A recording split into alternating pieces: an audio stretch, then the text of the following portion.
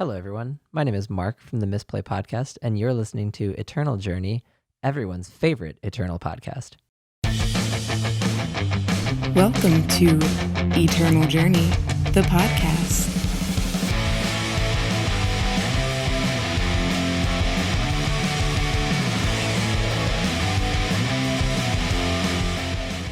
Greetings to all my knights and Puntawans out there. You are listening to EternalJourney, the podcast that talks about all things eternal with a focus on limited play. It's episode 94 of the podcast, and I hope you brought a drink and something to eat because this is going to be a long one. We are doing the Empire of Glass Common and Uncommon set review, where myself, Jedi, and my great co-host and friends go through every common and uncommon in the set, giving you our best evaluation of it to give you a leg up when you are doing your drafts yourself. So speaking of my good friends, I want to welcome back on the show, and I hope they're ready for this one. Darth_Herman to Alex. How are you doing, friend? Doing well, gentlemen. How are you?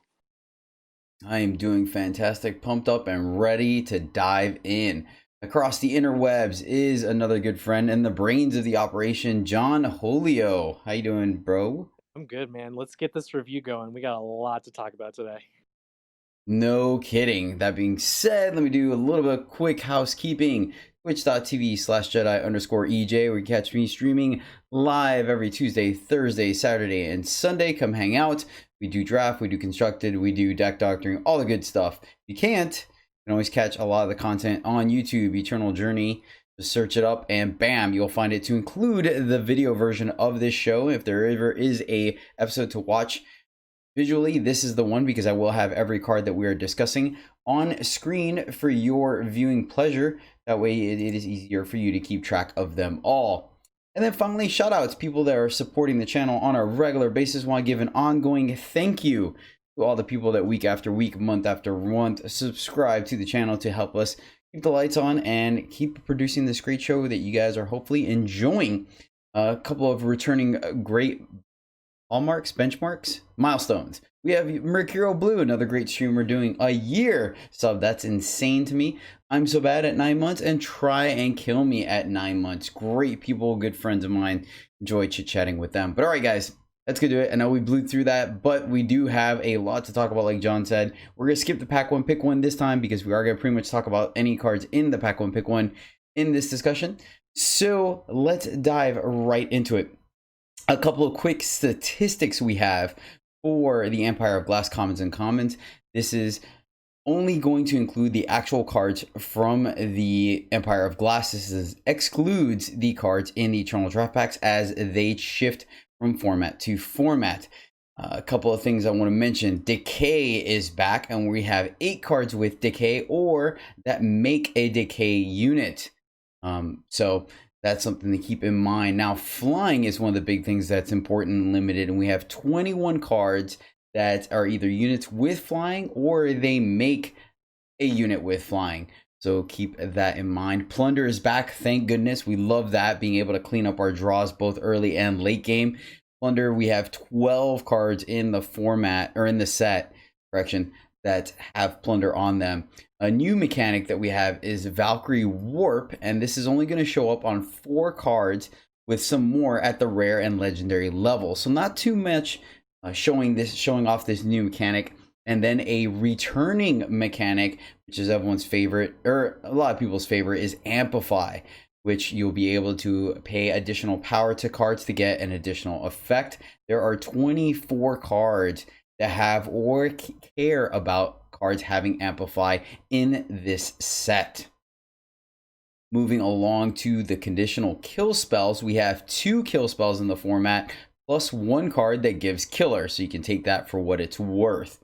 Spells that deal damage, i.e. 3 damage, 2 damage, etc., to try to get a kill. There are 9 cards that deal damage in the format. And finally, fast speed pump spells, cards that will modify a unit's attack or health. At fast speed, there are 3, with 1 only doing health, which can be relevant as well, but your unit can't kill the unit it's blocking or attacking into. This one is not going to help it, just mainly going to help it survive. Going into the statistics of the units, once again, this is only covering the commons and uncommons from Empire of Glass, so this could be modified based on what's in the Eternal Draft Packs.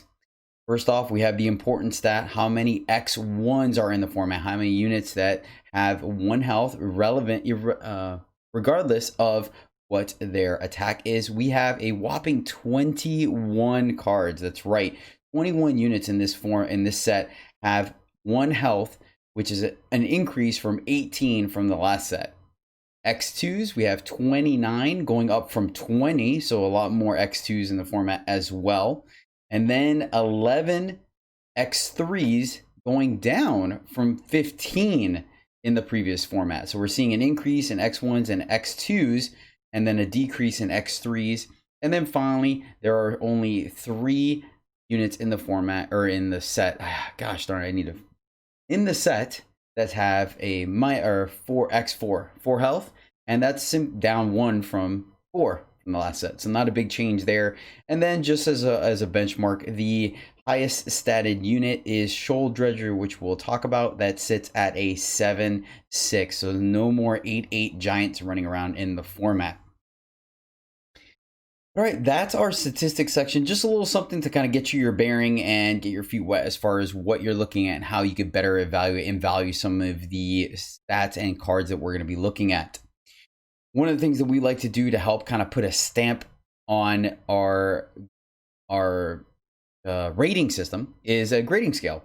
Plain and simple. That way, after we have a discussion, maybe John is high on a card, I'm low on a card, and Alex is in the middle, and we are not quite sure where to go on it. We slap a grade on it, so you have a final kind of end-all, be-all to use as a benchmark. So first things we're going to go with are our A's. A's are our bomb cards. These cards are absolutely phenomenal in all situations. They stabilize you if you're behind, or even get you ahead if you're in a stalemate, and they definitely allow you to win the game in short order. Cards like From Below / Plasma Primordial, being that huge 3/6 that just makes a killer unit every turn and shuts down your opponent's spells, and things like the Unforgiven, just being a great flying evasive beater that can typically eat a unit on the way in and can mill some of your opponent's best units. All right, leads us down to the next grade, which is a B. These are cards that actively pull you into a color or a faction, or a combination of colors or factions. Cards of premium removal, such as a Desert Alchemist, or cards that are going to give you card advantage and really good late game, just help you win the game, cards such as Vengeful Flight. And then you're down to your C's, which make up the vast majority of the body of your deck. Also the Pawns of Limited, another way to put it. Cards in the last set such as Caravan Guard and Red Mask Warrior. All right, going down the letter grade scale, we come to the D's. These are cards that you sometimes have to put in your deck, but begrudgingly, they're like the last cut. Cards that are not very good typically, but like I said, sometimes you have to put them in your deck. Prize Sow and Worldly Cleric.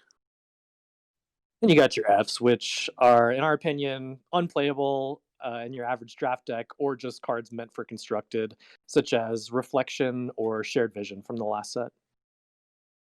We do have a special grade of Build Around. These are cards that are typically bad on their own, but when drafting, they do go with other synergies, and such cards as like Inspiring Leadership and Might Weaver that are a lot better with other cards built around them.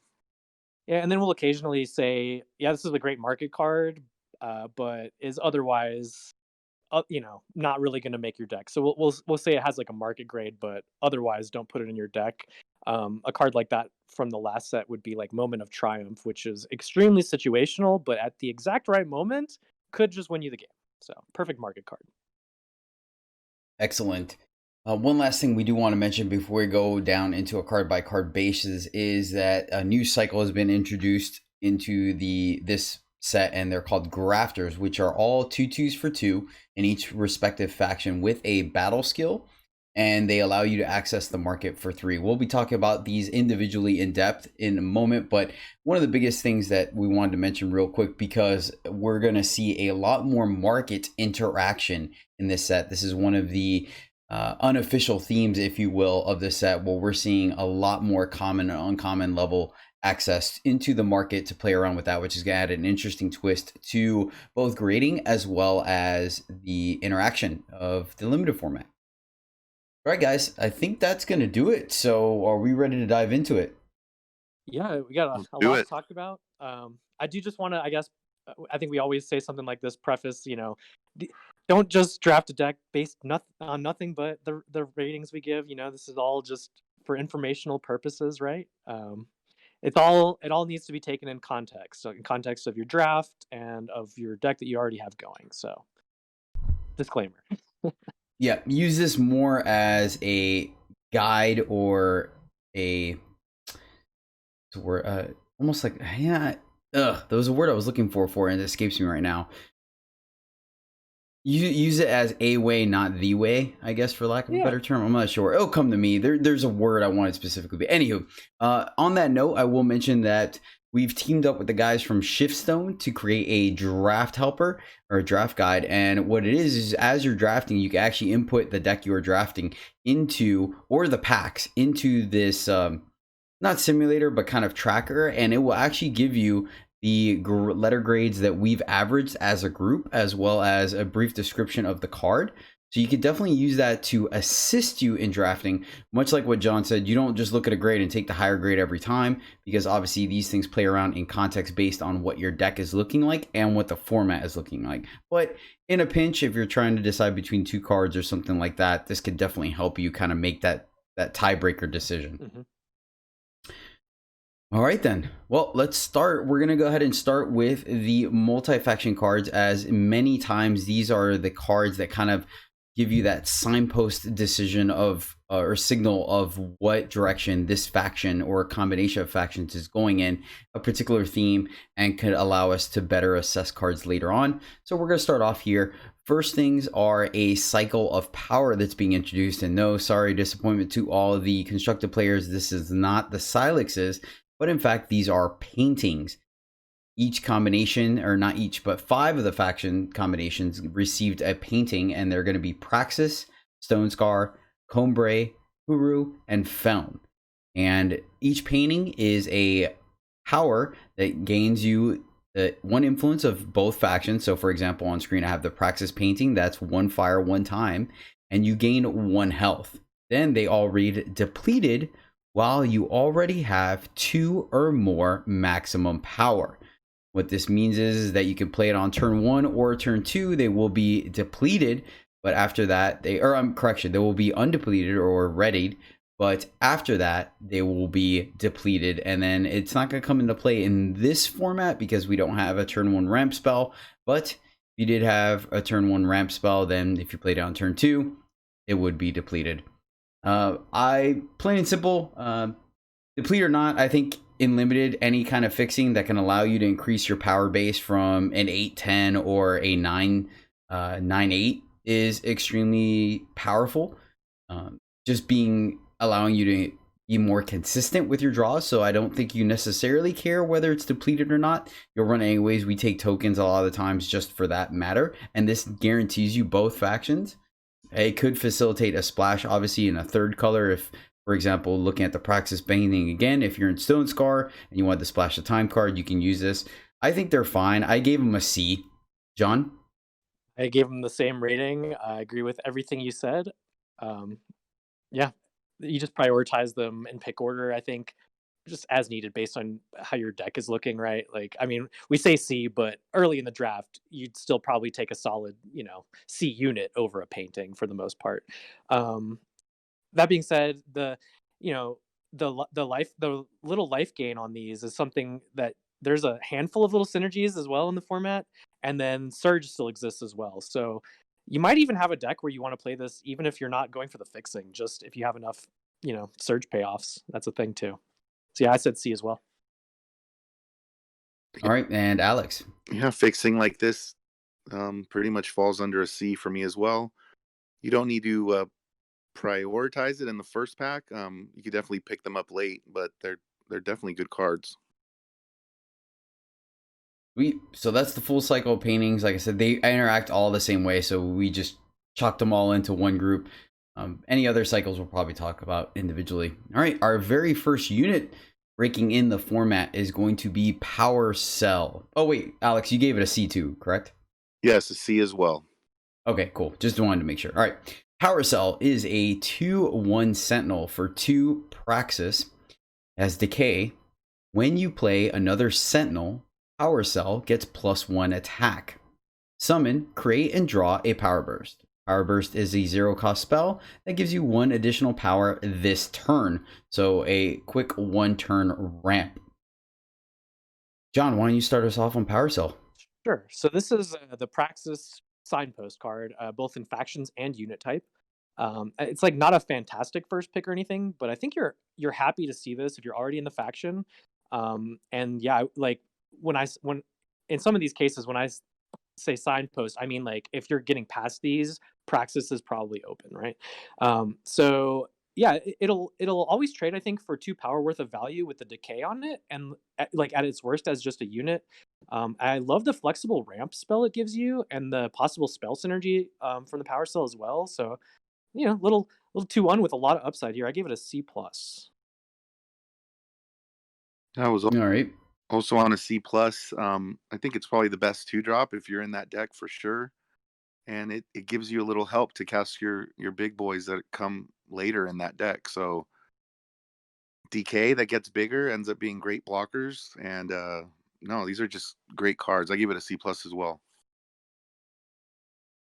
Yeah, you guys pretty much covered everything. I actually gave it a C only because I was a little hesitant with that 1 health.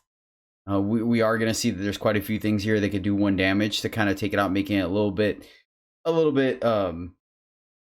susceptible to that. And late game, it's not as great, so that's why I put it at a C. But we'll just round out. I'm good coming up to a C plus. All right, works for me.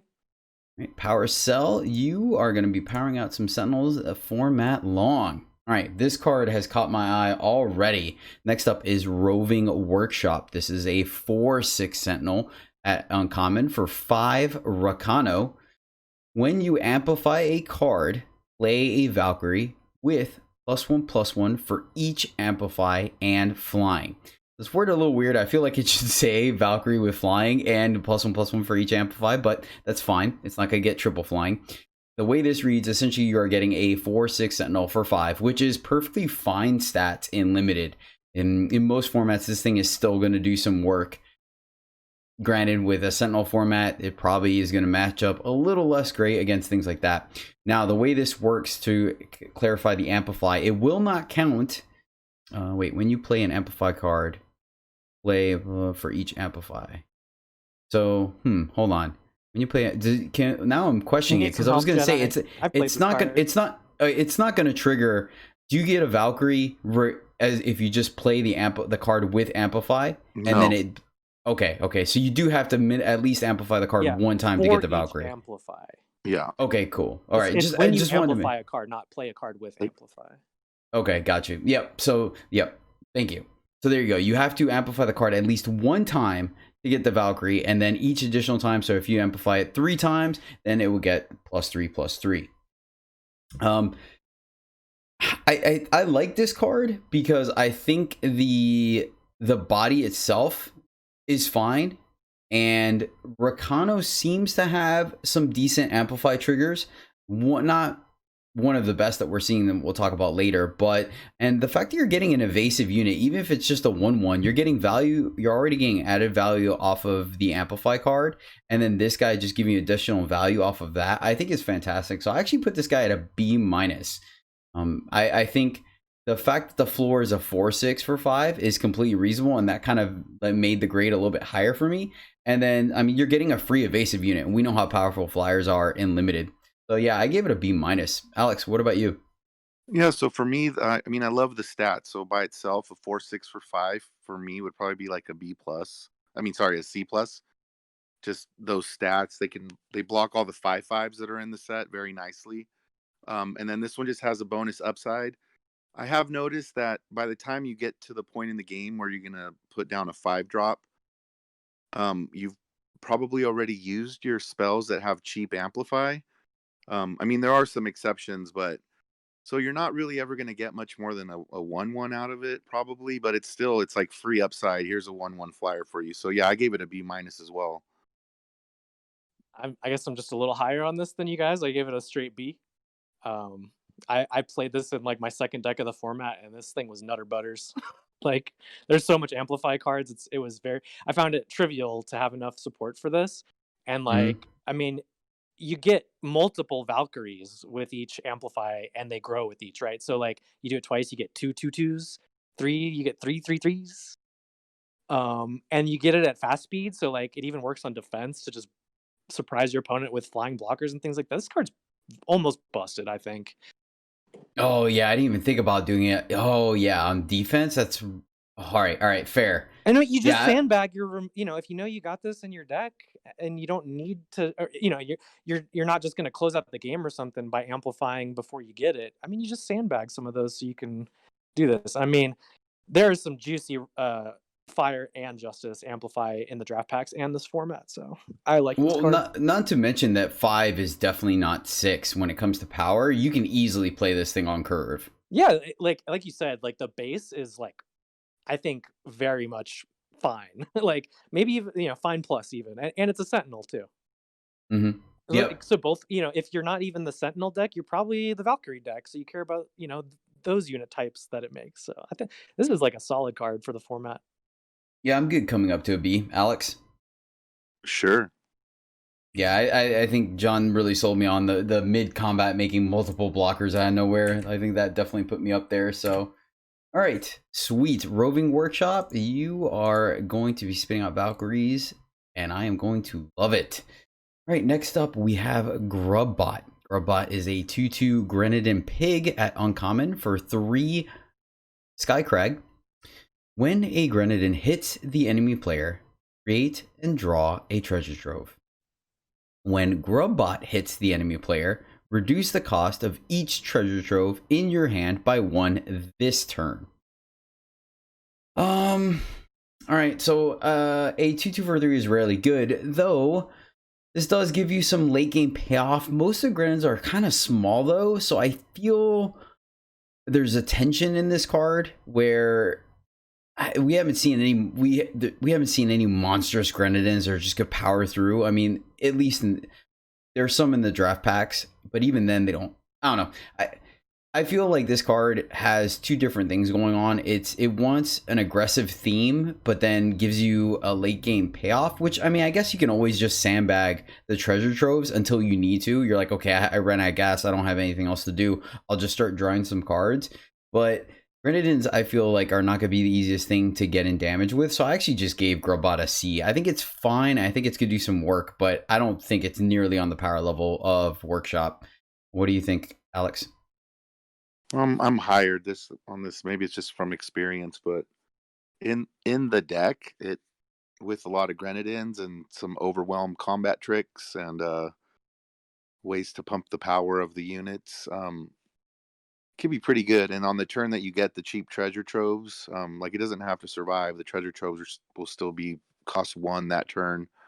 So you can, yeah, like you said, you just sandbag them until you can replenish your hand or whatever.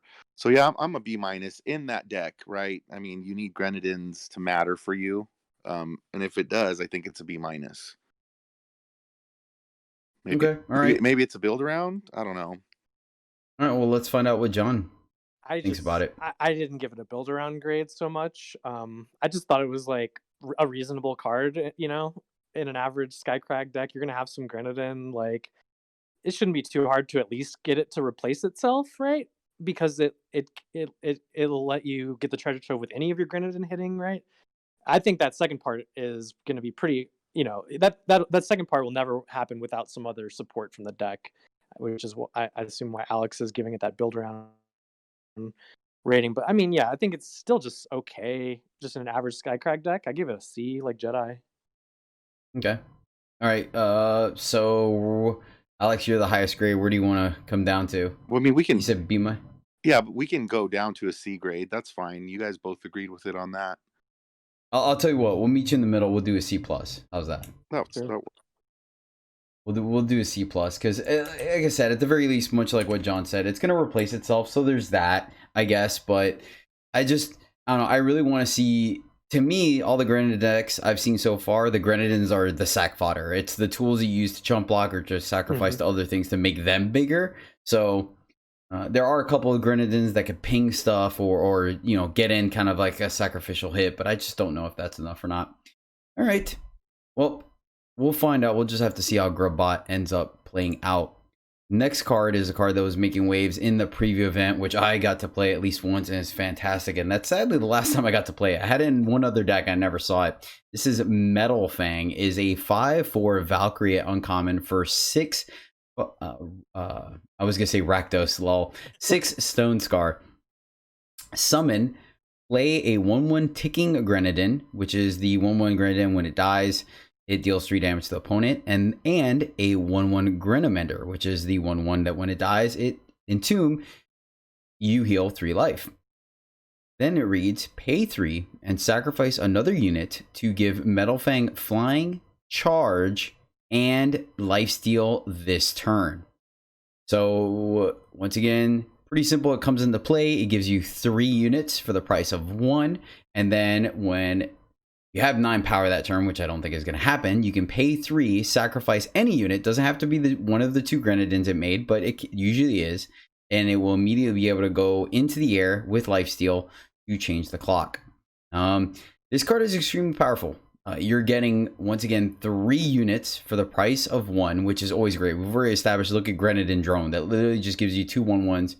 For 1, and that's extremely powerful. This thing's doing the same thing. These Grenadines have some effects that can either speed up the clock for your opponent or slow down the clock for you, or vice versa. However, speed up the clock for you and then slow down the clock for your opponent. Depending on which Grenadine you sack, you can use the other one to chump block if you're in a race scenario. If you have another unit that's permafrosted or just not getting through, you could sack that to get this guy in. The 4 health, as we established, is quite relevant. There's not many things that can kill it in the air. I think this card is very, very solid. Once again, I don't see you taking advantage of the charge effect unless the game has gone really late and you're kind of at that 9, 10, 11 power scenario, and then you could play this immediately swing. But this card is just fantastic. I gave it a solid B. Let's send it over to you, John. What do you think of Metal Fang? Yeah, I gave the workshop a B, so I had to give this one a B plus, right? I think it's like just one step up from that because this one doesn't even require other cards to do the thing. It brings its own fodder, right? Like you said, I like this card a lot. I'd compare it like closely to Battle Driver from the last format, except like once again brings its own fodder. So like if this can't just kill your opponent on its own, it won't take much other support to get the job done. Yeah, B plus for me. Alex? Yeah, I'd love this card a lot. It comes in with a built-in 6-point life swing, and itself is just a beater in the air. Watch out for the I'm horrible with card names. 4 damage to an attacking unit.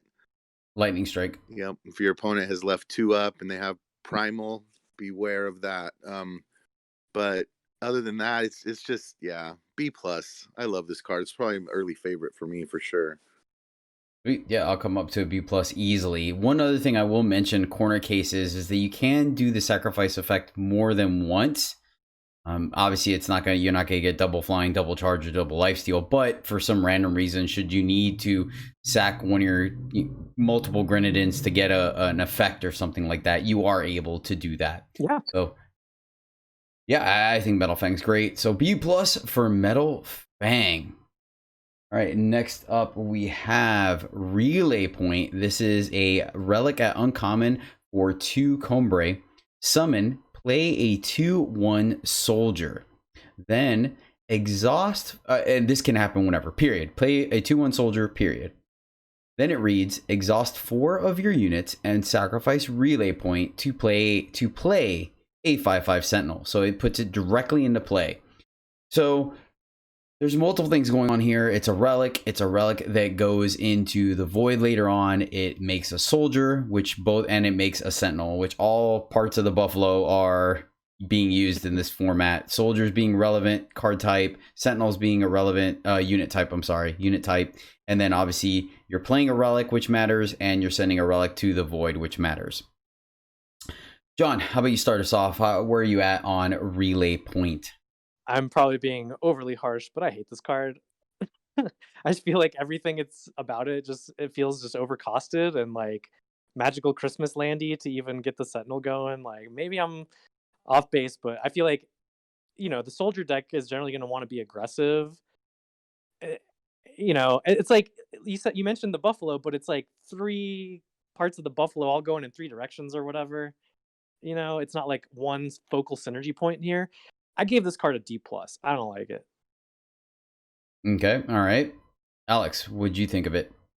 I mean, I'm a little bit higher. I gave it a C-. It does fill the 2-drop slot. There's just easier ways to get 5/5 Sentinels in this format than this. It seems like a lot of work for a 5/5. Mm-hmm. Yeah, and so I gave it a C+, and I'm already off of it. I was already skeptical when I gave it because I thought it was kind of. Here's the thing. The reason why I'm okay giving it a C is because baseline, paying 2 for a 2/1 soldier is not great, but it's serviceable. And then because you have the added benefits for whatever reason, right? Because of the other parts. I do think that the Sentinel part is pretty horrible. Because, yes, it puts into play, so technically you're exhausting 3 units, right? But that's a lot. Like, you're turning off your entire board. You're not attacking with 4 units, and you're not blocking with 4 units. It's a pretty high cost to make this happen. So I'm good with a C- because I still think the 2/1 soldier for 2 and then playing a relic is relevant enough in Combre that I think I don't think it's a D. Can we talk you up, John? Fair enough. All right, we'll give Relay Point a C-. And like I said, it's that first part that I was okay giving it a grade. If it didn't have that baseline, I probably wouldn't, because I'm with you. I think the exhaust 4 to give a Sentinel is just too much. I mean, you're also never going to be able to even play this 2/1, which is it's just a 1-drop for 2. You're not even going to be able to play it on turn 2 easily, right? Like I think it's terrible, but that's just me. Like a hard to cast 2-drop, and then how many times it's hard to cast 1-drop for 2. You can't even call it a 2-drop. Right. Like, how often are you at this point in the game where you would want to be able to play this card and you don't even have the 4 units out, to be able to do it? So, all right. So are we going down? You might be wide easily, but I think. All right. Are we going down to a D then, Alex? No, I think it could still be like it's still a C- for me. Yeah, it's fine. Like I said, my C+ was way too ambitious. I just literally pictured you just capitalizing on all of it, right? All 4 aspects, and you're like, oh, value, but it's magical Christmas Land for sure. That's how I feel. Okay, next up we have Glen Scout. This is a 2/2 soldier bird at uncommon for 2 Elysian. It has flying and then amplify 3. Play a 3/3 Mandrake. So we'll go ahead and discuss Amplify a little bit more in depth at this point. I guess we should have done it earlier. But when you play this guy, you can play it for just 2, or you could play it for 5, paying the additional 3 to get an additional 3/3 Mandrake. Or you can continue up the chain, paying it 8. You're paying 2 plus 3 for 8. That will give you the 2/2 flyer plus 2 3/3 Mandrakes, and etc. So you're kind of able to maximize on power, drawing these smaller cards later in the game and getting additional value out of them. And that being said, I just talked about the card. So let's start off with you, Alex. Where are you at on Glen Scout? Well, I love 2/2 flyers for 2. And I love getting 2 bodies for 5 or 3 bodies for 8. Yeah, this is a great card for me. I gave it a B-. It's good early. It's good late game. I haven't had much success with this color combo, but that's more probably user error. So yeah, B-. I love this card. All right, sending it over to you, John. Yeah, I agree with Alex completely. I gave it a B. I could be talked down to a B-, but yeah, for all the same reasons. It is also a soldier and it makes a Mandrake, so you might care about one, or there's a chance you care about both of those, but probably not. But But the soldier and amplify at least go together, unlike that last card we talked about where it's like more like 3 different directions. And yeah, it's just like solid all the way up the curve, like you guys said. I like this guy. Yep. All right. Solid. Dig it. You guys said it all. So B minus. Let's go with B minus. That's We'll fine. go with B minus for Glen Scout. And I don't think we've talked about yet as far as the broad strokes go, but you'll see us mention it quite a bit as far as the unit type, because there is a decent amount of tribal synergy in this format where they do care about soldiers, they do care about sentinels, they do care about mandrakes. So you will hear us reference that quite a bit, where normally we wouldn't really mention too often, hey, this is a gunslinger, hey, this is a dinosaur. But in this set, it really does matter. So that will come into play. Grenadines as well as Valkyrie are the other tribe. So every faction essentially has at least one unit type that is relevant. And like John said, this one has 2, soldier and mandrake. All right, so B minus for Glen Scout. Next up, we have Venomous Nightshade. This is some sick artwork, at least the color. 3/3 Mandrake at uncommon for 3 Xenon. When you play an ultimate ability, your Mandrakes get +1 attack and deadly, period. That means permanently. They will get the +1 attack and the deadly every time you activate an ultimate ability. And then this guy has his own ultimate. When you when you gain health, play a 0/2 little seed. Of course, for those of you who remember from the last meta and whatnot, the little seed is a 0/2 with overwhelm for 1 primal. And at the end of, at the beginning of, what is it, 5 turns? It's 5 turns, but what is it, at the beginning of your turn? Whatever, anyways, after 5 turns, it gets a +5/+5, becoming a 5/7 overwhelm. Big seedling. So it actually doesn't change the unit type. It's still a little seedling, but it's just pumped up and angry. What's a mandrake? Oh, yeah. Correction. You're right. It's not, wait. Is it always a mandrake, or is it? They may have changed it at one point, but they've been mandrakes for a while at least, if not always. Okay, fair enough. All right, well, John, you have the floor. Where are you at on Venomous Nightshade? Yeah, this one's I mean, these have all been kind of signpost cards, but this one is more of a signpost in that it's like all about the Xenon faction, and it's like got it all, right? It's got the mandrakes, it's got the ultimate, and it's got the factions. So it's pretty clear what it wants you to be doing. There's a lot of support for this tribe as well, and just this color pairing. So I think this is a really solid card and a good enabler. If you're in that deck, you'd play as many of these, I think, as you can get your hand on. Basically, it both enables the payoffs, right? Because it has its own ultimate, while it it triggers its own when you play an ultimate ability as well. But like a lot of the mandrakes in the format kind of work off this, so it's pretty solid. I gave it a B minus as far as the grade. All right, fair enough. Alex, what about you? Yeah, I'm right there with John with the B minus. It this color combo has a lot of just like, oh, you're playing Eternal, oh, you're ultimating stuff like just from playing. So like all your units are just lighting up and going off, and permanent +1s to attack and getting deadly. I like it, and the more ultimate abilities that you do, the bigger the sword gets. And yeah, the little seed when you ultimate is a deadly 1/2 now. It's cool. I like it. B minus. Yep, and I'm there with you guys. The deadly is just so big, right? Giving deadly to things makes it to where things can trade up. It makes it more difficult for your opponent to double block the bigger things. The smaller things can, again, trade with bigger things. It's good on offense, good on defense.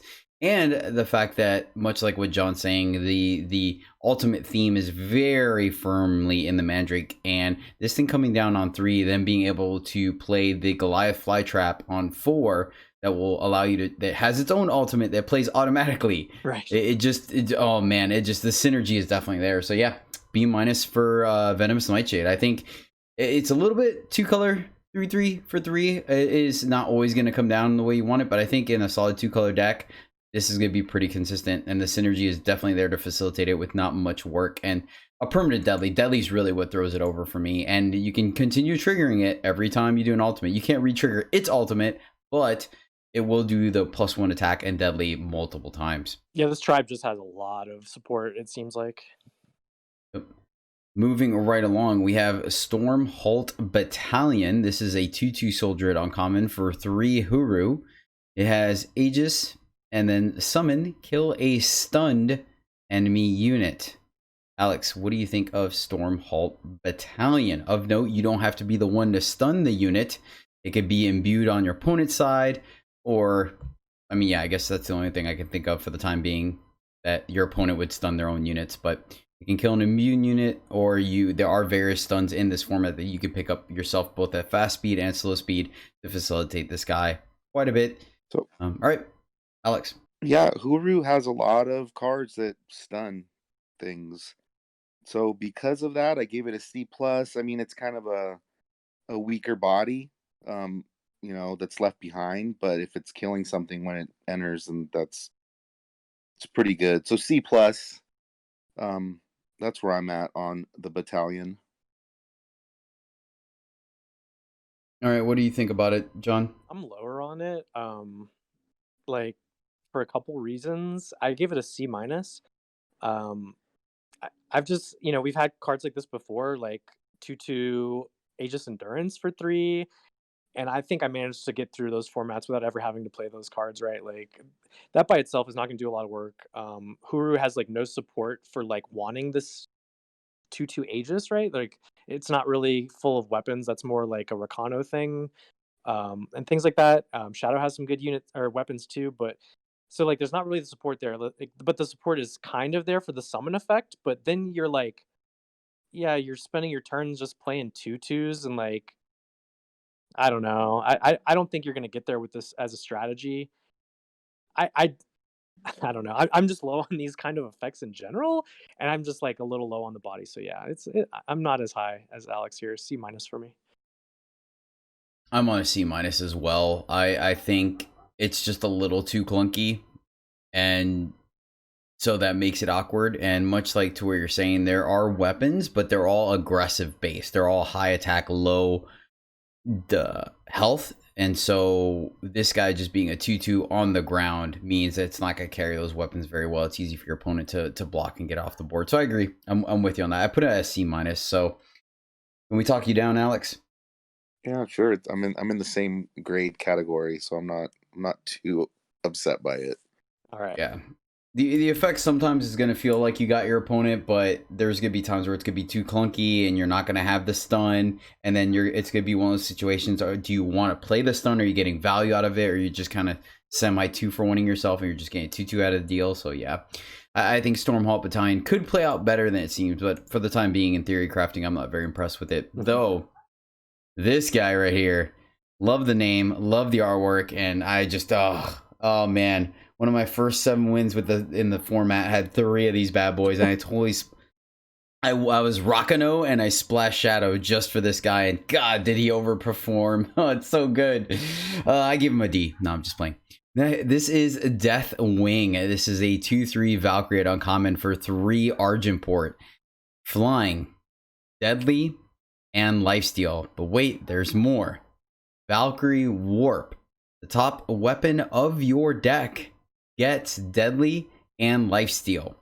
So, breaking down Valkyrie Warp, 2 things. A unit that has Valkyrie Warp is the unit that can warp, and it normally gives you a bonus effect when you warp it, but only when you warp it. And B, to have Valkyrie Warp turned on, there has to be a Valkyrie in play. If I forgot the name of it now, but if you guys remember that 4/4 flyer for 6 in Shadow from previous formats, where after you attacked, it would have warp. This is similar to that. If the card is, for example, if you have an empty board, Deathwing is on the top of your deck, you will not see it. Then you play a Valkyrie on that turn, it will all of a sudden be revealed to you and have warp. Then you, now, it only gets the Valkyrie Warp ability if you warp it. So that's the other thing. I don't know if I mentioned that earlier, but that's the other important thing about it. Even if you have a Valkyrie in play, if you play Deathwing from your hand, you will not trigger the Valkyrie Warp effect. So keep that in mind when you guys are making your decisions as far as whether to play a card from your hand or play a card with Valkyrie Warp, because that is relevant. Most of the time you just want to play the card off the top of your deck and virtually draw a card, or I guess actually draw a card. It's just going straight in the battlefield. But sometimes I know there's that funny line removal and whatnot. I think this card is great. It's aggressively statted. It has a great number of stats where it trades off. It's evasive. It carries weapons well. It hooks up the following weapons. It has warp, so it can draw. Like, oh, this card is just so good. I love everything about this card. So I gave it a solid B from me. John, where are you at on Deathwing? Also a B for all those reasons. It's just solid, but it's a little anemic for like a finisher, so not like I'm not going to go any higher than B, I don't think. But yeah, no, this is just solid all around. Everything it does is nice. For all those things you just said, both of you, it's a B plus for me. I love this card. All right, so we'll leave it at B then, since it's 2 Bs and a B plus. I will say this, John. You mentioned it's not a finisher, dude. All you have to do is slap a longsword on this guy and make a 4/5 flying deadly lifesteal, and that could close out games. You need another card though. Yeah, no doubt. I was just throwing it out there. Comparing it to like Metal Fang at a B plus, right? Which just does it all. Literally can kill your opponent. Fair. Like on turn 3, there's few things I want my opponent to be dropping like more than this guy. Mm-hmm. Like yeah. And then don't knock that Valkyrie Warp either. No, you can build a busted deck if you get some support. Like you could get like the quick draw weapon, give it deadly, and then you just win. That's all in the format at like common and uncommon. So there's some busted stuff you can do here, but it needs a lot of support. All right, and then going into our final multi-faction card is Blight Pedal. This is a 3/3 Grenadine Mandrake. That's right. For 3 Feln Shadow Primal, for each unit you sacrifice, your units have +1 attack this turn, and your spells deal 1+1 damage this turn. John? This kind of feels like it's probably the closest up your alley. Where are you at on this guy? Whatever. I give it's a 3/3 for 3. I give it a C. Me too. For me, it's a 3/3 for 3 as well. I gave it a C. It has words on it for some reason. I don't know. I'm not reading all that. I mean, it's a mandrake, right? For each unit, what is even up with that? How many units are you sacrificing on your turn? All right, then, fair enough. Blight Pedal, you are a 3/3 for 3 and gain a C. That's all our multi-faction cards. I think they did a really good job of setting up those signposts to let you know what lanes you're supposed to be in should you decide to go down these colors. What do you think, John? Yeah, we have I think this is more clear what if you just hop into a draft with no knowledge, like I think seeing these are more clear than the signpost kind of cards they've given us in recent sets. So I like this thing they're doing here. Next up, we have our factionless cards, and there's actually quite a few of them in this set, which is kind of surprising and fun at the same time. First up, we have Junk Obstructor. This is a 1/1 Grenadine Vermin for 1 power. Has Berserk and then summon Plunder. Alex, where are you at on this trash panda? I hate 1/1s for 1. This one doesn't really have enough upside for me to want to ever really play it in my deck unless I really need a Grenadine on turn 1. I give this card an F. All right, fair enough. John, where are you at? I agree. I also hate 1/1s for 1, but I gave it a D. It's filler. Yeah, I gave it a C- because of the Plunder, and I was like, maybe there's something that. But yeah, everything you guys said, I'm good. Would you give it D? Yeah, we'll go with the D. F, D, and C, whatever. So somewhere in the D. Yeah, whatever. We'll go with D. I'm like I said, I gave it a little bit of credit for Plunder, but me too. Yeah, no, whatever. D. Yeah, fair enough. D for Junk Obstructor. All right, this card now was really great in the preview event. I think it's just as good in this I straight up gave this card a B-, and I'll tell you why. I think its overall flexibility is what really puts this card over the top for me. Once again, I gave it a B-, not on sheer power level, but on overall flexibility. This card will easily make your deck every single time. This is Okessa's Audience. This is a relic at common for 1 power. Summon Plunder. And then pay 2 and sacrifice Okessa's Audience to create and draw a 5/5 Sentinel. So you are, I will admit, you are paying 8 to get a 5/5 Sentinel. But here's the thing. A, you're getting a 1-cost Plunder that goes in your deck whenever. And it being 1 means you could put it anywhere on your curve.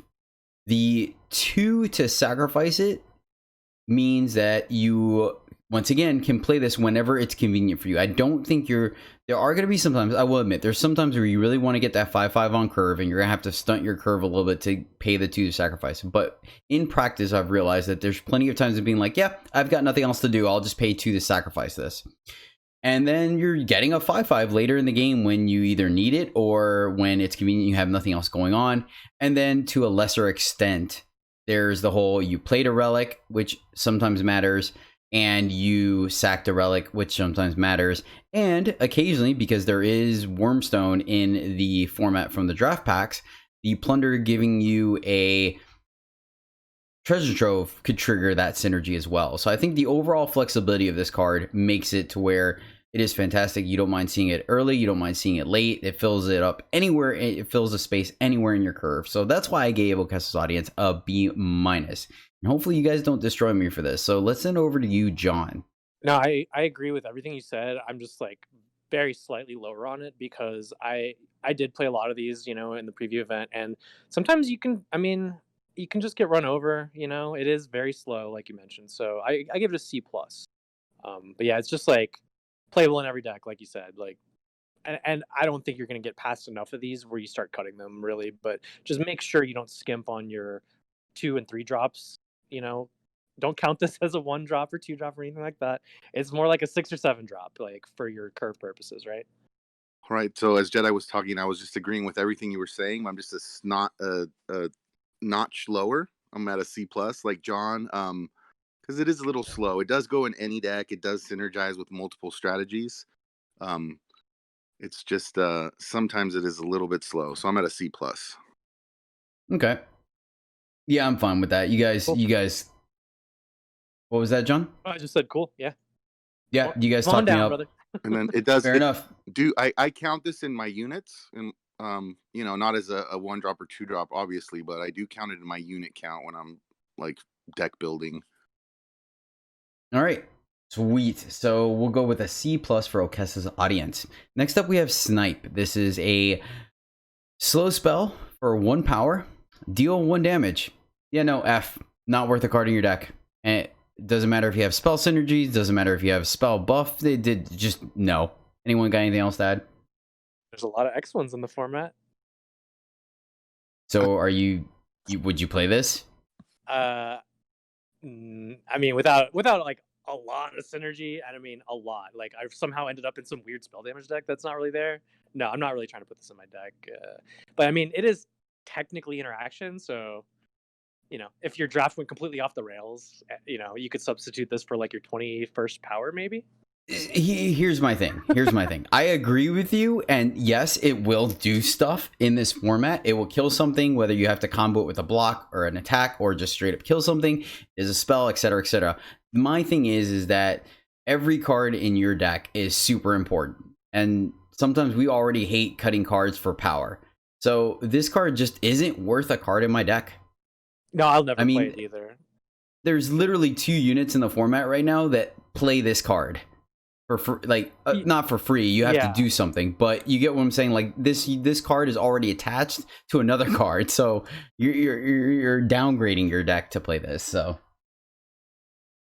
that's where I'm at. That's why I'm on F. Alex, do you have anything to add? No, that's fine. Okay, sweet. F for Snipe. Next up, this card I have not played. I had it played against me once, and I'll be honest with you guys, I gave it a D+ because I think it's just too slow. But let's see what you guys think. Shadow Sea Expedition is a slow spot uncommon for 2 power. Create and draw a treasure trove. So half of Beseech the Throne.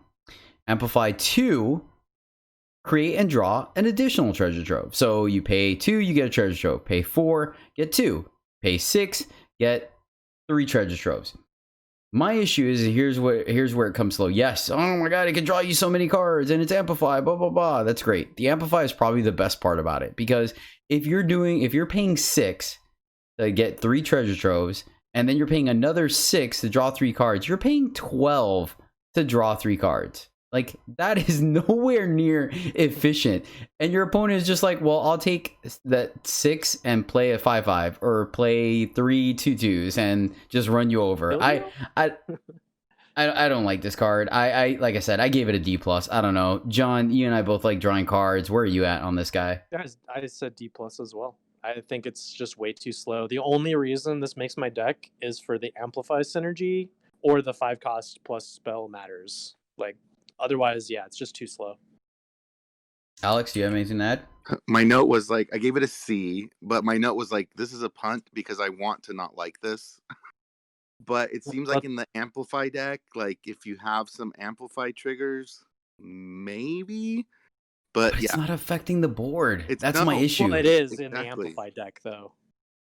Maybe it depends what the amplify trigger is. What if your amplify trigger is the guy that we're going to talk about that draws more cards? So you just draw a bunch of cards, but you know, like you know what I mean? I don't know. It's No, a you're whole playing lot either of way, whatever. wheels spinning. You know. Yeah, either way, it's fine. Yeah, we'll just go with D+. I'm just gonna go ahead and. Yeah, we can go down for sure. All right, cool. All right, this card though has actually been another one that's impressed me. This is Valkyrie Emulator. This is a 1/2 Valkyrie Simulacre for 2 flying and then summon plunder. Yeah, I think this is great. This is, to me, and I'm sorry, John, a better Boulder Gate card. It automatically has attack. Excuse you. And it. What's up? Excuse you. Yeah, no, I think this card is great, and it's got Valkyrie synergies. It carries weapons well. You can play it late, you can play it early. You're fine sandbagging it for the plunder if you're hoping to flood, and then if you need, you want to play. I think, and you really don't want to play it without the plunder, but I wouldn't fault you for it either if you're an aggressive Rakano deck, for example. Just getting an evasive flyer on there. It has 2 health. So that helps it not die to the random snipes in the format and things like that. I don't know. I like this card. I gave it a C+. I think it's pretty strong. So since John's going to berate me, let's go over to Alex first. Where are you at on Valkyrie Emulator? So I gave it a C for the same reasons. It can go in any deck. I found it to be a very good 2-drop, actually in like more than 2 faction decks. It really helps smooth out your curve and be able to play your things when you want to play them. So yeah, I just gave it a solid C. Okay. All right, well, good enough. Moving right along. No, I'm just kidding. All right, John. I gave it a C-, so easy meet in the middle there, I think. Yeah, it's a 2-drop. It's playable. It's fine. All right, fair enough. We'll give it a C for Valkyrie Emulator. Nice. Yeah, I think it's a good inclusion. I really like how they've, we'll talk about later on, but I really like what they've done to kind of make it to where there's less non-games in this format. They really gone out of their way to like smooth it out. And I appreciate that. Yeah, these next couple units are very similar in that regard. Yep. Replicated Sellsword is next. This is a, oh wow, the premium is super awesome. Its chest harness is like glowing like Iron Man. That's super cool. Replicated Sellsword is a 2/1 soldier simulacre for 3 power. Regen, summon, plunder. All right. John, you can take this one. Sure. So, this was in the preview event, so I got to play with it a bit there, and like, I definitely underrated this, but until I played with it, it's solid. I gave it a C. It's like understated, but it has summon plunder, which we all know is nice, especially on a factionless unit. Means that you can definitely fix yourself if that's an issue. And then like, even though it's a 2/1, so it's like not great on attack. Like a 2/1 regen is actually turns out that's pretty decent on defense. So this guy's actually kind of solid. And then it also is a soldier, which might be relevant in your deck as well. So C for me. Yeah, well said. Alex? I'm on a C as well. Yep, and that's why I gave it a solid C. One thing, since this is the first time we've mentioned regen, one thing I think the community as a whole doesn't like the way the interaction of the icon works. It is a flask, like an alchemical flask that sits there with the contents bubbling. Sadly, when the regen effect is over, the flask still stays there, which is a little frustrating because it can't cover up active. That.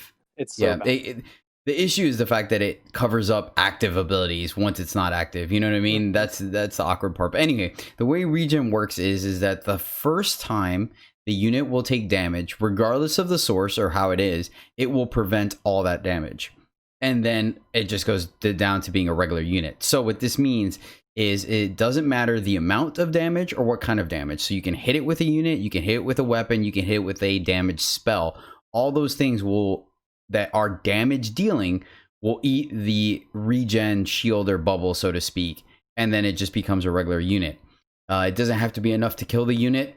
So for example, if you have a 5/5 with regen and you ping it with LOL a snipe, it will still pop the regen shield. It interacts the same way with deadly, where the deadly unit will not kill the unit, and then it reacts profitably against overwhelm, where because the regen eats all the damage, you won't get the usual overwhelm damage rolling over and hitting face. So that's I think I covered all the things to regen, right? Did I miss one, or is that? That's a good explanation. Yep, that's regen. Thank you. So that's regen for you. So you guys have that as we go forward. And once again, that is a solid C for Replicated Sellsword. Next up, we have Tools of Oppression. This is a 3-cost relic at uncommon. Once per turn, you may discard a card to stun an enemy unit. Yeah, I just gave this card an F. Like, you're going down a card for a temporary effect. You're paying 3 for a do-nothing, essentially. I mean, you can, once again, it doesn't cost any power to activate this, so you can activate the turn you come into play, but you are literally going down a card. And then, okay, so you can say you put this in aggressive deck to get their blocker out of the way, you pitch power you don't need, but you're still paying 3 that turn to play this. So yeah, no, I don't like this card at all. I gave it an F. Alex, let's send it over to you, being our resident aggressive player. Where are you at on Tools of Oppression? Well, I gave it a C. So it can go in any deck, right? And it can be pretty powerful, turn after turn. It's a nice effect to be able to do and not have to pay any power. So not necessarily on the turn you play it, but later in the game, once you've built up some cards in your hand, particularly power that you're okay with getting rid of. It is quite a cost if you need to do this early to survive, but late game, I think it can be pretty powerful. I gave it a C. I mean, but then what happens when they have 2 units that you can't attack through? Then you might lose the game. All right, John, where do you sit at here on this one? Yeah, I guess I'm in between you guys. I gave it a D, just as a regular card or whatever. Like, keep in mind in this set with these grafters, like you can make this a market card. So I think that's probably where it's gonna be best in the format. When you can just pull it out, stun that one thing, and then win the game that turn, hopefully. But just as a card in your deck, I'm pretty low on it. I tried it in the preview format, actually. And in the preview format, they gave us cards like Zhou and Jotunhurler, which I had both of those in my deck. So I was like, I had all these just extra cards, like it was a constructed deck, and it was still not good. I found. So yeah, I was lowish on it. More of a market card for me, but I said D. Okay, Tools of Oppression. We'll meet in the middle and get it a nice round even D for that. These are not the tools we want to get the job done. Next up, we have a card that I like, and I think all 3 of us are pretty decent on. This is Mandrake Simulacre. This is a 3/3 Mandrake Simulacre. I like that nice clean design there. For 4. Decay, Ultimate, pay 1 to plunder. So I'll be honest with you guys, I gave this guy a B-. It's very similar to why I gave it to Okessa's audience. I don't think this card is busted. I don't think you're windmill slamming it like, yeah, we did it, boys. But paying the extra power, going from a 3/3 for 3 for a 3/3 for 4 to get Decay is actually extremely impressive when it plays out, because it can trade well. It doesn't necessarily care about combat tricks. The other thing is once again, you're getting plunder, and the fact that the plunder, you can do it when you want to, is really what puts this apart, because putting Plunder on a 4-drop is really awkward because you're in the mid game and you're not. It's hard to say whether you need more power or if you're flooding just yet. But the fact that you can wait to do that when you're sure about the answer is huge. Not to mention it only costs 1 to do it, so it's very easy to place that ability somewhere in your curve. And then, of course, on top of that, it's a Mandrake, and you can trigger the ultimate on command, which we've already identified that Mandrakes care about ultimate. So that's why I gave it a B-. John, what do you think of this guy? Yeah, I think if you're in the Mandrake deck, yeah, it's definitely B- territory. I gave it a C+ just for an average case, average deck. Maybe you don't care about that it's a Mandrake, but just as a factionless decay 3/3 for 4 with, like you said, Plunder at will for 1, like I think that's real solid.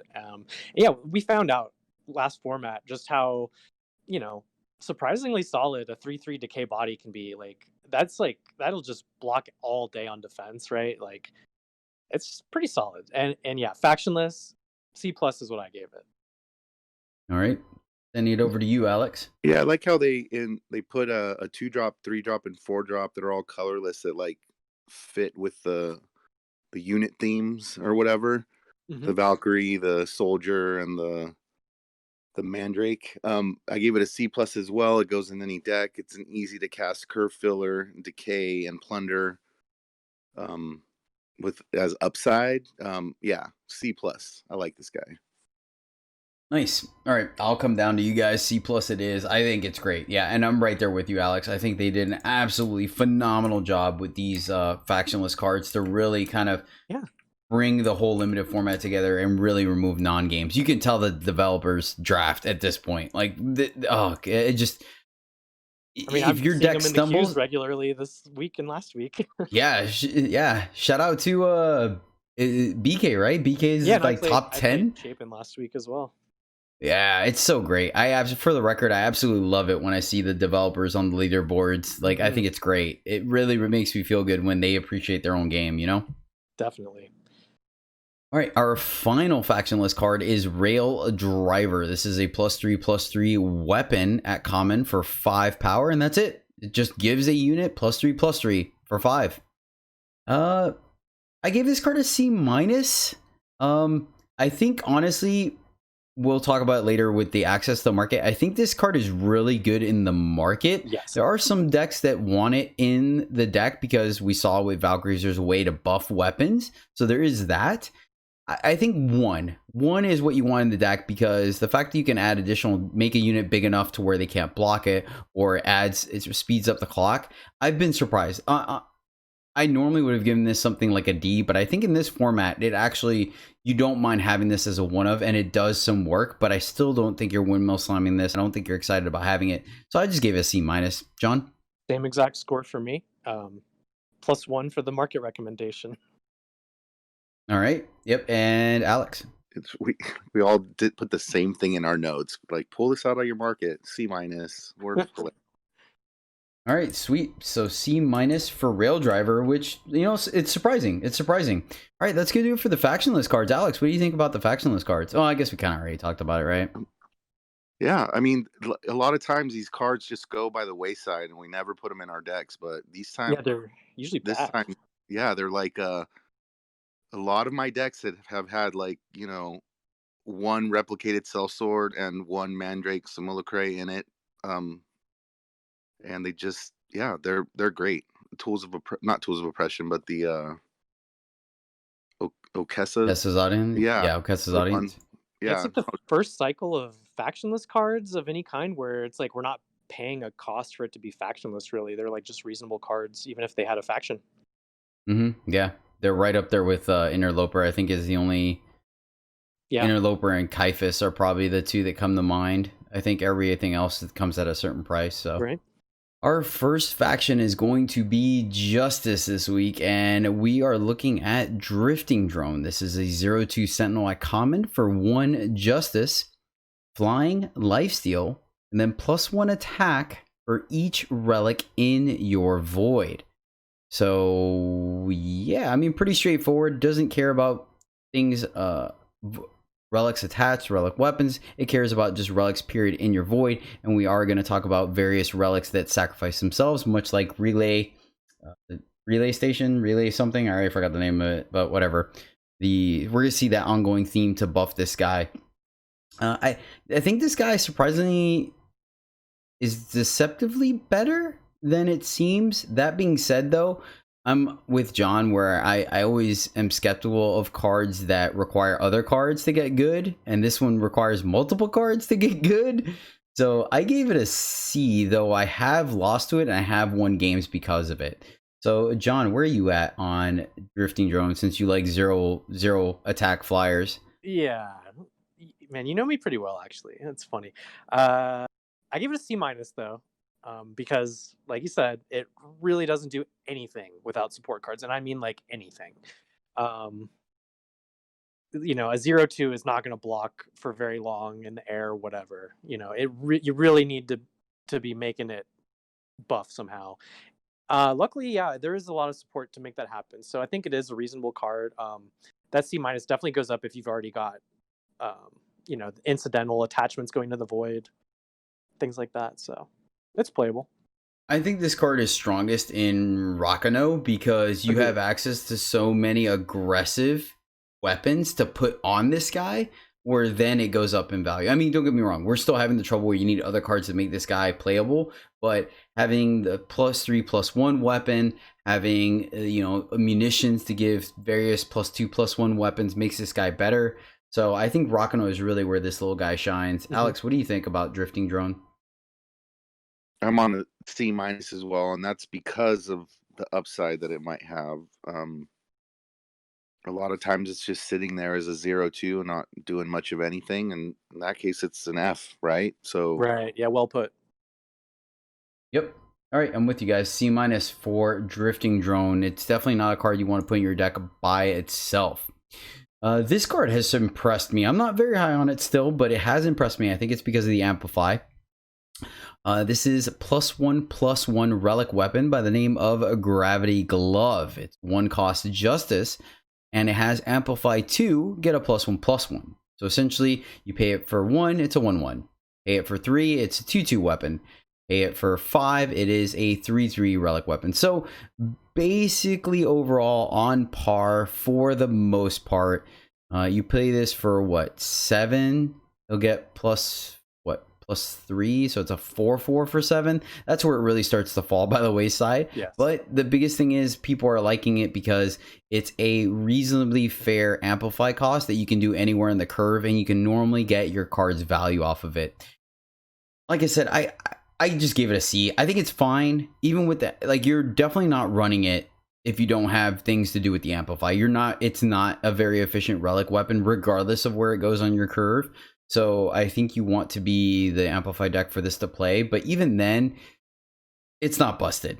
So I'm not sure. John, you can go ahead and start with this one. I feel like you've got some practice with it. Yeah, I've definitely played it. I like it. I gave it a C as well. There is a little more, like, that rating definitely goes up if you have some synergy with it. Like Rakano, for example, has that common Valkyrie that gets weapons back, and it keeps those buffs, right? This is Eternal. So if you're doing things like that, it goes up in value. And like you said, if you're an Amplify deck, what a fantastic way to enable Amplify, because it's just, like you said, it's on par with its cost all the way up to 7 anyway. So I'd be happy to play this, not even just an Amplify deck, right? Like, if I just need some interaction, it's just solid. It's a C.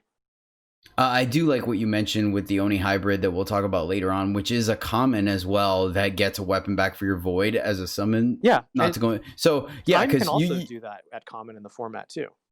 Oh yeah, good point. Yeah, so you could play this for 5, make it a 3/3, and then get it back, and it'll still be the 3, and you can amplify again. I like that. That's a good call. Yep. What about you, Alex?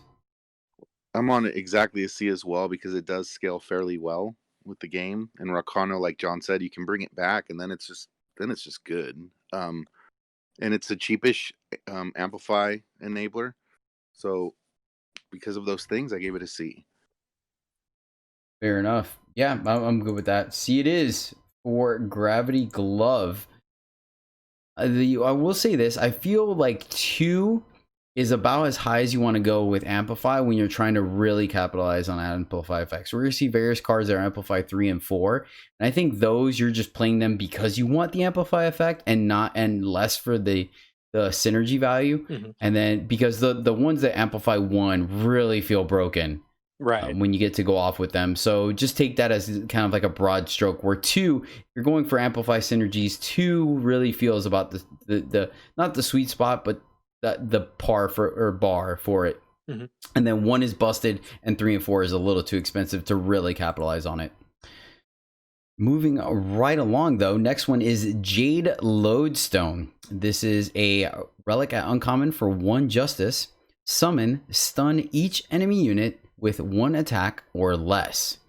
Pay 1, exhaust a sentinel, and sacrifice Jade Lodestone to play a Justice Sigil from your deck depleted. Alex, where are you at on Jade Lodestone? So this has a lot of different parts. Like the sum of all of these parts is still bad. So I give it an F. Well, man, that was smooth, dude. I like that. That was really smooth. All right. Man, I'm so John, glad you read the cards, Jedi, because I don't think I would have been able to get through that text box without just trailing off and. So you're on an F as well. I said D- because synergy, I guess. Yeah, I know. I did the same thing. I gave it a D because of synergy. I was like, I don't want to play this card either. I'm good going with an F. I don't think you should play this. So many better, even like Ds or whatever cards that'll be better that'll like trigger your synergies, you know? Like, the only thing that makes the summon effect remotely reasonable or relevant is that there's 1/1 deadlies in the format. That's it. Yeah. And even then, it's such a corner case. Like, you're gonna have no. And then it's not really ramping you either. I mean, it is ramping you on the surface, but it's not ramping you any sooner because you have to have a sentinel in play. So yeah, no, I'm good, John. I'm good giving this card an F. Are you good with that? Let's F. Yeah, let's do it. F for the Jade Lodestone. Lodestone. All right. Shock Troops is interesting. This one has been, I think this might be one of the biggest controversial cards in the format so far. Let's see if it holds up to the end of the format. Shock Troops is a 1/1 soldier at common for 1 justice. Ultimate, when you amplify a card, play a +3/+3 weapon on Shock Troops. So it can only happen 1 time, regardless of how many times you amplify, because it is an ultimate. Yeah, so there's amplify decks. It's a synergy. So it's reasonable for this guy to be a 4/4. So I gave it a C- because you still have to play a 1/1 in your deck, and there's a chance that you see this guy but don't see your amplify cards, or you see your amplify cards before you see this dude. And like, the other reason why I gave it a C- as well is because there's one amplify card that we'll talk about that combos really well with this guy, giving it a +6/+6, making it a 7/7. But I don't know. I call me a realist or a pessimist or what, but I feel like this thing will not line up for me more often than it would line up. So I gave it a C-. I don't know. John, where are you at on Shock Troops? Yeah, maybe I'm a little more of an optimist. I gave it just a C, but I think there's enough support at least in the current, iteration of the format, especially in those draft packs. Like, there's a lot of amplify support. And like, just the way that it works, like the way you don't have to actually necessarily use your amplify thing on it, it just gets the buff kind of separately. And it's a soldier, so it like also works. I mean, it's like you say, it's a synergy card, but I think there's so much support for this. This is like the synergy payoff card you want. Yeah, like I like this enough to give it a C. The one thing I will add to that I mentioned that crossed my mind just now is that the fact that it does cost 1 means it is completely reasonable for you to just sandbag this in your hand and then play it the turn that you have your amplify card and still have the power to amplify. I mean, in a corner case, like if you're looking at Amplify 2, right, where maybe your power doesn't add up correctly, so you're not missing out on an Amplify to play this guy, then, there's that. So there's that. I don't know. Alex, what about you? So this card ranges. So I gave it a C, and it ranges from an F, like when you said you play it on turn 1 and you don't have amplified, to like as high as a B minus when you're getting a 4/4 early in the game with an amplify trigger. So that's pretty big range, and C just seemed like a good place in the middle. When my opponent plays this on turn 1, and usually I'm playing opponents that are pretty good, I'm like kind of like, oh, okay, well, this is going to be one of those kind of games. So yeah, it could be really good or really bad. It's just such a horrible top deck. Like, oh god, can you imagine on like turn 8 or 9, and then you draw 1/1 for 1 with no abilities? Yep. That's enough, right? All right, I'll come up to a C though. We'll see. Its ultimate is based around one of the common, so you're not having to dig too deep to make it happen. You know what I mean? It's not like this thing goes off if you're the mill deck and there's no mill deck in the format. Like, so that's fine. We'll see. Next up, this card, I think the community as a whole is already solidified as a solid card and very interesting gameplay. I really like the way this card plays out strategically on the battlefield, both on offense and defense. This is Bastion Gatekeeper. It's a 3/1 Sentinel, a common for 2 justice. Summon Plunder, so boom, we're already winning. Once per turn, you may pay 3 to double Bastion Gatekeeper's attack and health this turn. So at the very base of it, if you just fired it, you played this on turn 2, then on turn 3 you pay 3, it becomes a 6/4, or a correction, I'm sorry, a 6/2 that can attack. I gave this card a C+. It trades up, right? Because it's a 3/1, so it blocks really good. Doesn't attack all that well, but it has Plunder. It's a 2-drop with Plunder. We're solid there. And, you know, it punishes your opponent for having a slow start. You can just like, all right, I have nothing better to do. I'm going to activate and swing in for 6. This thing carries weapons very, very well. It gets giving it evasion. Once again, a very good thing, right? You slap a 2/2 sword on this thing, all of a sudden now this thing's gonna start swinging as a 10/6. That's extremely good. Be cognizant of, you know, attacking into open power, because you could essentially, your opponent could time walk you, taking your entire turn to do this, and then it'd be a bust. In the late game, it's still, you can power dump it. If you're flooding, you can plunder away a power as well as pump the power into this. So I think this guy's great. I give him a C+. I mean, he's still a 3/1 for 2, but I think he's a solid C+. John? I also gave it a C+, but I think that might downplay like the importance, I think, of this guy, like as a signpost card for justice, right? Like, because it's a sentinel, because it's like just such a valuable 2-drop. And all those things you said that you can do with it, there's even more things that you can do with this. This can help you like do busted things with like bonding out sentinels, and there's a lot of support for this guy in multiple faction pairings, like not just like Rakano or Argenport or anything like that. So that means that if this guy's coming around in your draft, Combre. yeah, like all the factions have a reason to want this card, you know, unlike some of these other cards which are better with Rakano or whatever. This one they all want this guy. So if this guy's coming around in your packs, like justice is open, right? Like I think I feel like it. Yeah, I it's don't. great. But it's, I mean, it's still just a 2-drop, but it's, you know, man, C+ for me. Yeah, it has just so much going on. Alex? Yeah, I mean, like everything you guys both said, for a 2-drop, it has a lot of, you know, early gameplay, late gameplay. You can just steamroll your opponent if they're dirtling, like you said. And like I was gonna say, same thing John said, where it's like it's kind of the best green 2-drop.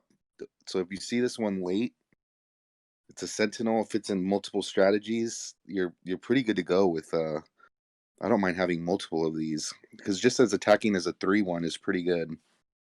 Yep. All right. Bastion Gatekeeper, you are holding up the Bastion as well as our hopes and dreams. Oh. Next up, Bring Into Focus. This is a fast spell at common for 2 justice. Draw a justice sigil from your deck. Amplify 3. Draw an additional sigil from your deck. Of note, it draws the sigils. It does not play them, so it's not ramp. And it's that crucial that we just talked about a little while ago. Amplify 2, Amplify 3. Feels really expensive. It is a fast spell, though, so it's a little bit better than the what is it? Roland's Favor? Yeah. Right? The one but even then, think about how many times you played Roland's Favor in a deck.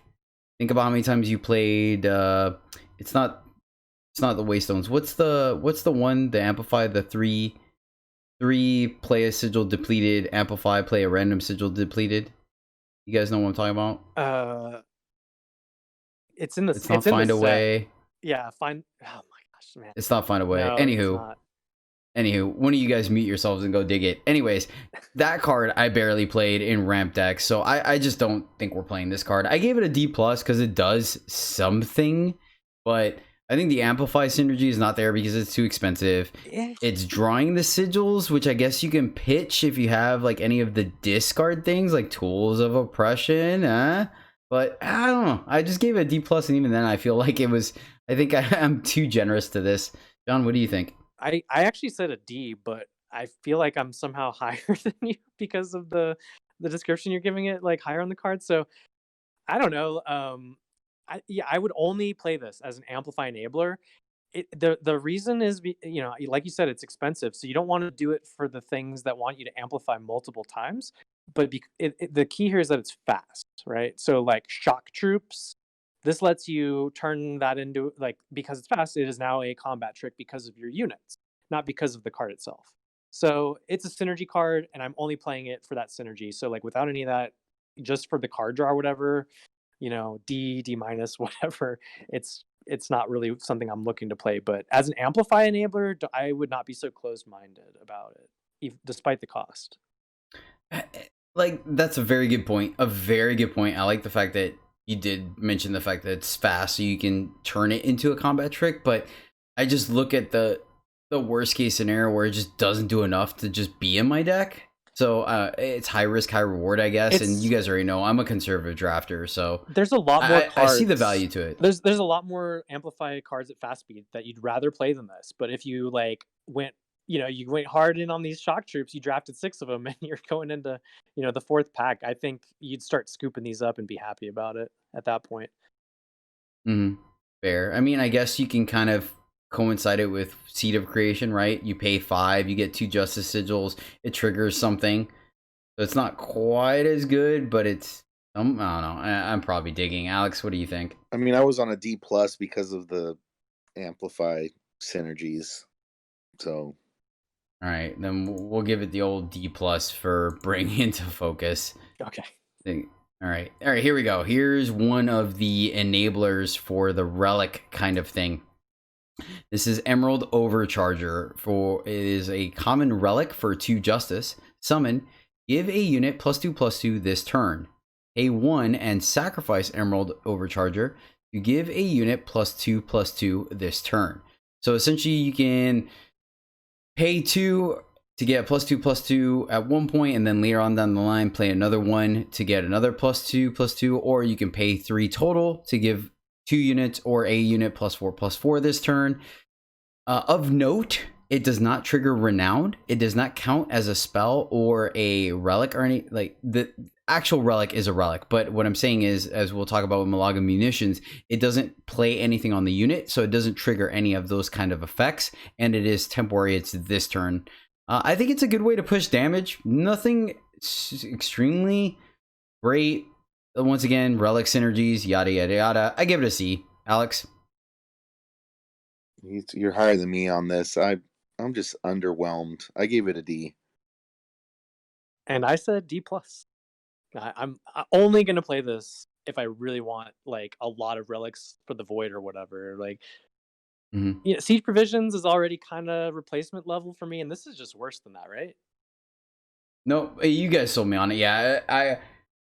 Yeah, I'm fine with it. I'm good with that. The fact that it's slow speed by nature, it just really, really hurts it. It lets you push in damage, and it synergizes with our Bastion Gatekeeper, which is probably one of the reasons why I gave it a higher grade. But yeah, I think if anything, you run one of these and that's it. I don't think you're windmill slamming these. So yeah, the D. So D+, is that the middle line for it? I think so. Yeah, we'll go with D+. All right, back-to-back D+. Wow, interesting. Okay, so Emerald Overcharger, you are a D+. All right, this card, on the other hand, is extremely efficient, and this is Martial Efficiency. This Dang it, card is Jedi. a what? You punned me good there, or whatever. All right, I thought I mispronounced that. I was like, wait, what? No, That is the word, right? Okay. You made me laugh. I hope so. It's a 6-hour podcast. Jeez, I hope at some point. All right. Martial Efficiency is a fast spell at uncommon for 2 justice. Give one of your units +3/+3 this turn. Okay, not bad, not bad. Amplify 1. Ka-ching! Play a -1 attack curse on an enemy unit.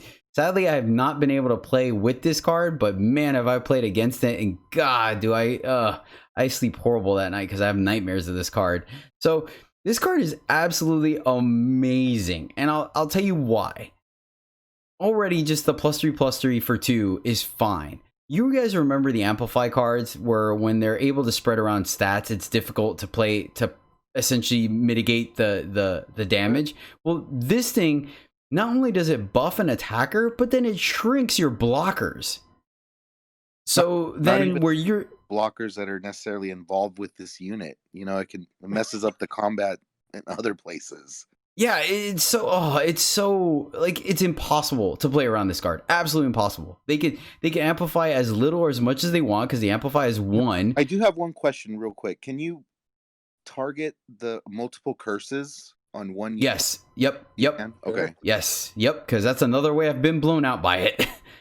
Completely. I haven't seen that yet. That's what I was asking. Oh, bless you, child. Bless you so much. Like, try to avoid this.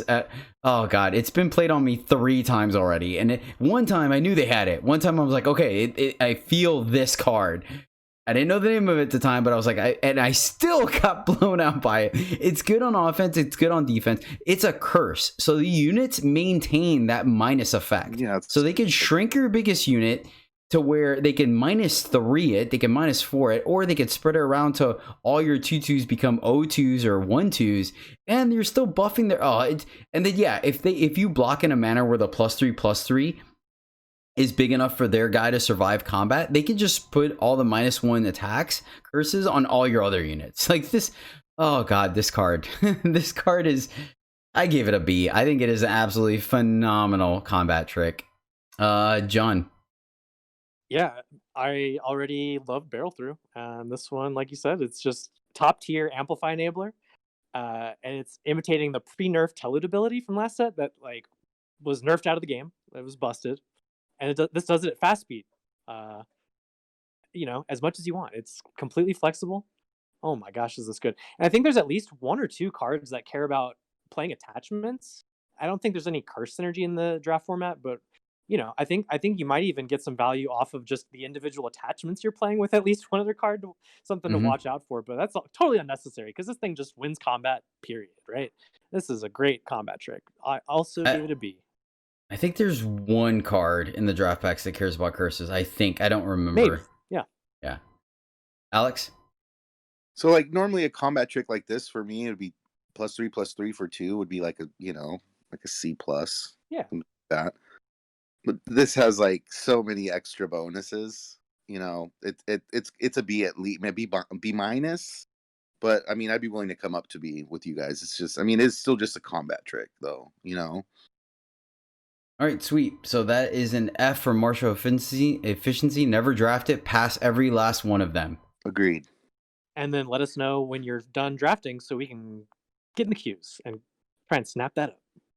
And hopefully see one. I literally haven't even seen one in my draft. It's not even where I'm not in the color because I might even consider splashing for this thing. But yeah, no. Martial efficiency gets a B. It is an extremely efficient card. So well done, Direwolf Digital. Next up, we have Metalcraft Cadet. This is a 1/1 Valkyrie at common for 2 justice, flying, fate. The top unit or weapon of your deck gets a +1/+1. Alex, what do you think of Metalcraft Cadet? Well, I mean, we have the colorless 1/2 already, right? Which is just a better card. The Cadet, hold on, I'm lost in my notes here. Give me 1 second.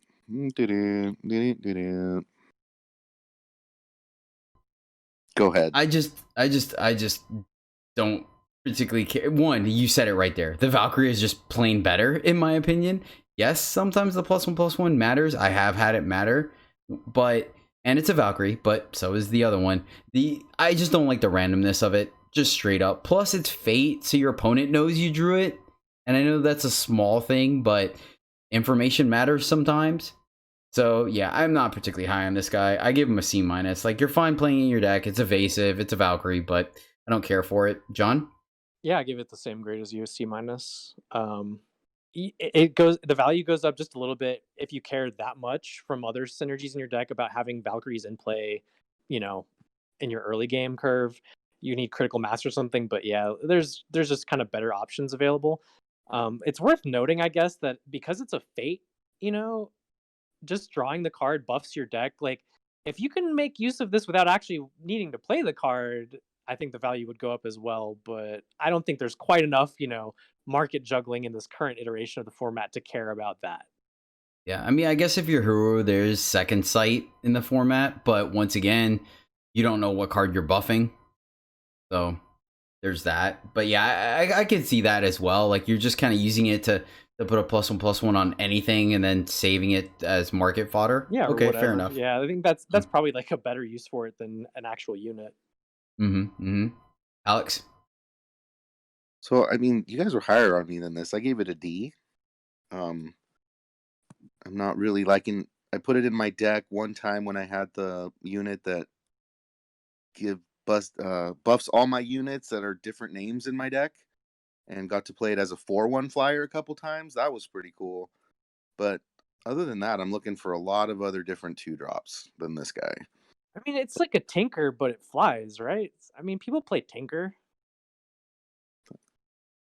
Yeah, it's just so... Use it as sack fodder too. I mean, but I do, as I described this card, I feel like C- is kind of generous too. So, like, okay.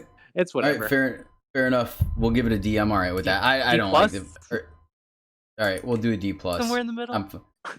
Metalcraft Cadet, you fail this course, my friend. Right. You get a D+.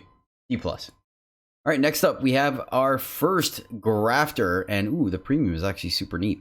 Plate Grafter is a 2/2 Sentinel at uncommon for 2 Justice, and the Grafters, like I mentioned earlier, are a cycle of 2/2s that have a battle skill, and then an ultimate. You can pay 3 to swap a card of their respective factions, or a card of your hand for a card of their respective factions or factionless from the market, and then you give it and then you can give a unit in your hand +1/+1 endurance. I'll just read it. I'm sorry.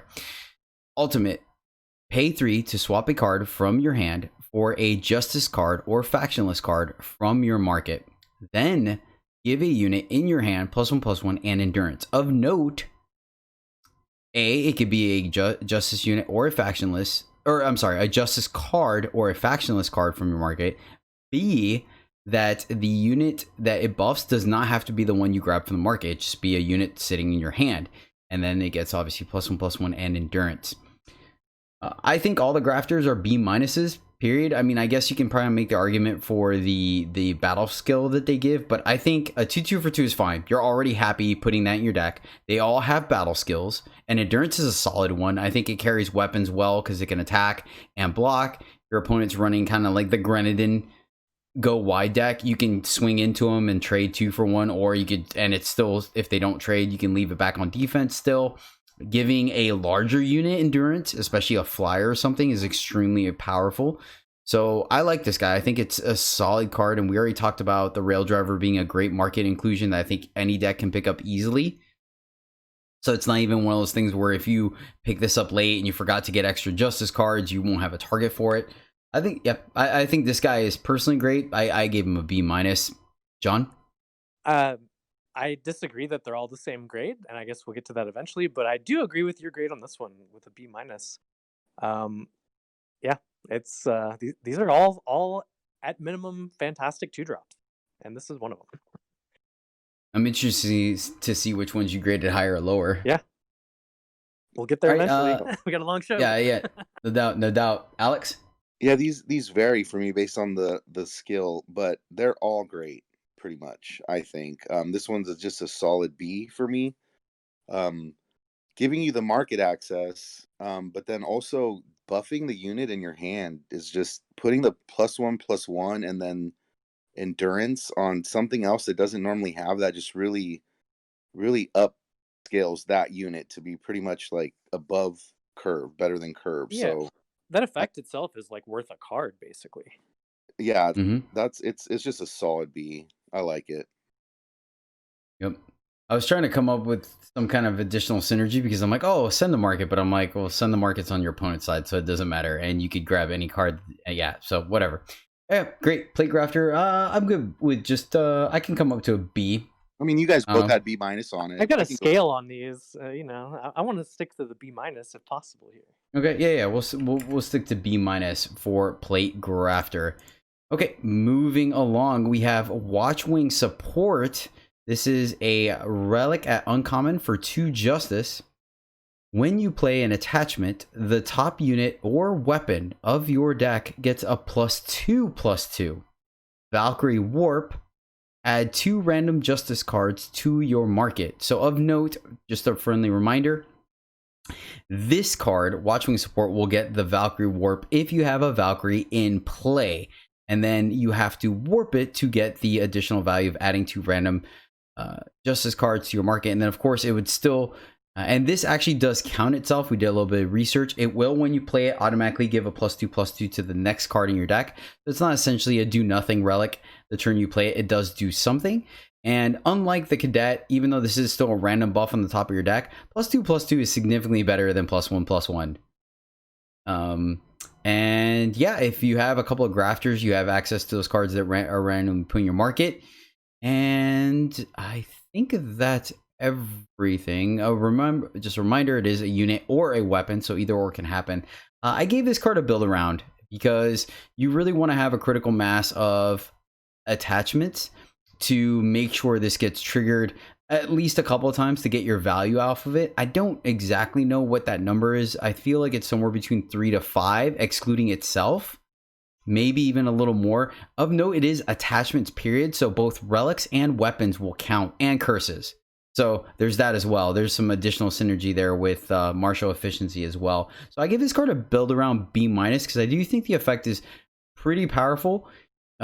It's still a B and it's still a minus because you're not drawing the card that you buffed that turn, and it could be a little bit before you get it. So, and you know, the random chance of they're beating you in the air with a flyer and you give a +2/+2 to your ground unit. So there's that. But John, I know you had quite a bit to say about this guy or this card. Go ahead and take it away. Yeah, I think without any additional support or anything, yeah, it's like in the D range, D plus, whatever. I gave it a build around C plus though, kind of closer to what you said. And yeah, like I think if you if you're in Valks and can warp this, you're gonna like it a lot more. But I mean, just the +2/+2. I think that's enough stats, and like it's easy enough to get some additional triggers on that going in a deck. Whereas a build round, I think this is probably going to be worth it. And this is one of these cards that we just kind of mentioned with martial efficiency, where yeah, this cares about attachments. So every one of those -1 curses triggers this, right? So if you got those 2 cards in a deck, that's a very powerful effect you can do there. Oh my gosh. But like you said, it also just works great with like Malaga munitions, a common in the format, and things like that too. I think at that point it's worth. Oh yeah, of note, just for the people that don't quite have it, we'll once again talk about it in depth. But Malaga Munitions is a relic, so it triggers it, and it plays 2/1 weapons, so it triggers. So you can get 3 triggers off of 1 card with this if you're Rakano.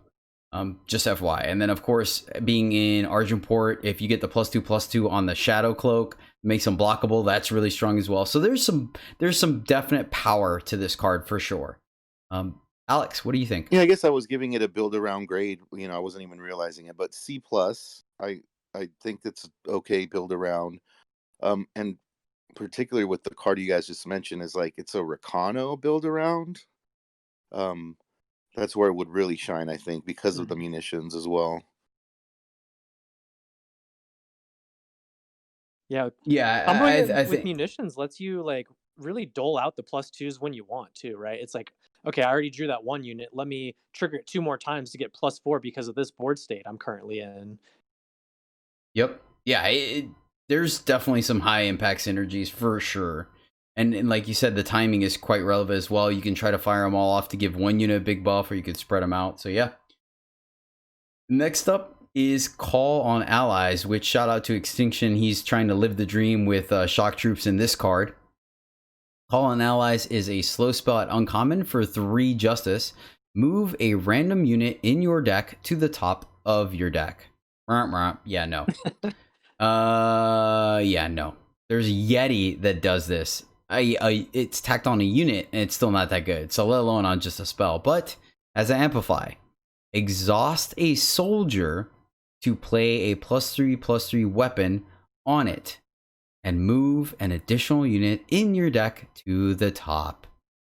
So this technically is a free amplify because you just have to have a soldier. You're not paying any power on it. So at the base level, this card is always going to cost 3, and then you're buffing the soldier that you're exhausting. So you can literally just essentially tap out your board and get all the buffs.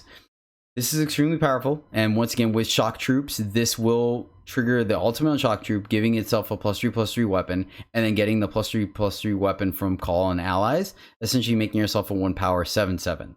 They are weapons though, so it doesn't keep the stats should it die. You can't bring it back from the void, and it's all of a sudden a 7/7. Yeah, I think this card is a build around B minus because I feel like that's extremely powerful, but. You have to have the soldier. I'm not sure. I don't know. It's a build around something for sure. Whether it's a C plus or a B minus, I'm going to defer to you guys. Go ahead and take it away, Alex. I mean, I gave it a B plus. For me, it's the one build around grade B plus. It's like probably the best build around uncommon. Just it's not that hard to have soldiers. There's a lot of them, and I drafted one of these late. It was late in pack 2, and I was like, oh, I have 8 soldiers in my deck. Sure, it was still an okay card even in that deck when it wasn't. I didn't build around it from the beginning, so that made me think, yeah, this is a powerful card, especially if you build around it. So I gave it a B plus. I mean, the one thing is that it's slow, so you can't do it in mid combat, and 2, it does exhaust the unit. So you are potentially, even if you could buff 3 or 4 things. That's extremely powerful, but you are essentially dulling your board for that turn, giving your opponent a window. So that's another concern I have about the card, but I've also only seen it be played one time, I think. Now I'm not sure if it's this card that was played against me or I'm just having more bad memories of martial efficiency. John. Yeah, I guess I'm closer to Jedi on this one. I also rated it a B minus for all those reasons. Like it's even though it's like a great build around, like it's not just always going to get you there, but it's like exactly the build around card you want for that amplify soldier deck, right? All right, cool. Then we'll settle for a B minus then. Does that work for everybody? Yeah, fine with me. What did you give that last card, by the way? Did we settle on a C plus on that one? Oh yeah, we did. Maybe I thought I had actually second guessed myself. I wasn't sure if I said it or not. But yeah, Watchwing support C plus build Okay, around. cool. And then this Build one around is a C B plus. minus. Yeah, B minus. Cool. Yep. Sorry. Thank you. I questioned it too when I moved on. I was like, I know we said the grade, but I don't know if we gave it a final grade. Okay. All right. Next up, we have Covenant Peacekeeper. This is a 2/2 soldier at common for 3 justice. Summon, stun an enemy unit. Alex, I know you have a fond place for this kind of unit. Why don't you go ahead and take it away, buddy? Yeah, it's one of my favorite MTG limited cards of all time. It's like 2/2 that is going to tap something down for a turn or 2 turns. Yes, I gave it a C plus. It fits well on the curve. Green likes to stun things, and yeah, just putting that on a 2/2 body, stunning something, I think is pretty darn good. I gave it a C plus.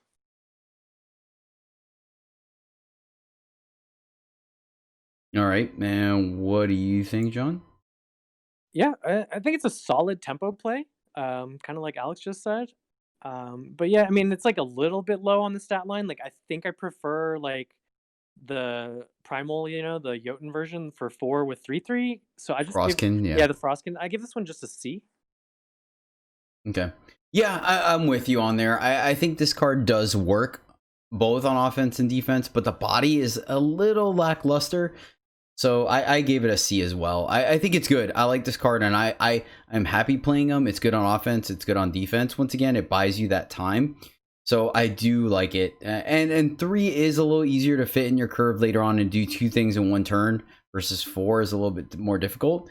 But yeah, I gave it a regular C, and it could play out wrong. I mean, it could play out better, right? Maybe in Huru it overachieves, or maybe in those tempo decks. Yeah, I'm willing just to be heavy, wrong just on this for sure. yeah. So we'll give it a C. Are you good with the C, Alex, for right now? Yeah, sure. Still C. Or has it overperformed for you in draft, and you want that C plus? Just, I don't know if it's in this format. The 2/2 body left behind is like, it's pretty serviceable.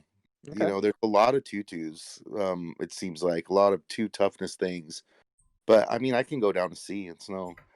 I'll come up. I'll come up to you. Like I'll give you this. I feel like we pull you down quite a bit, so I'll come up to your level. Yeah, I'm also willing to defer to Alex on this one.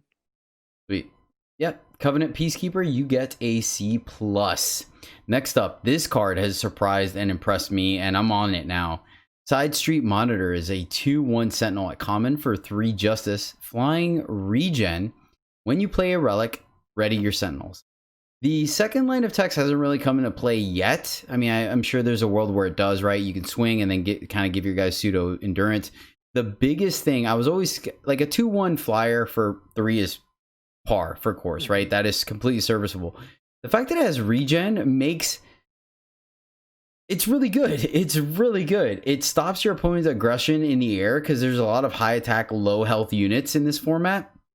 And it attacks so much better because you can probably trade for one of their flyers and then they still have to do something else to get this guy off the board. It carries weapons a lot better. Yeah, this card is surprisingly better statted just because of the regen, and it plays out a lot stronger, much like the Sellsword. We said the 2/1 is good on defense. This thing's good on defense as well, whether you need the flying or not. So yeah, I gave this guy a C plus. I think he's a very solid card. And then once again, much like the Monitor, the Sentinel aspect, or shoot, I forgot the name of it now. The 3/1 Gatekeeper. The Sentinel can come into play quite a bit as well. So I like this guy. I give him a C plus. John? Yep, C plus for all those reasons. I keep thinking this is a Valkyrie is like the one thing hanging me up with this card. But it's a Sentinel. But yeah, flying regen, sweet. Like, yeah, this is a, like you said, par stat line for offensive unit, but like just having that regen on it means it can also actually work on defense, where these units normally cannot at all. And the regen allows it to survive the random shock or snipe that normally deals with a unit of this stat, right? Yeah, you're like, oh, they got a flyer, and we'll ping. Type, you always feel bad trading your 2/1 into a half a card like that. Well, this time you get the full card. Yep. The one thing I did want to mention as well, just because we're talking about regen, if you use a combat trick to keep this guy, not essentially to keep him alive, but to allow him to get rid of a bigger flyer to clear the way, it still will take, quote unquote, take damage. So it will pop the regen shield. I'm sure everyone got that, but I just wanted to discuss it. If you, for example, attack into a 3/3 and you use a pump spell to make sure this guy can kill the 3/3, even though your dude won't die, it still took damage for the regen shield to absorb. Mm-hmm. All right, Alex, what about you on Side Street Monitor? Unless you gave it quick draw, right? As well. No, because it still takes damage, right? Or no, that's correct. As long as if you gave it quick draw and the unit dies, yes, Alex, you're correct. Yeah. Like, so I gave this one a solid C. You guys can talk me up pretty easily. That's no problem. It's overperformed for sure. I'm always looking at it, I'm like, why can't it be a Sentinel Valkyrie? Because it just looks it looks like one, yeah. But no, I like C plus. You guys talk me up on it. Okay. Next set they'll probably make a Sentinel Valkyrie. I mean, they made a simulacra of Valkyrie, so I'm sure it's only a matter of time. Right? All right, so Side Street Monitor, you get a C plus. Next up, we have Styre's Beckoning. This is a slow spell at common for 3 justice. And pretty simple, play 2 1/1 Valkyries with flying. So a slow speed humbug nest that's a little bit easier to cast because it's only single influence and stuff double. Yeah, this card's fine, completely serviceable. The C, a pawn of limited, I think you're perfectly happily running it. It's 2 evasive flyers. I mean, well, I guess some people that have joined Eternal don't know about humbug nest. So yeah, 2 evasive flyers, so you can chump block 2 things, you could attack 2 things, you could suit up with 1 and block the other, etc., etc. It gives you 2 units off of 1 card. It's a spell, so there's this synergy, and there's Valkyries. So yeah, I think it's a great card. Not overwhelming, but it does a lot of things. So I give it a solid C. Alex? Yep. I'm right there with you. C. John? Yeah, nothing to add, nothing to change. C. All right, cool. Easy peasy my kneesy, lemon squeezy. All right, this one's going to be interesting. Daring Swordmaster is a one. Oh wait, yeah, everyone said C. I didn't have to go over it. Yep, Daring Swordmaster is a 1/1 soldier at uncommon for 4 double justice.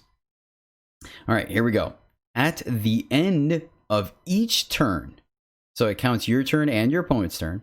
Play a weapon on one of your units with attack and health equal to the number of times you amplified this turn. So that's kind of cool because it allows you to amplify when you're ready to do it, not kind of forces you to play a fast, amplify a slow speed, etc. It just all it cares about is that at the end of the turn, if you amplified that turn, it will do it. So you can do this in combat, etc., etc. Then it will trigger. So there's that, right? And so, for example, it does take into account for those of you that are new with Amplify. When you amplify a card, its cost is the total amount. So if you, for example, amplify 1 plus 4, it's going to count as a 5 cost spell. Okay. That being said, this is equal to the number of times you amplified. So now we go back to that whole how many, if it costs 1 to amplify versus 2 versus 3. So if you amplify something twice, let's say, for example, I don't know, that's fine. We'll use the weapon we just talked about, the glove, the gravity glove. You pay 1 and then amplify it twice, you're going to get +2/+2 weapon because you amplified twice. It doesn't care that you paid 4, it doesn't care that you paid 5, etc., etc. Right? Did I miss anything on that, John? I don't think so. All right. And then it has Fate, draw a card if you have a soldier, which, like Alex said, it is feasible that you have a decent amount of soldiers in your deck naturally, though with Justice you have to be careful because it does overlap with Sentinels and Valkyries. So it's kind of a hit or miss. I gave this card a build around C-, and I don't particularly like it. Paying 4 for a 1/1 seems really bad to me, even if you draw a card. And then for all the aforementioned things about the guy earlier, you could have your Amplify card, you could have played it already, you could not have your Amplify card. Like, I give it a build around C-, and even that, I personally feel like it's too generous. I don't know if either of you guys think higher of it. John, what do you think? Definitely. I gave it a build around C+. I would compare this card like directly to Blurhaze Worm from the last set, where sometimes it would just be a sad 1/1 and you'd probably lose that game, but in a lot of games that thing would just power through your deck and mess up your opponents and help you win. And there was a deck building cost, right? And I think that's the same issue here. But I think there's a ton of support for both soldiers and Amplify, and I think the payoff is legit. I gave it a C+ build around. Okay, all right. What about you, Alex? Like just like Blurhaze Worm, you can't count it as your 4-drop. It's just like a synergy support card, right, for your deck. It's not a real unit. Fair. I'm just trying to see of when I'm happy. Am I happy if I get a +3/+3 worth of stats off of it and draw a card?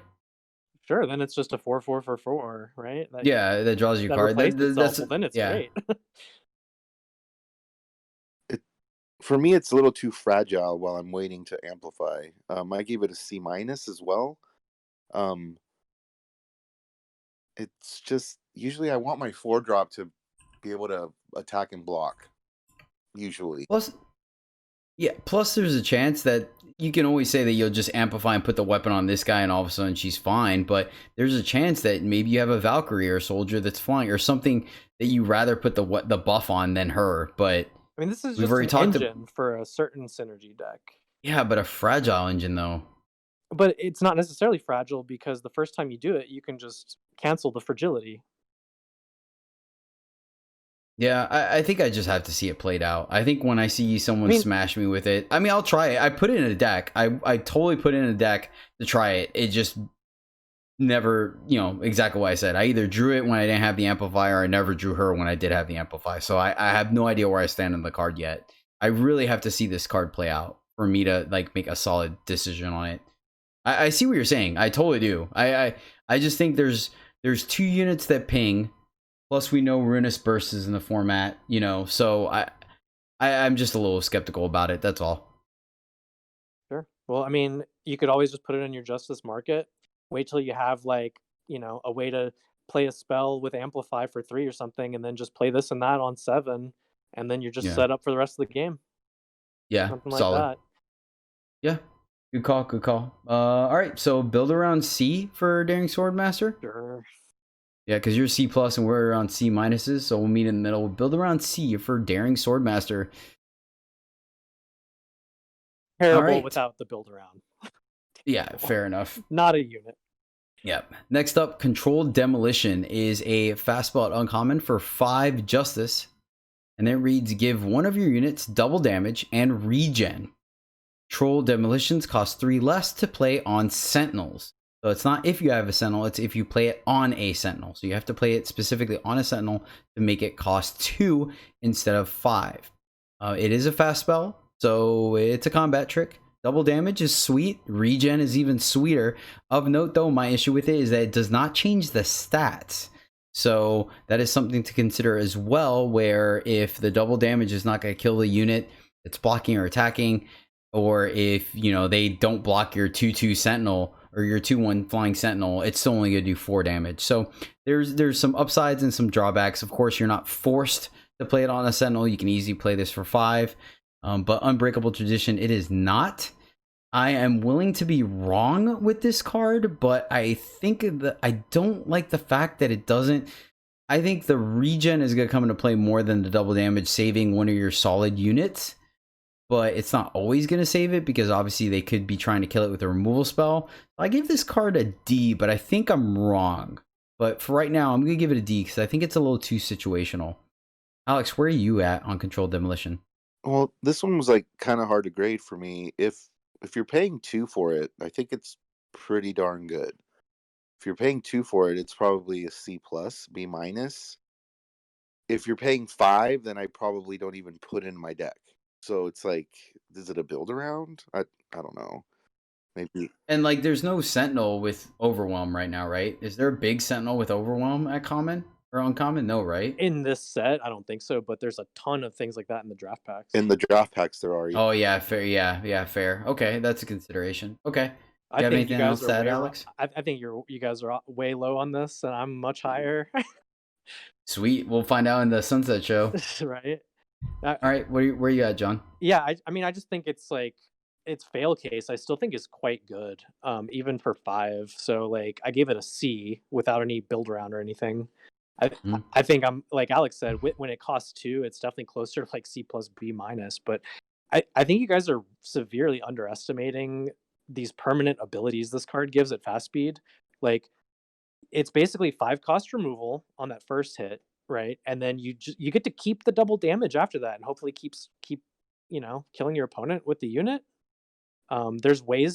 There's easy ways at common to get Sentinels back in the format. So like, for example, if you're like Combre Sentinels, you just gave something really nasty, double damage and regen, which when you get it back, the regen comes back, right? So I think even without all that build around potential, I think it's still just a solid combat trick. Even though it's high cost, like, you're just gonna, you're always gonna get some value here, I think. I give it a C.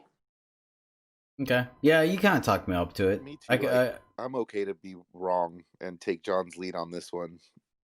Okay, so you want to go C double minus damage or C? is such a powerful keyword, right? Like, Mhm. it needs a little bit of extra something, whether it's the unit or maybe some, another card on another turn. But I mean, this is like a very dangerous card. Yeah. All right, I'm good. We can give our Controlled Demolition a C. Okay, but I mean, you're right. Like, to compare it to Unbreakable Tradition, I think that's like a nice comparison, which I think that's generally better. All right, next one. This is a card that is already a staple of the format. Send to Market. It's a fast spell at a common for 5 Justice. Put a unit into its owner's market. This card is great. I gave it a B. This is premium removal in this format. It costs 5, so your opponents can somewhat predict it, and it's hard to hide it because you have to leave up 5. But the fact that A, it's a fast speed. B, it just straight up kills everything, period. The only thing to save it is Aegis. Everything else it gets rid of. And then sometimes there are void synergies in this format, so the fact that it goes to the market sometimes can be an improvement to removal better than killing it. Yes, there is a lot more market access, so there is a chance they can get that card back. But the other side to that coin is if they're getting that card back from their market, they're not getting whatever card they put in their market initially. So this thing is great. Once again, going back to it being fast, it can eat combat tricks. If you make a double block and you find out that you don't like the way things work out, you can do it. This card is just great. I like this card a lot, and I think it is still premium removal in this format. So yeah, I gave it a B. John? I agree with everything you said, but I just gave it a B- because it's double justice, so it's not very splashable, or anything like that. And then, yeah, like it's essentially unconditional like removal. Like I agree basically with that stance. But it's also 5 cost versus 4 double justice. I don't know. But we are very thirsty, I feel like, in this format for this kind of interaction. So I could be a little low, but I mean we're so close anyway. What do you think, Alex? See, Oh, sorry, go ahead, Jedi. well, the one thing is that what you're seeing as a downside, I actually see as a strength, and maybe I'm just looking at a big picture. I like it when there's a cost to play removal in your deck versus when removal is just really good. Like let's say for example, there's a 3 cost fast spell with 1 influence, right, in Shadow or something. That I feel hurts the format because then every deck can play it. Versus there's an actual cost to playing this, and then you're rewarded for it. Does that make It sense? makes sense. And I mean there's also like Justice tends to want to be at least relatively, if not aggressive, right? So like there's you know, this being in a color that generally is trying to be aggressive, I think in the format is also kind of a tension. Yeah. No, actually, and see, and here's where I think our styles of gameplay differ a little bit because I've drafted several decks where my top end is send to market. Like my game plan is 2-drop, 3-drop, 4-drop, send to market, their 4-drop, and then kill them. And it's worked out quite well. It's a good safety valve. I don't know. I think it's interesting. I feel like we're both talking about 2 sides of the same coin. I like it. Mm-hmm. All right, Alex, where are you at, man? Where are you at on this coin? I mean, I'm on the B coin. I guess it's not much difference between the B and B- coin. No. But it's just great spot removal, albeit not always permanent because of the format. But it pulls me into green if I see it late, and it's an easy first pick as well. I have it at a solid B. All right. Beam me up, Jedi. All right. Nice. We're going to send John to the market to go grab some bees. Some beer. All right. Next up, Easy F. Oh, this card is so bad. And I saw when Cass realized how bad it was on stream. It was great. He was like, oh God, this is horrible. Why is it in my deck? 3/2 soldier at common named Stormhalt Warden is a 5 justice soldier. Entomb, you may swap a unit from your hand for a unit from your market. So it's understated for its cost. It has to die to give you value, and the value is super specific. You need to have a unit in your market and a unit in your hand that you want to swap. Yeah, this card is Garbo. I gave it a straight up F. I don't know. Alex? You should halt before you put this in your deck. That was bad. I mean, bad one to fit a bad guy. Like, even in a set that we care about market, and this affects the market and all that, it's so bad. It's just 3/2 for 5 is just yeah. I gave it a D. Yeah. Because of the market stuff, but I'm not looking to put this in my deck if I can avoid it. No, your draft went horribly wrong if this is included in your deck, but that is the whole point of the category of D cards, right? I gave it a D-. Yeah. Because it's technically stats you can put on the board, you know? Yeah, but then it's preventing you from putting other stats on the board because Is you have it? to hold the unit. Just Yeah, ignore, because you have to ignore the because you have entomb. Don't just ignore that. You don't have. It's not. It says you may. You don't have to do that. all right, fine. We'll give it what, D minus, I guess that's in the middle. F, D, and D minus. So Stormhawk Warden, you get a D minus. D. Yeah. All right, here's a significantly better 5-drop. Thank goodness, with the same stats, ironically. Go figure. All right, It's a 6 no, drop. it's a 6 drop. It's 6 drops. My bad. Sorry, I was hoping. All right, here we go. Air Support is an uncommon sentinel for 6 double justice, 3/2 flying. Summon, play random soldier. So RNG, there it is. On the surface, your 3/2 flyer for 6 is understated for sure. But you're hoping to get more stats to get up on the cost with the free soldier. You're still getting 2 units out of it, regardless if the soldier is good or bad. I've had a soldier win me the game. I've had a soldier do absolutely nothing. So there's that. Yeah, I think this card is good. I think you're happy to have it, John. Yeah, I agree with everything you said. I still think the accumulation of your average case here is going to be just worth the stat line. So I think it's like an average C, right, for its cost and everything. You can high roll a soldier that can help you win the game, and you can also there's also the extreme low roll that I have seen happen already, where you play the air support and it summons the soldier that plays the card like Violent Gust or whatever, and then it kills your air support, and there's nothing you can do about it. Oh my god, That is so bad. Oh, So that's the thing that jeez. can happen. Yeah. Either way. The other thing I forgot to mention is that it does trigger 2 different types of synergies. It's a sentinel and then it plays a soldier, so there's that. That's kind of weird. But yeah, it's yeah, like average accumulation and average case, I think. All right, Alex, what about you? So like I was higher on this card because I played it quite a few times, and I felt like the pool of soldiers that it was pulling from was amazing for me. So I gave it a B minus. I know that is definitely biased because of my experiences that I've had with it, but I played it quite a few times, and it likes giving me the 4/4, Aegis Overwhelm soldier, or Jeez. Okay. the Yeah, one, geez, must be nice. Dang.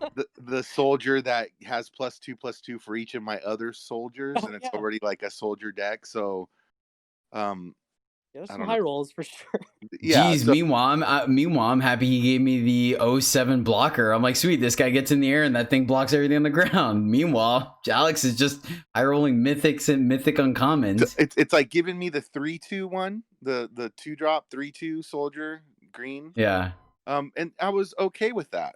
Yeah, that's 6/4 stats Yeah, worth that's it great. for. Yeah, that's fine too. So Any like of those are, yeah. most soldiers, I guess, for me worked out so far. I will continue to put this card in every Sweet. single deck that has justice. If the format, I mean, if it's like that consistent on average, like you can bring me up to a C+, I think. I gave it a B minus as well. Okay. So can we get you in the B minus, or are you stuck on C plus? I'm willing to bend to a C plus just because of RNG. Yeah. Just because of RNG. It's literally all dice rolls with this card. You're only Alright. guaranteed and you're not even guaranteed the flyer. Like I said, you can literally play this and end up with a 1/2 soldier. I haven't got the alright. shock troops yet, so yeah. All right. Let's keep it going because we're already a little over an hour on one faction, which I'm fine. I want it to be efficient for you guys, but I want to make sure that we're giving you all the information that we can to set you guys up for success. So, next up is Vicious Rail Driver. Oh yeah, and that was a C+ for air support. Vicious Rail Driver is a +2/+4 relic weapon at uncommon for 6 triple justice, double damage. It doesn't have overwhelm, so I don't think the double damage is gonna play out as important as it could. And we also don't have too many ways of buffing weapons. We've seen 2 ways of buffing weapons, and they're both random. So I think this is going to play out more often like a 4/4 for 6 than anything else. I'm not sure. John, do you have anything to add? I haven't played this card. I keep cutting it. I agree completely, and it's particularly difficult to cast for that as well with the triple justice. So I gave it a C minus. Yeah, I mean, there's a Smogwing Tinker in the draft packs, but it's not boosted. So I think I've seen one in 10 drafts. So yeah, Alex, I just gave it a C. I guess mostly because double damage on a weapon is kind of scary, but it kind of needs something else to make it good. So I'm okay with the C. I'm used to like when I think of a 6-cost Justice Relic weapon, I'm used to getting a lot more from my 6th than just the 4/4 weapon, right? They usually come with like a temporary buff to your units, or you get a unit out of the deal, or something for that cost. And those don't have the triple justice pips either. Like this one's just asking too much for me. But yeah. So can we all settle on a C minus then? Sure. All right, C minus for Vicious Rail Driver. Yeah, I will say this though, the artwork is absolutely amazing. It's probably gonna be in the running for some of my favorite artwork in the set. Okay. All right, and then our final Justice card, which, gosh, I really want to play this, but man, I just haven't had the opportunity to. From the Heavens is an uncommon spell for 9 double justice. Kill all units. That's right. Kill all units. Board wipe at uncommon. Amplify 1. Play a 2/2 Valkyrie with flying. So I immediately just want to slam this in the market because I don't think this format is slow enough to get up to 9 power. And man, if you're at 10 or 11 power, geez, I feel like something's going wrong. And you, I don't know. John, where are you at on From Heavens? Yeah, I agree completely. I gave it an F as like a card in your deck. And I think it's a market card. I think it's if you just pick one of these up in a pack where there was nothing else anyway, who cares? Maybe it'll come out of your market one of those games and you'll like it. But I mean, I'm not building any decks that are actively trying to get to that much power, without winning the game and stuff. And like that whole time getting up to that power, you gotta commit to the board, some or not all. Like I feel like in draft, best case scenario, this is just a way to like turn the game into a top deck war eventually, right? Like it's just not good, right? Yeah, and there's not ramp in this deck, right? There's not a lot of Combre ramp in this format to get you up there soon enough. So but it's like unit based, and then you're gonna lose all your guys that you put out to ramp anyway. Like, what was the point of that? Alex, do you have anything to add? No, I don't like this card. It's like easy to play around in a way. Mm-hmm. Yeah, because no one will ever get to 9 power against you. You're killing them, right? Just that's how you play around it. You just beat your opponent. I like that. Yeah, and then thinking the amplify is 10 or 11 power. No, this is a constructed card. It's a market card in draft, constructed card otherwise. Yep, I and like I'm market. good. I like market for this. Yep. All right, From Heavens, you get a market grade. Fair enough. All right, guys, that was Justice. What do you guys think? I think Justice is extremely diverse and really powerful. Yeah. There's also like some surprisingly like low power cards in there as well. It's like it's got a good mix. Yeah, for sure. Yeah, I definitely don't think it's knocking out of the ballpark every swing for sure. Yeah. Alex, it's been green has been in a lot of my decks so far. Maybe because of the 2 drops, the 2 drop that you get, but yeah, no, I like green a lot. Sweet. All right, that's Justice. Next up is Primal, and first on the list is Hardiness, is a fast spell at common for 1 Primal. Give a unit +2 health this turn. Amplify 1. Give a unit +2 health this turn. Of note, it does not say an additional, so you can put all of this extra health on 1 unit, or you could spread it around other units. So, John, it's a fast spell, it's a cheap amplify, it's an amplify. Talk to me. Yeah, it's a synergy card, right? It's never gonna like kill a unit in combat that your guy wouldn't already, unless the units get buffed because of amplify somehow, right? So it's like, it's just an amplify synergy card. I think you're not happy playing this as just a primal combat trick. But in a pinch, you would play this as just fast speed interaction in a deck. And in that case, it's like more like a C minus. And I think when you're in Amplify Synergy deck at all, I think it's closer to a C plus. So I mean, I don't know. I don't know how you want to rate this one. If you want to give it an average there of a C, or if you want to give it a build around C plus. Yeah, I just give it a C. Like, it will allow you to make double or triple blocks and not lose anyone or only lose one guy in a pinch if you really need to. And then it synergizes very well with one of the cards we'll talk about here, Primal, in a little bit. So I just gave it a C. Sure. Alex? So I gave it a C minus with the caveat, like if you have shock troops and Mavloft elites in your deck, then it's like a B minus because you want to pump those guys up early in the game. So overall C minus, but with a lot of the Amplify units, I like it at a B minus. So is that the builder? We'll meet in the middle. No, we'll just give it a C. Okay. Yeah, that's good enough for me. Yeah, hardiness, you get a C. All right, next up is a card that we have seen before, but only off of created by other cards. Now it's actually in this set as its own card. This is Little Seed. 0/2 Mandrake at common for 1 primal. Ultimate, when you start your turn with Little Seed for the 5th time, it gets +5/+5 and Overwhelm. It's good on turn 1, and that's about it. I feel like, honestly, I don't know. I gave it a D. It's playable. It's a Mandrake, but I don't know. I think you have a chance of winning if you get it down on turn 1. Your opponent doesn't have an answer for it, but they also have 5 turns to figure out an answer. Late, it just feels really bad. I don't know. Are either of you guys high on this card? I give it a C. I played it in draft decks and I've liked it every time, even when I didn't have it in my opening hand. Really? Really? Does it just do, like, why? I kept getting 5/7s that would kill my opponent, like for a cost of 1 power and a card. So I was very happy with these in play a lot of times. Like, I don't know if it's the lack of removal generally, or the opponents just thought they'd deal with it in time, or they thought they were racing, and so I don't know. It played better than you might think. And there are Mandrake synergies and things like that. But I mean, just as a card by itself, like even just as a card in like a control-y deck playing Primal, right? It has that inevitability, and it's so cheap. Like if you're just kind of doing value plays, you can fit that in your curve anywhere.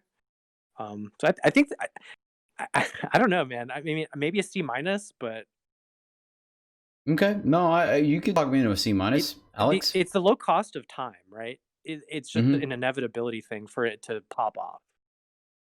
Yeah, no, I could definitely see it for sure. I guess I just normally play aggressive decks with 2 and with shocks and decays and all that. So, and you're all right, Alex. Where are you at on Little Seed? I was like lower. I'm on a D on it. It's like I've tended to be able to run over my opponent while they're waiting for their 0/2 that they're not ever blocking with because they don't want to die. So yeah, maybe my rating is more of a build around without me realizing it, because I just built around it without realizing it. Like in Mandrakes, it's a great little 1-cost Mandrake to throw in there, I think. But like by itself, I think it's like not. I don't know. It becomes a powerful card that you have a lot of time to like figure out how you're going to deal with it, So, and maybe that's just a preference thing, because you and I like building aggro decks, so we're just like, cool, that's fine playing O2. We'll just keep swinging, and John builds more value decks, so maybe I don't know. I guess so. D plus, C minus. Where do we want to meet in the middle here, guys? I don't know. Yeah, just D plus is fine. Like I'm. Right. I don't know. I'm okay with people passing me these, and I'll play them. That's. How many do you want in your deck? So I don't know. I've had 7 win decks with these guys in it. I think I had like 2. That felt good. A lot of the games I just had it on in my opening hand. I mean, you do have a redraw system in the game, so you can force that if you want, and just high roll people too. All right, fair enough. We'll give it a D plus for the time being and just see how it plays out. All right, next up is Sparking Vermin. This is a 1/1 Grenadine Beast at common for 1 primal. Entomb, play Snipe, which we talked about is a slow spell, deal 1 damage to an enemy. Yeah, I gave this guy a D+. He's got Grenadine synergies, he's sack fodder, but once again, going to a 1/1 for 1, we don't like playing. And then it's even worse than Fire Cub because of the fact that at least Fire Cub, you decide when to do the 1 damage. So you can use it to finish off a unit or to break an Aegis or to kill a regen or break a regen. Like this guy, yes, there's sack fodder, there's sack enablers for this card. But at least half the time your opponent's going to dictate when when you get the Snipe. I don't particularly like this card at all. I gave it a D+ just because of synergy, quote unquote, but that's about it. I don't know, John, anything? D+, quote unquote, build around. Yeah, synergy, whatever. Yes, I'm with you. Yeah. Alex? I just gave it a D. Normally I would probably give it an F. So like the synergies make it be a D for me.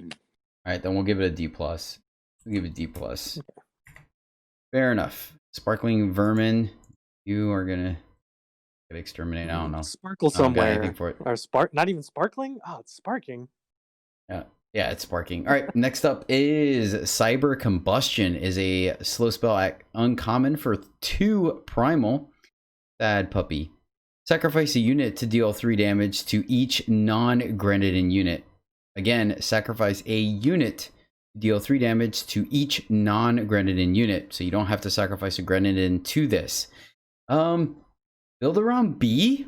Like it's not quite a board clear, but it could easily be a one-sided board clear, especially doing this post-combat, right? Your opponent makes some favorable, quote-unquote, favorable blocks, and then post-combat, you finish everything off, leaving your Grenadines around. I feel like this card is powerful, but I don't think you're just jamming it into every deck. And I could be wrong. I don't know, but yeah. No, I think you're right. I give it a build around B. I think it's extremely powerful if you're the Grenadine deck and you could really make sure you're just wiping your opponent's board time after time. What kind of normal grade would you give it though? Like in just an average deck? Probably a D+, because every deck is gonna want to have a curve. So if you're not the Grenadine deck, right, you're gonna have a decent amount of units that are gonna die to this as well.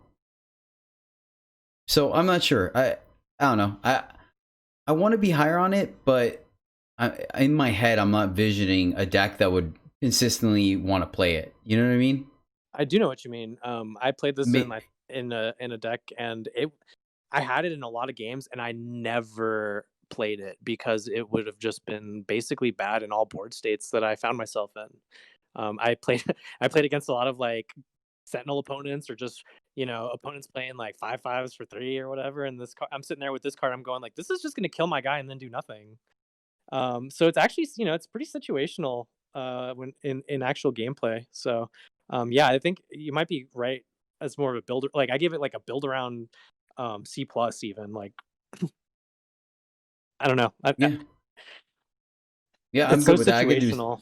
It seems like it'd be so good in most games or board states, but yeah, you know what I mean? You have a bunch of Grenadines, you attack with your non-Grenadines, they make some blocks, and then you just sack whatever non-Grenadines left and wipe the rest of the board, but it just doesn't play out that way. So like, I gave it pretty awkward. I was with John, build around C+. Now, if you're like every unit in your deck is a Grenadine, that's quite strong. And that's, not something that is unfeasible because of the amount of Grenadines, right? Where you can have like 90% Grenadines. It's still not likely though for that to happen. So I like build around C+. All right, yeah, I'm fine with that. I'm good with a Cyber Combustion getting a build around C+. Next up, we have Ghastly Perfume. Is a spell at common for 2 primal. Give one of your units regen and killer. Yeah, I think this card is great. I actually consider this premium removal. Yes, you have to have a unit that's reasonable enough to kill the unit you want to kill, but the fact that you have regen on it means that you're not worried about deadly. It's not a trade anymore. It can trade equal statted units, so a 3/3 can kill 3/3 and it not die. It is a killer, so of course you giving it to a deadly unit means you can get a 2-for-1 for it. And then, much like what John mentioned earlier, if you're able to bring the unit back through recursion, some form or fashion, it's going to get regen and killer back again. I think this card's really solid. It is a slow spell, so you do have to be cognizant of your opponent having some kind of interaction there. But even then, it does good against counter pump spells because of the regen, and to a certain extent, remove or kill damage based spells. Right? If they try to lightning strike your guy, if your guy is still bigger or higher statted than their dude, then it's going to eat the lightning strike, take no damage, and still kill the guy. So I think there is a cushion or a margin of error, and that's why I gave it a B-. But I still think it's some of the premium removal in this format. Alex?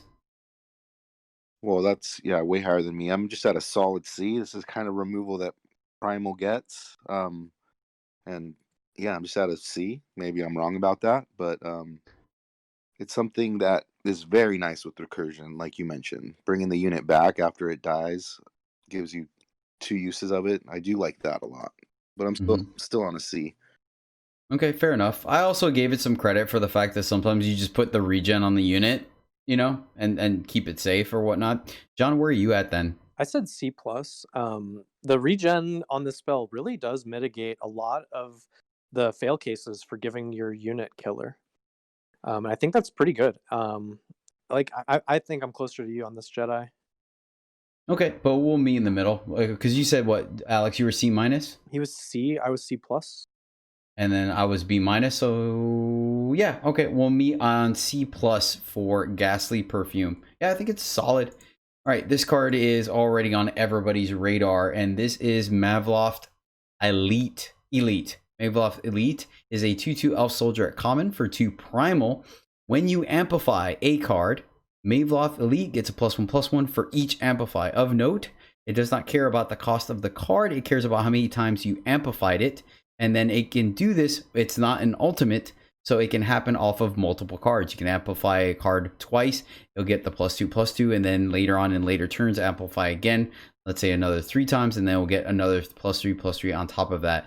This card is great. It's a 2/2 for 2 baseline, easy to play, single influence. So you're happy having it in your deck with major upside if you're the amplify deck. And of course, getting double value off of it at fast speed because it could be a combat trick. I give this card a C+. John? Exactly the same rating. I don't really have much to add. It reminds me of, it does like a Machinist. reasonable impression. Yeah, that, and also Leyline Tracer, right? Like, can make combat. Oh, yeah. Yeah, kind good of call. in a similar way. And there's just so much support for this. And it's a soldier. Yeah, C+. Alex? C+, probably best blue common at this point. Yep. All right, sweet, easy peasy, lemon squeezy. Mavloft Elite, you are leading the charge, my friend, with a solid C+. All right, Rage Grafter is the primal Grafter, 2/2 for 2 primal, uncommon Grenadine. Ultimate, pay 3 to swap a card from your hand for a primal card or factionless card from your market, then give a unit in your hand +1/+1 and Berserk. All right, John, where are you at on this one? This one makes me laugh every time. I mean, does anyone else just hear Rage Drafter every time, or is that just me? Now I will. Dude, this gets me every time because I mean, we've all been there, right? Oh yeah. Right? But yeah, like this is where's my fire cards? Ah! No, what kind of signals are these? So I this is one I rated a step higher than the other one.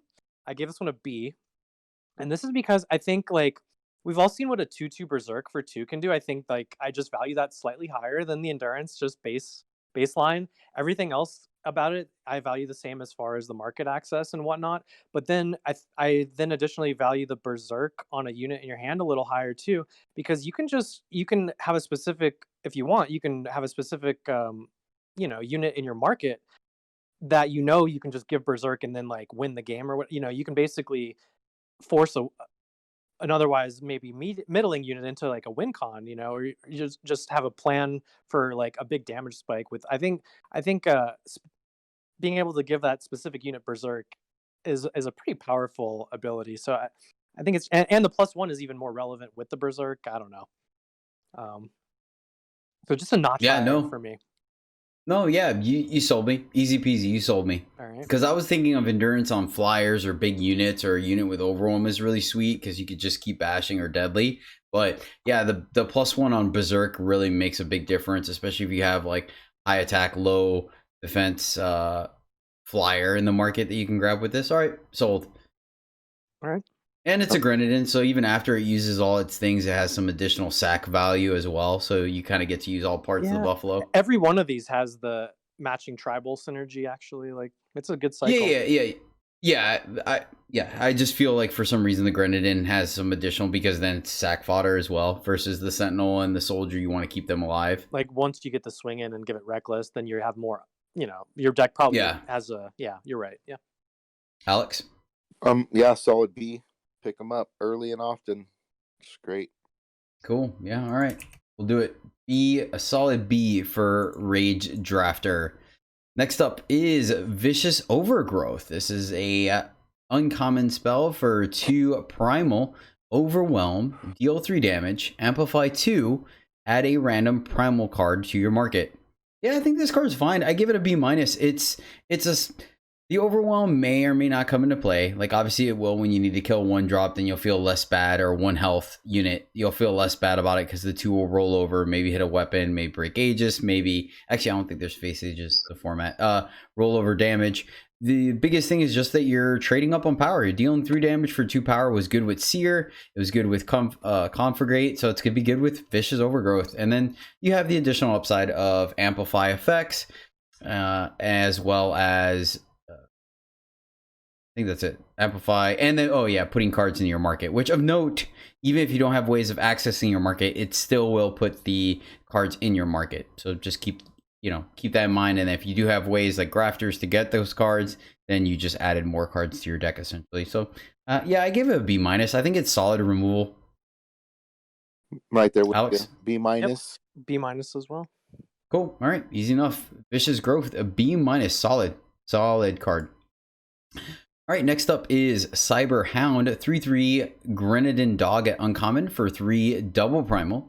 When one of your other units dies, Cyber Hound goes berserk. Fate, draw a card if you have a Grenadine. One interaction about this is that if it has berserk already and you berserk it, if a unit dies that combat, it gets berserk again. At least I'm almost, that's how the animation looked to me. I couldn't confirm it because my opponent died on the crackback, but, and I didn't bother looking at it, but I'm almost positive. It got the cross blades that you get for berserk. Yeah, you can refresh it. Yeah. Is how you'd say it usually in Eternal parlance. Thank you. Yeah, thank you. There you go. Yeah. And then, it has the 3/3 for 3, slightly more difficult to cast because of the double primal, but, it could draw you a card. John, go ahead and take this one away. Yeah, I mean, you said basically all there is to say about it, right? I just give it a C. It's a 3/3 for 3 with words that maybe matter. I don't know. I'm not high on it or anything, but it's a very playable card. Okay, now Alex? Just a little higher, C+. It's going to get berserk every game, pretty much. And when you draw a card off it, it feels really good. So it's just a Grenadine for the Grenadine deck. I'm on a C+. Yeah, I'm good with that too. I think it's going to do a little bit more than a standard 3/3 for 3. So I gave it a C+ as well. You good to come up, John? Sure. All right, Cyber Hound. Easy. C+ from the EJ crew. Next up is a card that I've really been enjoying, and Fluctuate Reality is an uncommon spell for 3 primal. Transform a unit into a random unit with cost 2 or more if it's yours, and 2 or less if it's an enemy. Amplify 2. So this card, I typically am not high on cards that do this effect, but all of them up until this point that I believe have been for 1. The fact that this one does it for 2 doesn't seem like much, but it actually is. turning your 3-drop that's not doing anything into a potential 5-drop is extremely powerful. And the other way around, if they have a strong 3 or 4-drop, turning it into a 1 or 2-drop really makes a world of difference. Heck, they play just the transform can get rid of a really troublesome rare. If they play something like the Ditro, the 5/6 flying endurance with potential for regen, turning that in from, I think it's a 5, right? It's a 5-drop, 6-drop, something like that. Anyways, either way, transforming that to any other unit, let alone a smaller one, is already going to do work. It's for 3, so a lot of times you're going to get your value off of it just playing it. The Amplify for 2 we already hit is well within reason. And then later in the game, you get away, you take out their best unit, and you have the potential of buffing your nonsense units into something relevant. And, you know, if they roll to something that isn't good enough, it was already a unit that wasn't doing anything anyways.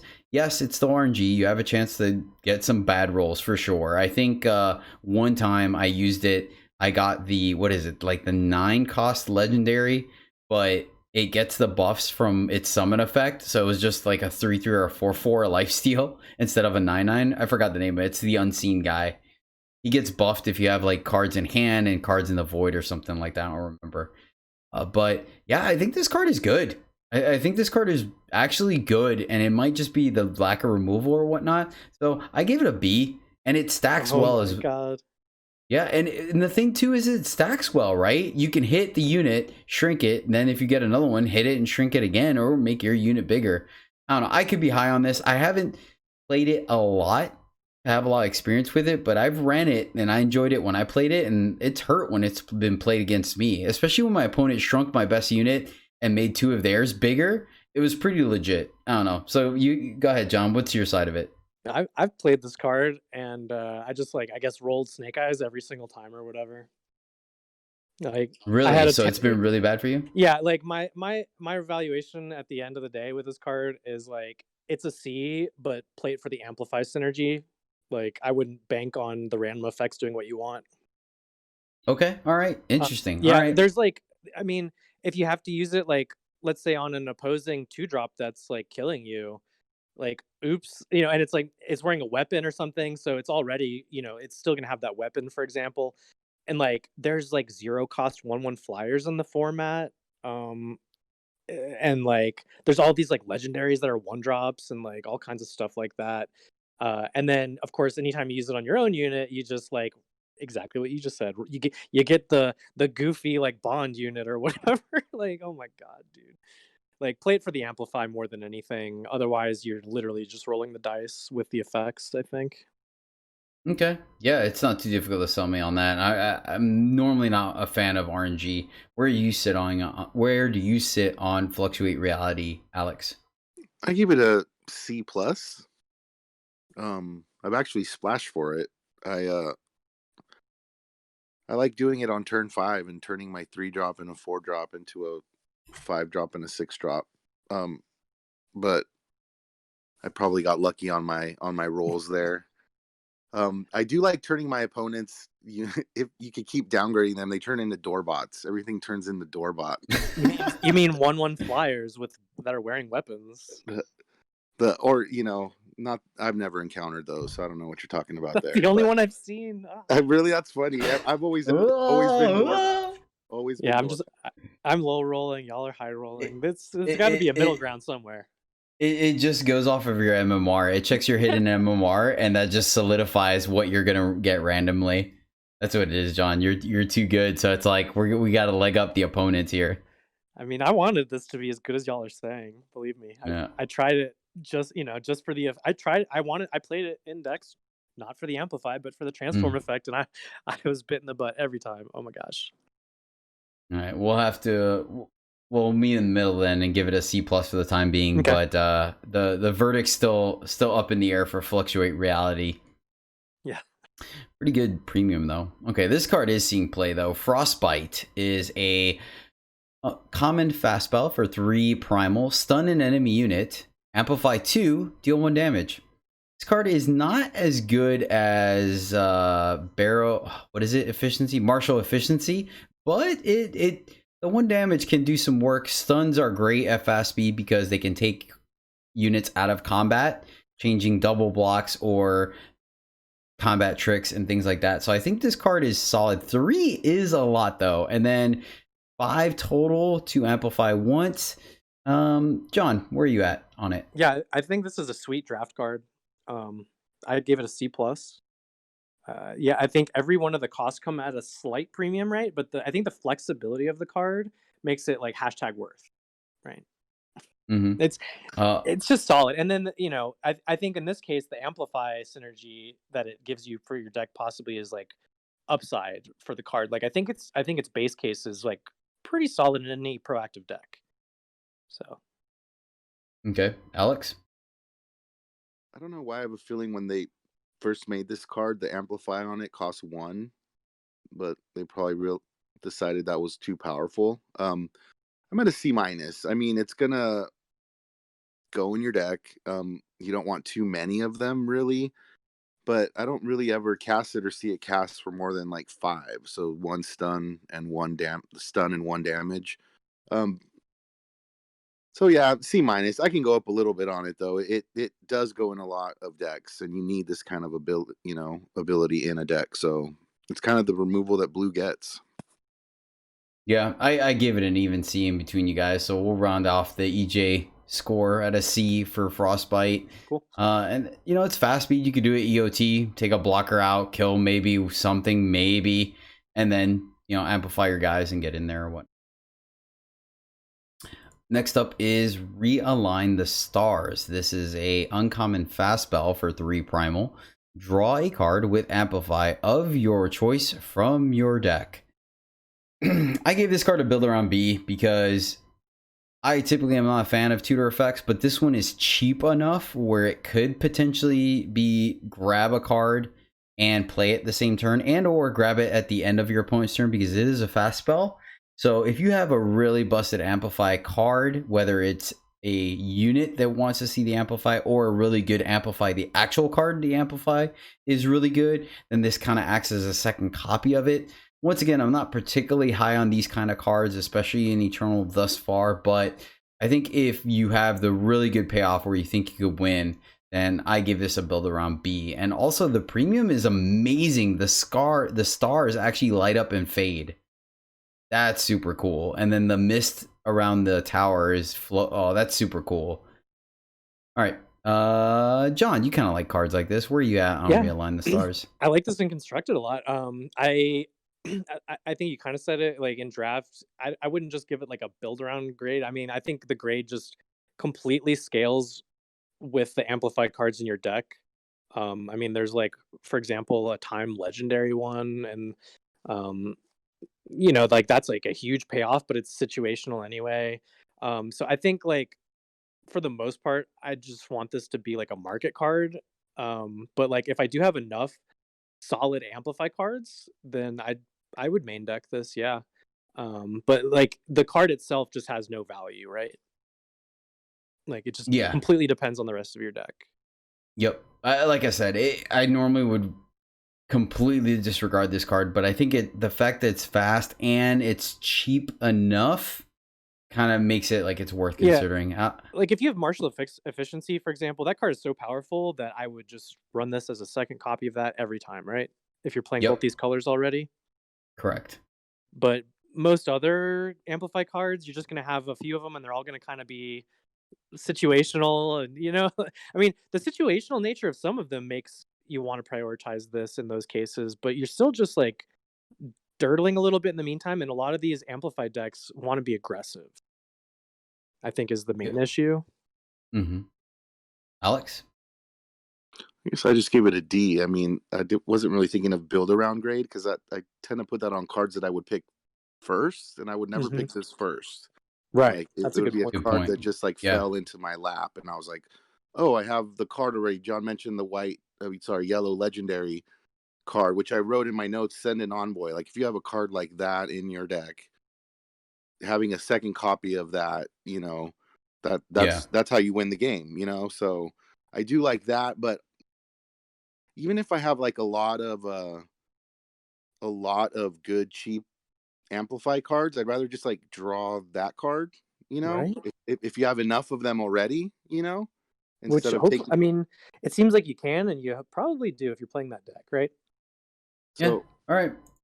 Yeah, I think you sold me on it. I'm good with a D, just all around D for it. That's You good fine on with that, me. I John? mean, I actually wrote just like F question mark because like we discussed, just straight up Yep. depends. But yeah, D's fine, whatever. All right. Yep. Realign the stars. You get a D. Moving along, Stalking Cyberfang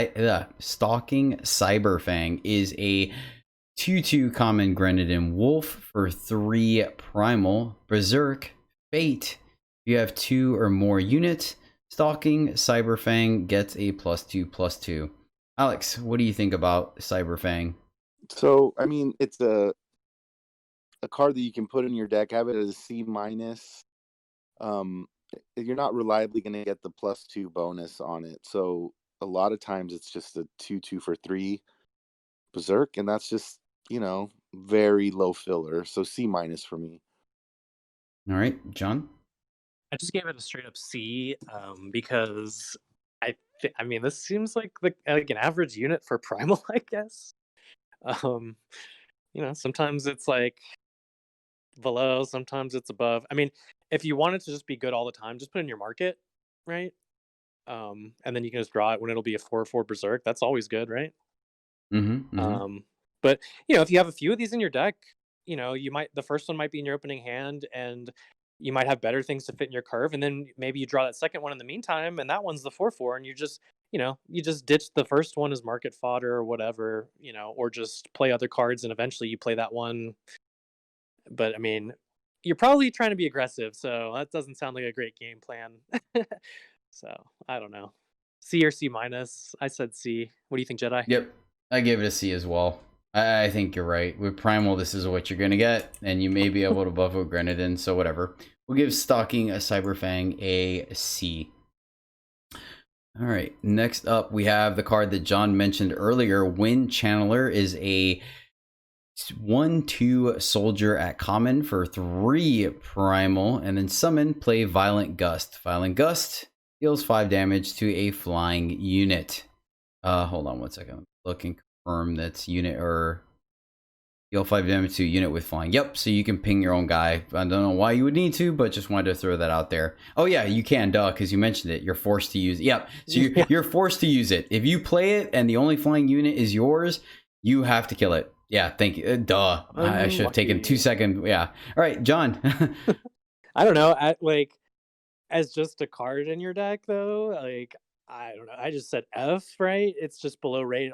It's below rate for the body, like quite below, and then it's like a situational removal card that's already a card you cut from your deck, right? Like, and then I don't know. I just said it's a market card, really, right?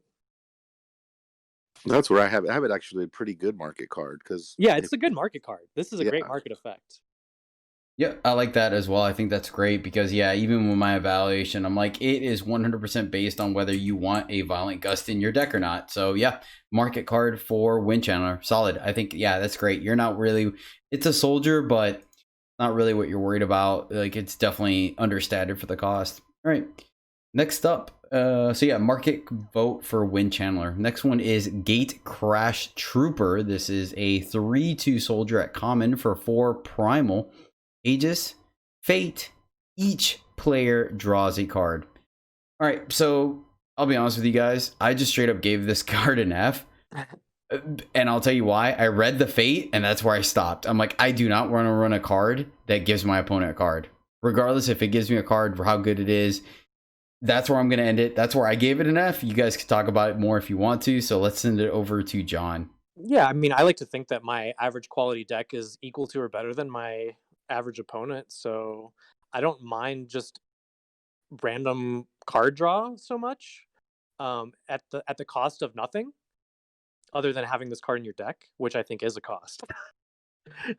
Because I don't think it's great, right? So like I'm not just against like the reason that you don't like Nightfall in draft as much because your opponent specifically gets the card, like they get that extra card first. Like you may never see that extra card because you just gave them that card they needed to kill you or something, right?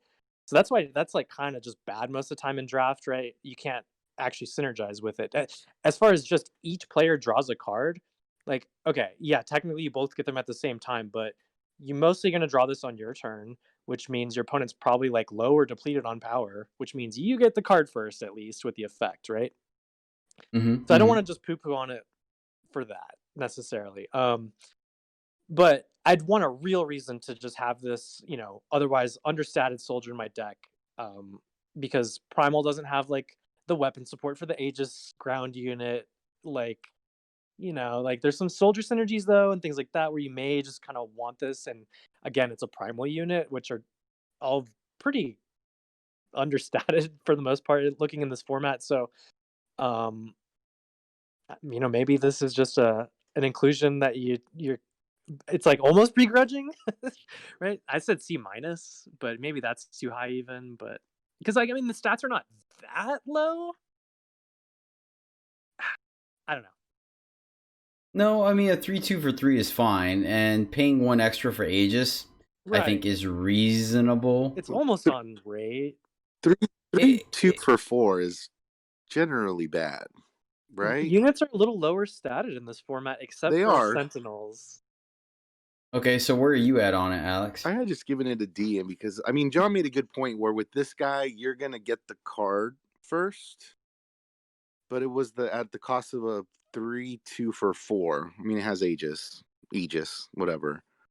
I don't know.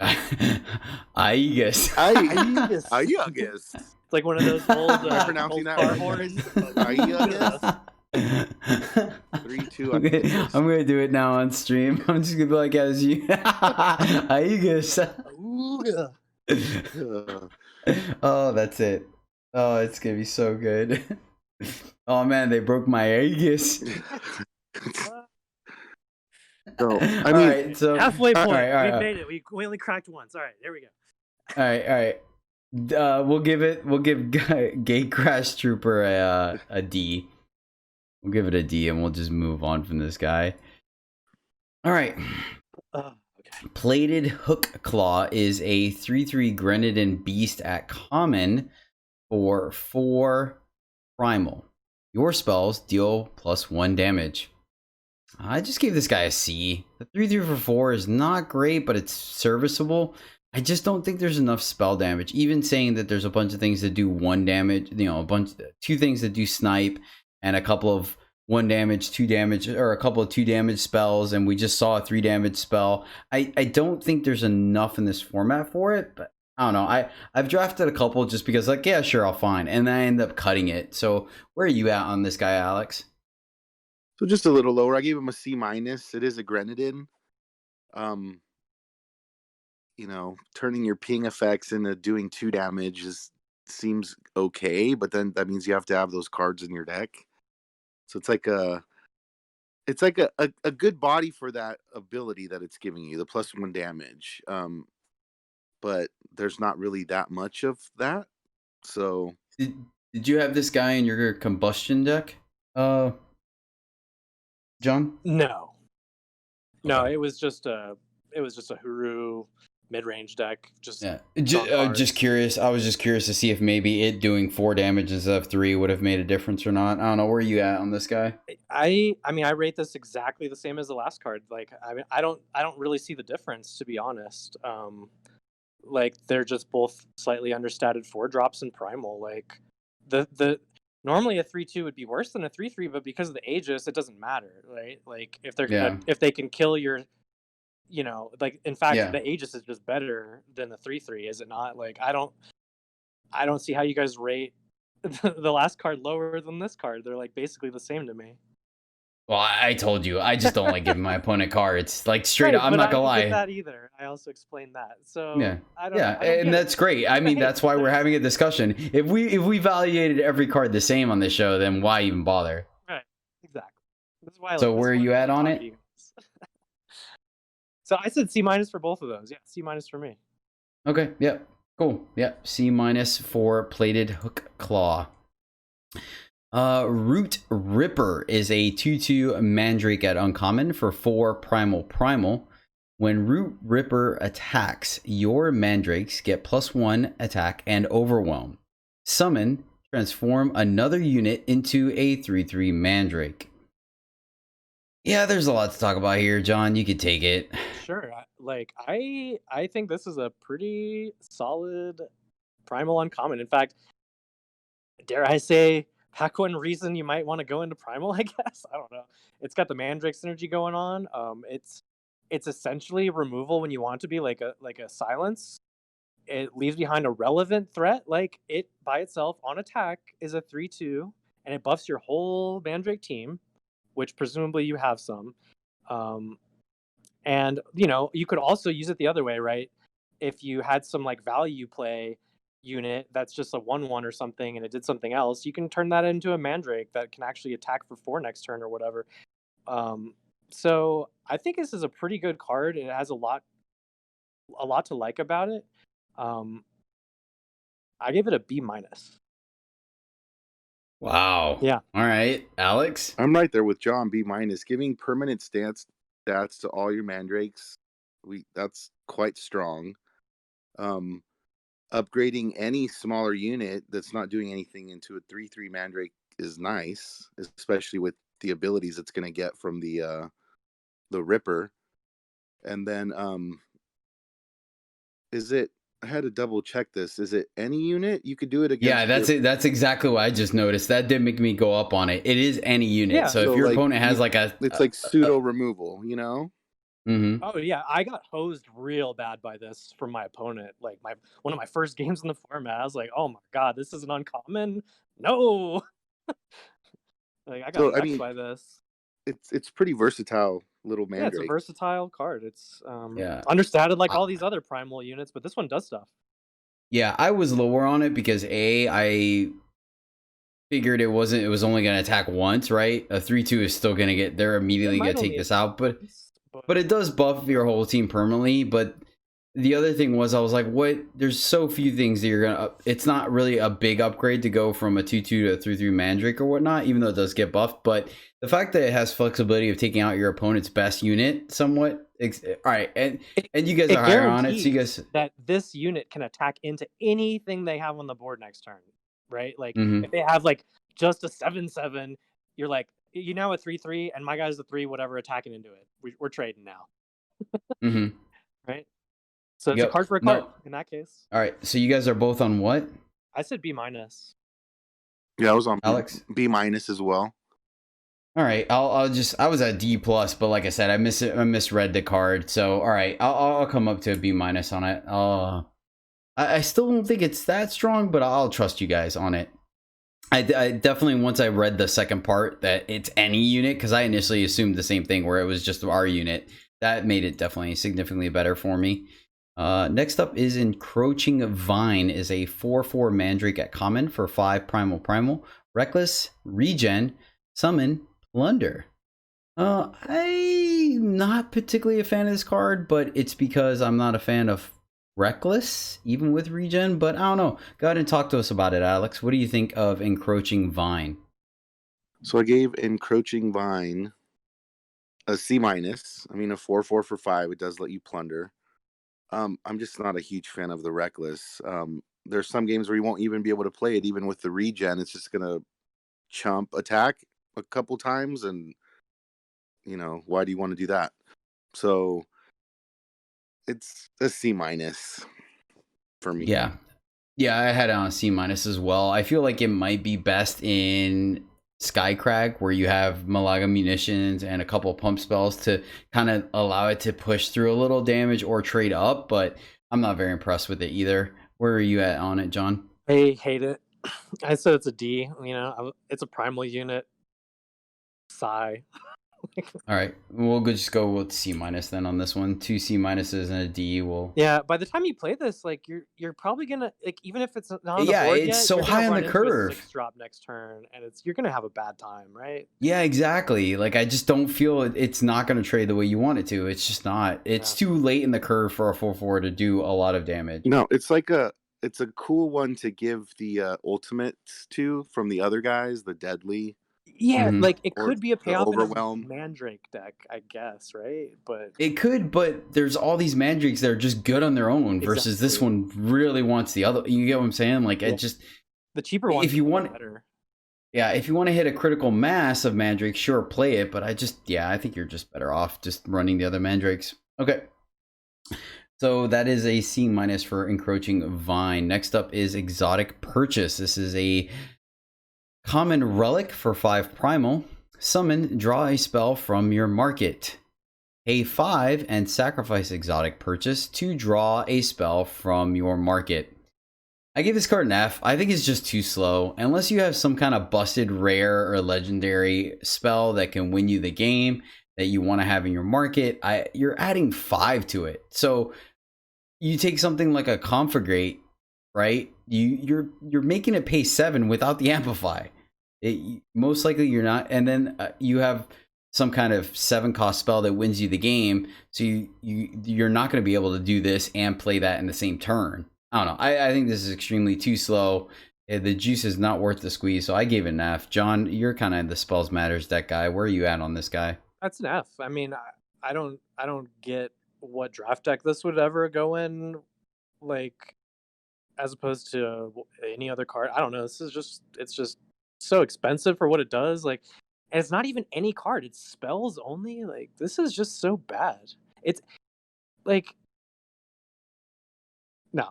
I don't want to play this. I don't think ever in the format. I can't think of a reason. Fair enough. And Alex, anything to add? Yep, I've been trying to find ways. I always end up with 1 or 2 of these in my pool, and and yeah, it's never made it in the deck yet. So not even a D, right? That's an like F. The opposite of exotic. It's extremely common. It's like, yep, has a fancy lock. Flavor fail, whack. No joke. All right, moving right along. That's a big fat F for Exotic Purchase. We have Maveloft Quartermaster. This is a 3/3 Elf Soldier at uncommon for 5 primal. When you amplify a card, draw a card for each amplify. So of note, again, remember, it does not count you casting the card initially. It only cares about the amplifies. Hey, drawing a card is one of the best benefits you can get out of a card.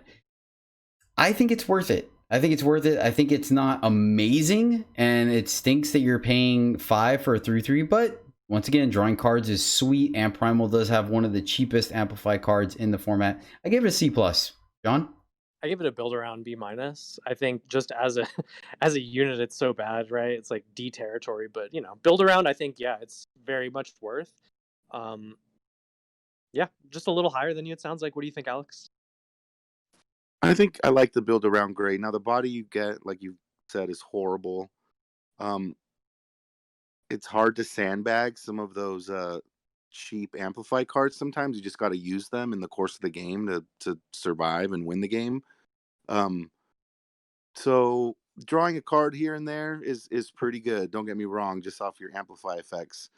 I gave it a C- because of how fragile the body is for that cost. But you guys can talk me up a little bit on it. I think I can go with C+.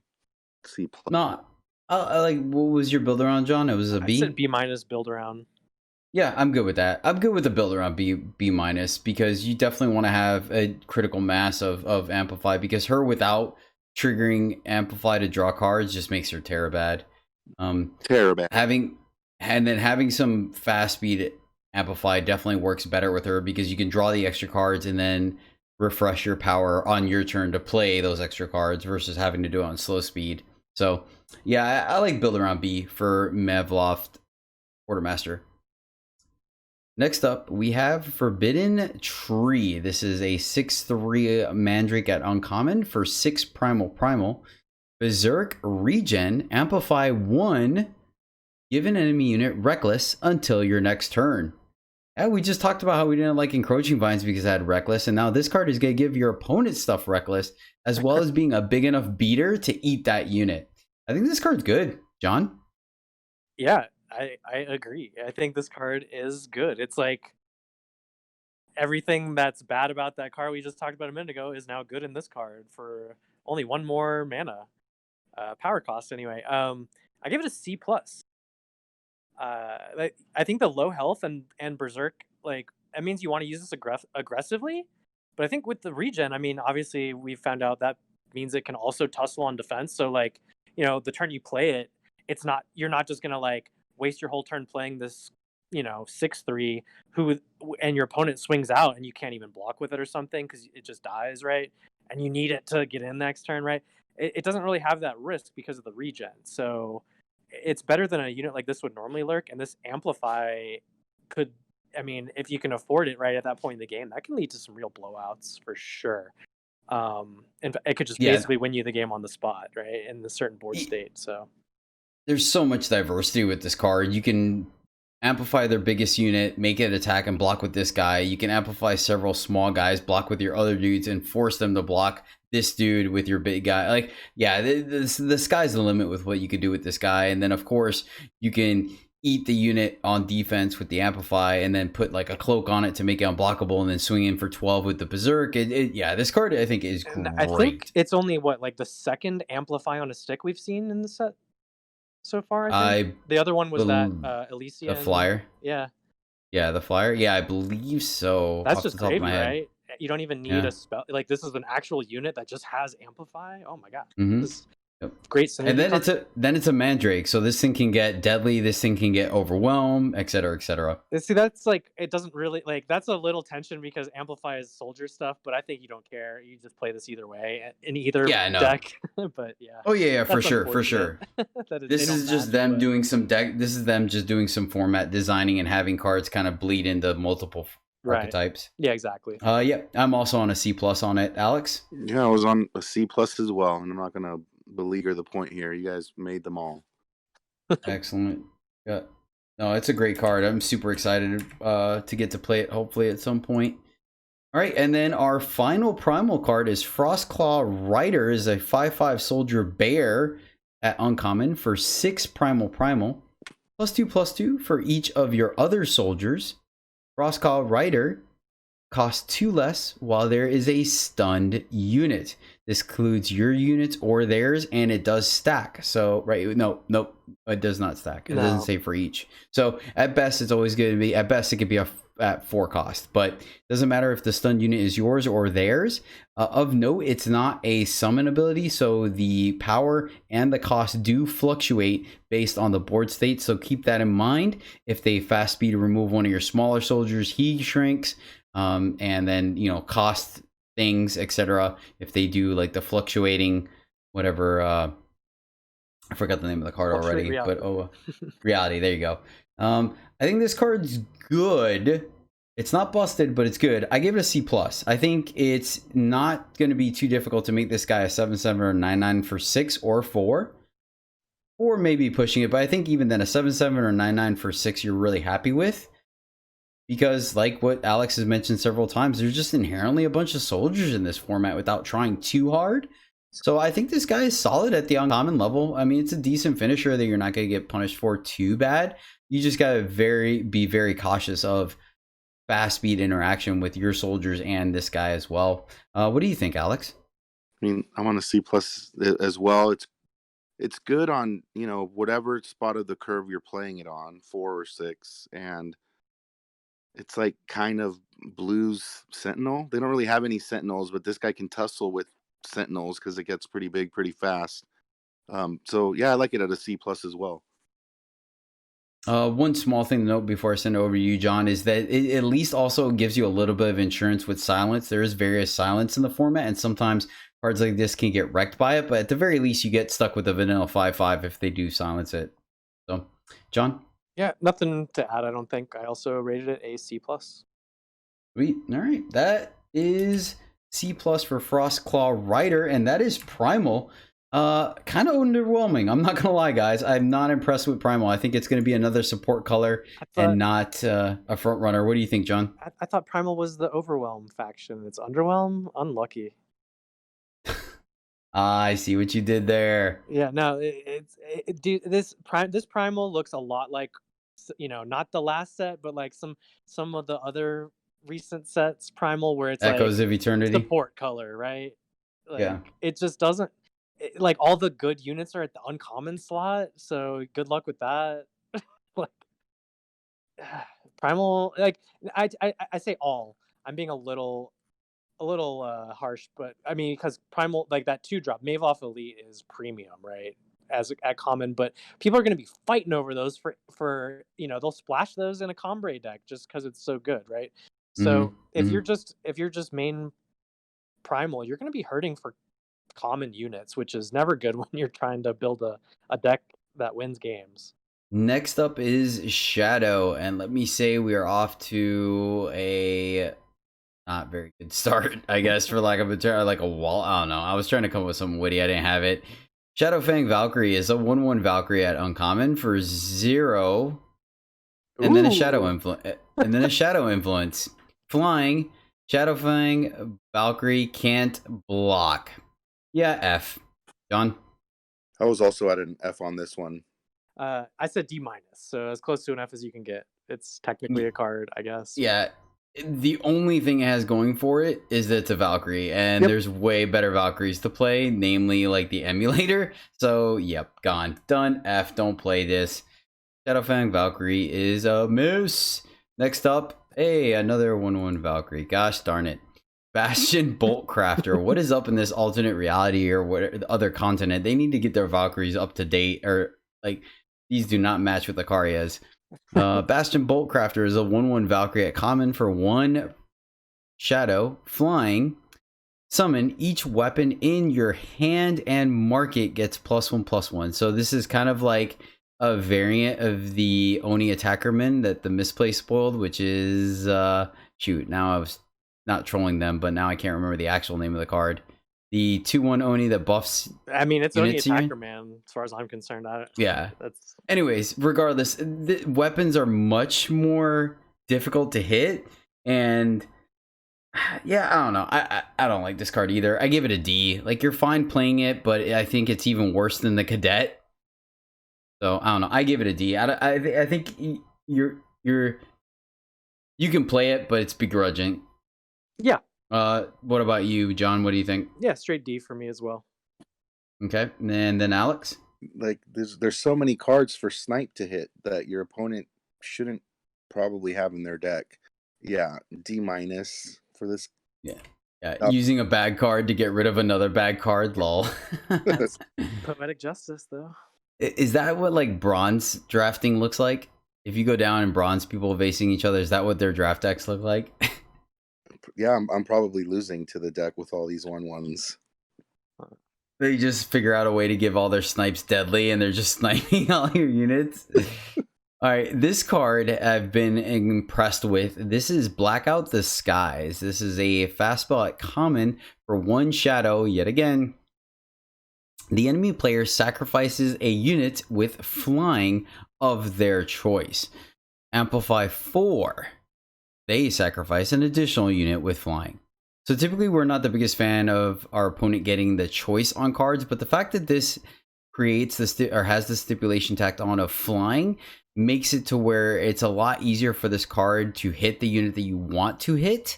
It's a very strong card when you're trying to kill your opponent with the flyers deck, so you're getting the kind of units that'll block your guys out of the way. Amplify 4 is extremely expensive. That definitely means you're not running this in your Amplify deck.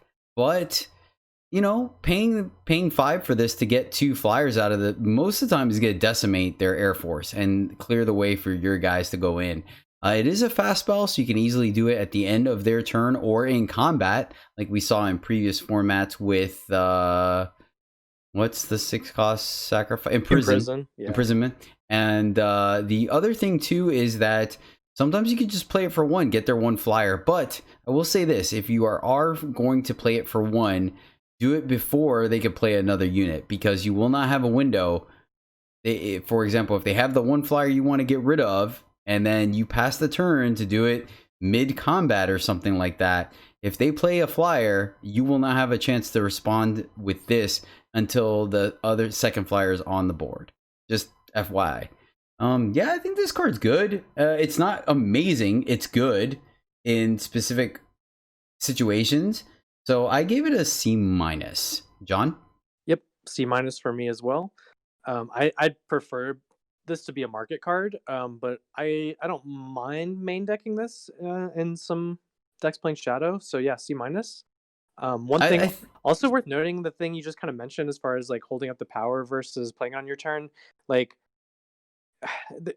even if you're like, well, I have 5 powers, so if they play a flyer, I'll just amplify anyway. Think about, humbug nest style things, right? Summon 2 flyers. Like, although I guess technically with that there is a response window in that case, but then you again only get the one. I don't know. Yeah, you're right. You got to be careful with the timing. Is worth noting, definitely. Yep. I mean, I think it. Yeah. Solid. Alex. Yeah, I don't think if I would have had not had a few drafts under my belt, I would have just almost completely disregarded this card. But now how I've seen it play out, if you're taking out 2 flyers, that's pretty much all of your opponent's flyers. Most of the time, the flyer far I've encountered is breaking the stalemate of all the ground creatures. So there's like not too many of them. Usually it hits what you want to hit. So it's impressed me. It's gone up to a C for me from what I would probably given it a D. So Nice. Yep. Sweet. So C- for Blackout the Skies. It's definitely one of those cards that was easily to misconstrue, but it's good. It does work. Next up is Darkwater Vines, and I am going to admit I am not on the hype of this card yet. Darkwater Vines is a 1/1 Mandrake at common for 1 shadow, regen, and then ultimate. When any player discards a card, Darkwater Vines Darkwater Vines gets +1 attack, and each player discards the bottom 4 cards of their deck. Of note, I didn't realize, because it's a 1/1, I never really paid attention, but if you look at the artwork, there's like this thing's huge. It's like the size of a like, are you seeing it? Yeah, there's like a man down there, and there's like a little dude. Yeah, he's tiny. He's like the size of one of its teeth. Guy. I think that's a misinterpretation of art for sure. This does not look like a 1/1. Well, what if that's like Ant-Man though? I mean, he's like huge in the draft queues. I give it a C-. The 1/1 regen, the regen helps. Yes, it does trigger an ultimate. Like, it goes with Shoal Dredger that we'll talk about, to discard a card, to trigger, to discard more cards. There's like some synergy there. I'm still a little skeptical about the 1/1 for 1 though. I don't know, John, where are you at?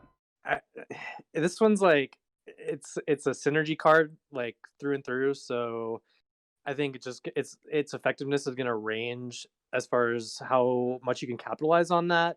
But I don't think the fail case is like all that bad, right? So I think it ranges between like C- and C+. So if you want to build around C+, or just average that to a C. Yeah, I feel like the discords and chats, the stream chats, just feel like this card's the bee's knees, and they're like, oh, I'll take everyone I can get, and I just don't see it. I mean, I see it in constructed. Constructed, it's busted, but in limited, I've just not been impressed with it on either side of the board. Alex, what about you? It's so easy to make it at least a 2/1 with regen for 1, which that's like very playable. Yeah. Oh yeah, for sure. I'm just not very scared of this guy if my opponent plays it against me. D+, I guess, because it has regen for me. Okay. Okay, so we'll average it out at the C-. That's fine with me. Yep. So Darkwater Vines, you get a C-. Next up, Razorbot.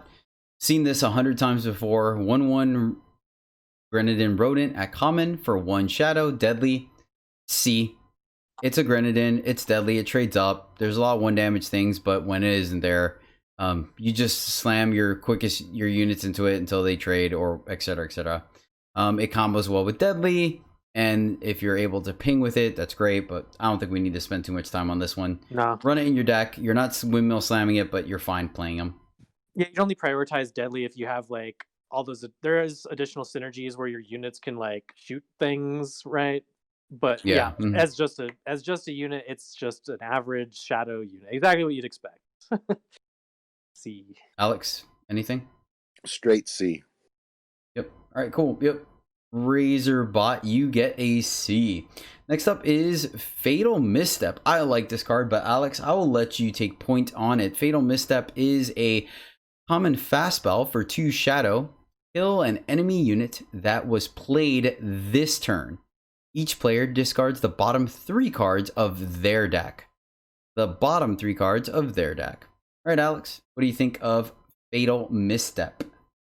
I think it's a pretty good removal. Your opponent can play around it a little bit. The way I play around it is if I think they have this in their hand, I just try to get them to use it on a lesser unit of mine.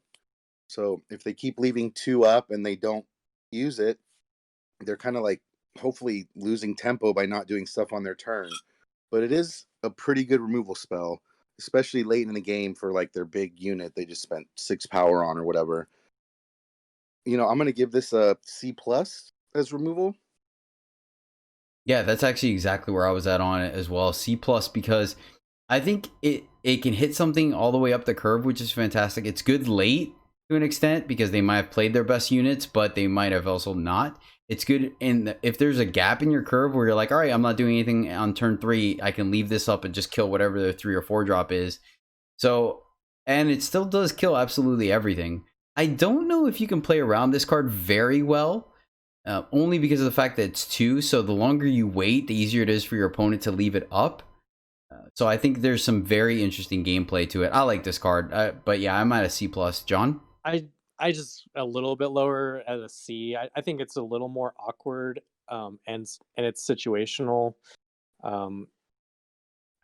It's the kind of thing where every time I snap it off, next turn they're gonna play the thing, and then I'm gonna regret it, right? It's definitely playable removal though. But yeah, it's too awkward for me to prioritize it any more than most other cards, so I just rated it a C. I think like it would have popped off last format with like that Xenon play on your opponent's turn deck, because then there would have been no cost to holding this up like every turn. But that's not supported nearly as much now. See, and the thing for me is that I think there's enough predicting in this format that you can definitely time out when it's a good time to leave it up or not, right? Because, for example, everyone's running Okessa's Audience, so you know that they're going to have the 5/5 to play on a turn, right? Because they pop the Okessa's Audience. You see fate triggers, or I think we're starting to get a slight understanding of what are the top wanted lists in the format. And so if that's the card that you're worried about, that's the turn you leave it open. Does that make sense? Mm-hmm. So I think yes, it is random, and I think there's a cost to leaving it open. But I think there are times where you're like, okay, I can deal with anything they play on 3, but if they play the plate whatever on 4, the barricade or whatever, I need to, you know what I mean? I think there's a way to mitigate the randomness of it, but. Yeah, so 2 C+ and a C+ or a C. You good coming up to C+, John? That's fine. Sure. All right, cool. Begrudging, geez, John, you're like, fine. I mean, I hesitant. played this in my deck and it was so medium. Like, it's just another one where like I've already come down on it from like where you guys were at because I played it and I was like, ugh. See, and it continues to perform well for me. Yeah. So it's just one of these like, it's just situational removal. So. let the record show that John Julio has declared Fatal Misstep a straight C in contradictory. Oh gosh darn it! Whatever. We'll move on. One portion of a grade lower. All right, that is a C+ for Fatal Misstep. Next up, we have Metabot Station. This card I was low on, and I came up on after playing it. Common Relic for 2 Shadow. Summon, play a 1/1 Grenamender, and again, Grenamenders are 1/1 Grenadines that when they die, entomb, you gain 3 life. Pay 4 and sacrifice Metabot Station to play another 1/1 Grenamender. Yeah, this card, deceptively good. You're paying 6 for 2/2 worth of stats that could gain you 6 life, but it's 2 bodies off of 1 card. It's Grenadines that are relevant. It changes races. They chump block very well. You have Grizzly Contest, Combust in the format. They're deceptively good. I thought this card was just filler, but man, I really like playing at least 1, sometimes 2 of these in my deck. Yeah, I don't know, John, what do you think? Yeah, like I agree that it's deceptively good and that I thought it was like D minus, but it's like more like a D as just a card, or like I thought it was like a D plus as like a build around. No, but like, as a build around, synergy card, it's like a C, which is way higher No, than I ever thought it would be. no, you're right. I don't know why I gave it C plus. I'm not sure. Thinking about, it, I'm like, it's definitely not C plus. I'm not sure. You're right about, like, it's just pure value card. It's a role player. It's not going to win you the game or anything like that. It'll buy you like a turn maybe if that's if you're at that point in the game. But that's not a good card, right? It's just a straight up synergy card. I don't know. You should know if your deck wants it. Like if you're thirsty for that sacrifice fodder or the relic in the void synergy or whatever. It's a great flavor card. I think maybe one of their best they've done. Like all it does is kind of like gain you life. It's like the guy comes down, he can block, gain you a bunch of life. Gains you a little life when he dies too.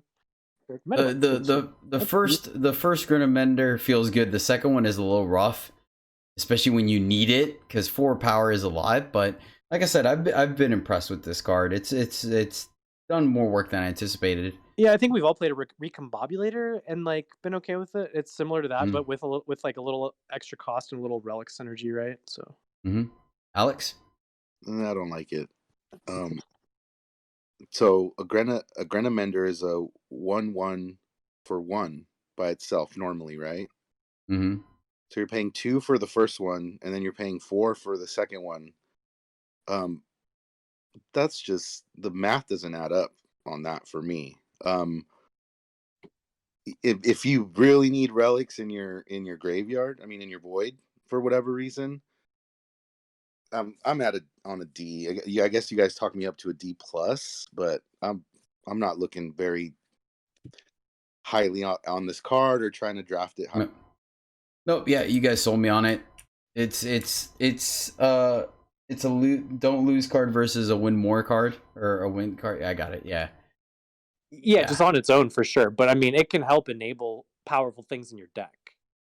Oh, without a doubt, and that's why I like having. But I'm also not windmill slamming 3 or 4 of them either. No. So that's why, yeah, I think you guys sold me on it. All right, we'll do a D plus for Metabot Station.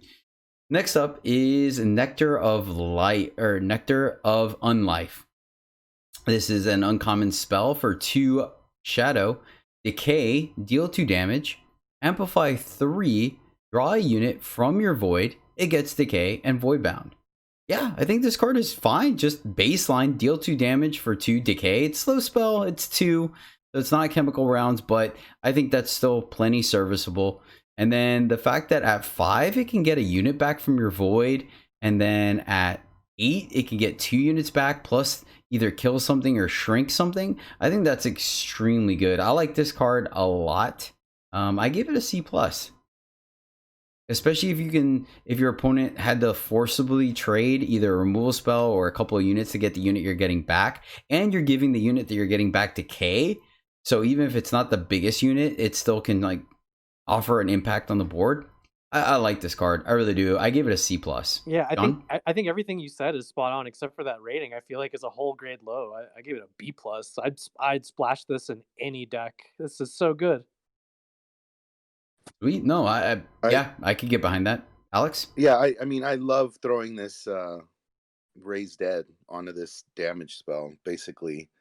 And then giving those units decay. I mean, it's not going to pick off something big, but it can permanently neuter a bigger unit. And I'm not quite as high as John, but I was a little bit higher than Jedi. I'm on a B- for this card. Yeah, no, it makes sense. You guys sold me on it. Plus, later in the game, you can get back your best unit, and then the 2 damage from the decay still does something. Yeah, you're right. It scales so well. I mean, yeah. The B category is for splash cards, right? Like, I'm literally splashing this in any deck. No, yeah, that makes sense. We'll go with the B-. You guys are right. I think I just always when I was playing it in slightly more aggressive decks or milling myself. So I was doing it on turn 5 where it was just okay. But yeah, you're right. You guys are right. It's good. I like it. And I didn't even think about splashing. I haven't gotten to the point where I'm splashing just yet. I've splashed in 1 deck, but the deck had 3 tokens and 4 bannermen or something ridiculous like that. Yeah, those bannermen are flowing. Oh yeah, and please, by all means, I like it. They're soldiers and they go in every deck. Like, just keep passing them, people.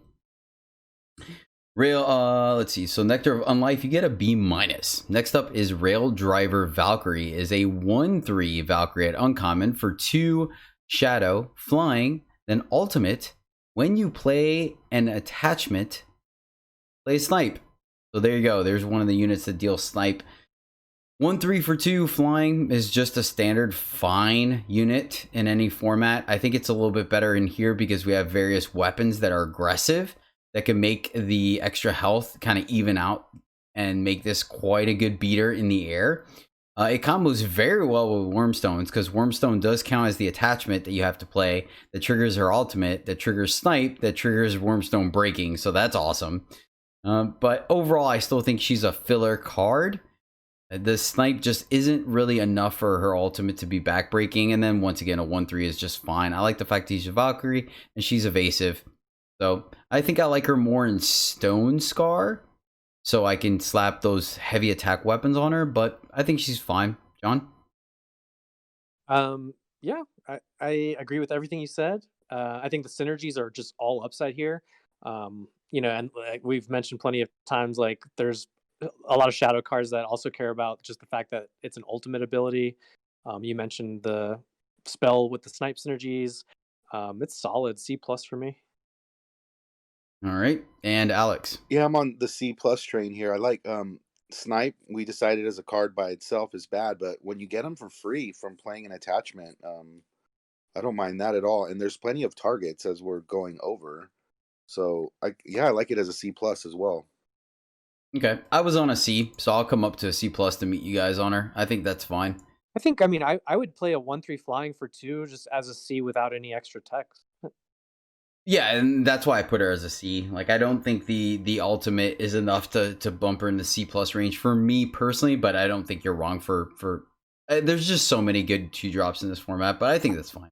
I definitely played this and I killed something like every time with that Snipe. That usually kills something. It's nice. Nice. All right, next up we have Roto Scavenger. This is a 2/1 Grenadine dog at uncommon for 2 shadow, decay, and then when you sacrifice another unit, Roto Scavenger gets +1/+1. If it was a Grenadine, Roto Scavenger deals 1 damage to an enemy. And of note, once again, it has decay, which will tack on to that 1 damage. John, what do you think about Roto Scavenger? Yeah, again, it's like similar to the last unit. Like it's basically just on par with most of the base stuff, and then it's like a lot of upside there. So I rated this a C+ as well. It's a reasonable 2-drop with upside, so that's C+. Alex? Well, it's like a 2/1 that you don't really want to attack with if it's gonna die. But it's still a nifty little unit. It's a lot going on for a 2-drop. It's 1 damage to enemy. If it was a Grenadine, it would do it. It would keep the +1/+1 if you sacrifice another unit.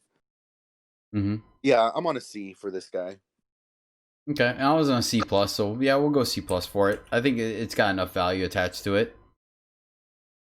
Fair enough. This is a card that I feel like I'm high on. Maybe it's because I like drafting Shoulder Edger that we'll talk about, but I think it goes good with a lot of cards, and it has Plunder. And this is Shadow Walk Cloak. This is a +0/+0 weapon at common for 2 shadow. And unblockable. Summon, Plunder. I mean, the pretty straightforward card. You put it, I think if you slap this on anything that has 3 attack or more, you're doing good. Anything, you're sitting at 4, 5, 7 attack. This thing is just going to be a super fast clock on your opponent. It goes well with the bashers that we're going to talk about later. The barricade bashers was shoulder dredgers. And yeah, it's got Plunder. So in a pinch, you can run it out there on your 2-drop and 3-drop. Not feel too bad about it because you're going to make the small unit unblockable, but it's still going to be able to get in damage. But then Plunder will clean up your draws so you don't feel like you just wasted it. I like this card. I gave it a C+, which, wait, nope. I did give it a C+.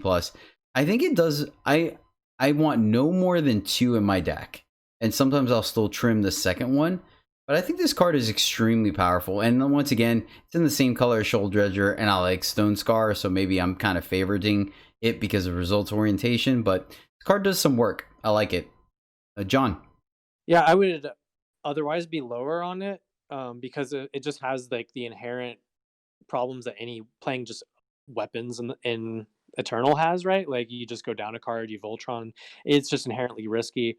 But this is like a lower removal format, so it's like, that kind of is mitigated slightly there. And then like you talked about the plunder, like I value that basically at half a card, so that mitigates the downside as well. So yeah, I'm higher on this than just an average, weapon that just grants the battle skill unblockable, right? I think it's a C for me. Okay. Yeah. Yeah, and so just for clarification, what John means is just the fact that you're putting this on a unit. Then if they get rid of the unit, you wasted 2 cards for their 1. Right. Alex? And then the plunder makes it kind of like it's replacing itself, kind of. Kinda. So it's like it's like a card that I normally wouldn't want to put in my deck unless you have some of the synergies Jedi's talking about, with big units or whatever. Mhm. But yeah, that's I don't mind it so much, and I'm right there with the C. All right, cool. Easy enough. I'll come down to a C. I'm all right with that. Like, it is kind of difficult because it doesn't add any attack. It's just strictly evasion. So, yeah, I'm good with the C for it. All right, sending it back over to you, John. We have Shadows Grafter. This is Vine Grafter. This is a 2/2 Mandrake at Uncommon for 2 Shadow. Regen. Ultimate, pay 3 to swap a card from your hand for a Shadow card or Factionless card from your market. Then give a unit in your hand +1/+1 and regen. John?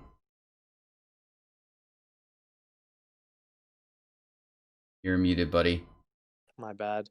Yeah, I think I went B minus B plus, or sorry, B minus B on the other two, and then this one I think is the best so far at a B plus for me.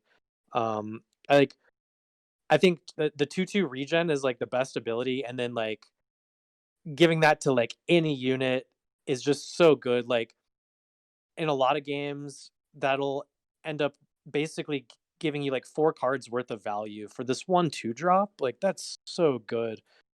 Um, and the lower cases, the worst cases are not going to be that bad at all. Like we talked about these grafters plenty already, so I don't want to talk too much about all the basic grafter stuff because there's no real differences there. It's just the battle skill. And yeah, it's a lot of games in limited come down to resources, and this is like resources on a stick. And you know what I mean? Like I don't know about you guys, but I've found regen to just play out pretty great in limited. Like it basically acts like an Aegis in a lot of ways in a lot of games. Yeah. Yep. It's really strong. This thing in of itself will keep the ground, or prevent two drops and some 3 drops from getting in there, trading for 2 of them, and then you put the regen on an even bigger unit, and it's just gonna And man, escalate from there. it's also a Mandrake, which has so much support to get it back. It out of all of them also cares about the fact that the ability is an ultimate more than anything. So this one's like also got the synergy package going on. Right. John stole my one comment I was gonna make about. Sorry, bro. No, it's all good. Yeah, it's like a built-in ultimate for all your other mandrakes, and the regen ability is just great. I'm on a B plus as well. All right, easy enough. You guys said it all. B plus for Vine Grafter. All right, this one should be another easy one. Yay. Orin Taxation is a common spell for 3 Shadow. Lifesteal. Deal 3 damage to the enemy player. That's it. Doesn't go to any unit. It just goes to the face as lifesteal. I think this is an F. It's not worth a card. I can't imagine. Yes, you can aggro your opponent down to 2 or 3 and then use this to finish them off, but I think that would still happen if you just had a card that does something in your deck. So I'm on an F on this, John. More like RN Waxation, am I right? Oh, I like it. Nice. F or just market card? Like, yeah. Not even. Don't play this. I mean, it's fine as a market card. Oh yeah. Okay, yeah, fair. Yeah. No, that's right. Yeah, you cash in like your 10th or 9th power, and then okay, fair. You got me there. That's fine. But don't play this in your deck, please. No. Okay, I'll throw the market. Alex? I mean, why can't it just be uncommon and say any target? Right? I mean, Shadow seems pretty good overall, so maybe it was a balance issue. I don't know. No, I mean it's just a skill check. That's all. They have to put some cards in the format that people shouldn't play, and this just happens to be it because Yeah. there's too many similar effects. No one's So played one against me yet, so that's a good sign. We have a skilled player base. this is probably gonna be the reflection of this set. Yeah, exactly. All right, moving right along. I finally tried this one for science, and my theory crafting was correct. Explosive Potential is a uncommon spell for 3 shadow. Give a unit in your hand plus attack equal to its cost, i.e., for example, if you target a 3-drop with this in your or 3-drop, it will get plus 3 attack. It doesn't care about its current attack, it doesn't care about anything else except its cost. So you can have a 1/5 for 5, it'll give it a plus 5. You can have a the 5/2 Arachnid for 2, it'll just get the plus 2. And then it has Amplify 1, which we do like. Give an additional unit in your hand plus attack equal to its cost once again. Of note, it does say additional, so this does not stack on the same unit. This card is just straight up too slow and too clunky. It causes you to play awkwardly, mess up your curve. I think just doing it for 3 is not good enough. You want to amplify it on at least 2 units, so then you're sandbagging 2 units. It just, I don't know. This card has not impressed me. Doing it on your 2-drop gives you a plus 2. So you really want to give it on something bigger. I gave it a D. I just don't like this card. I don't know, John. Yeah, I hate it as well. It's slightly better than the last one, I guess. So I give it a D minus. Also, I just said it's a market card. Like, I would never main deck this. Like, Shadow doesn't care about amplify. It doesn't, and like the attack power matters deck was in the last format. I don't know. Yeah, it's not like Shadow's hurting for attacked units, No. like heavy attack units. So kind of feels almost like a win more card at that point. Very but slower. much. Yeah, I mean, Alex. yeah. I mean, can I just give it an F? Yeah. All right, cool. Well, we'll go down. Everyone will give it an F. John, you're good going down to an F, right? F for market, yeah. Yep. Explosive Potential has no potential at all. Hoarding Builder is a 2/2 tinker at common for 3 shadow. Summon, put 2 cards of your choice from a player's void to their market. I think that there's enough units in this format where you're trying not to play a 2/2 for 3 that essentially does nothing. The only corner case I could see with this card is that it 2A, it stops your opponent from reanimating the cards, like recurring them with the unlife, and or you're shrinking the shoal or increasing the cost of the shoal dredgers, but not every deck is going to have those 2 cards, so I just don't think this card's worth it. I give it a D as well, and I'm willing to go lower. Like, I give it a D because sometimes you're just going to need bodies. Right. So you can play this guy as a body, but the summon effect I think is irrelevant, and then it's a tinker, which is 100% an irrelevant unit type. Right. So this card just has all kinds of bad on it. John? I said D as well. Yeah, at least it has stats, right? So you'll be grudgingly play it. It's. I mean, you could be happy with it as a market card because you can kind of see like when the opponent's setting up some void stuff, and maybe you get a chance to like hate in time with this. So sure, market card, but yeah, if you're main decking this, you're doing it begrudgingly. See, even that, I feel like if I have a market, there's better things to grab out of the market than this guy. You hope so, but man, I mean, sometimes it's all in your main deck, and this is just what you got. Maybe. Alex? Sometimes you just need something to not get ran over. D minus.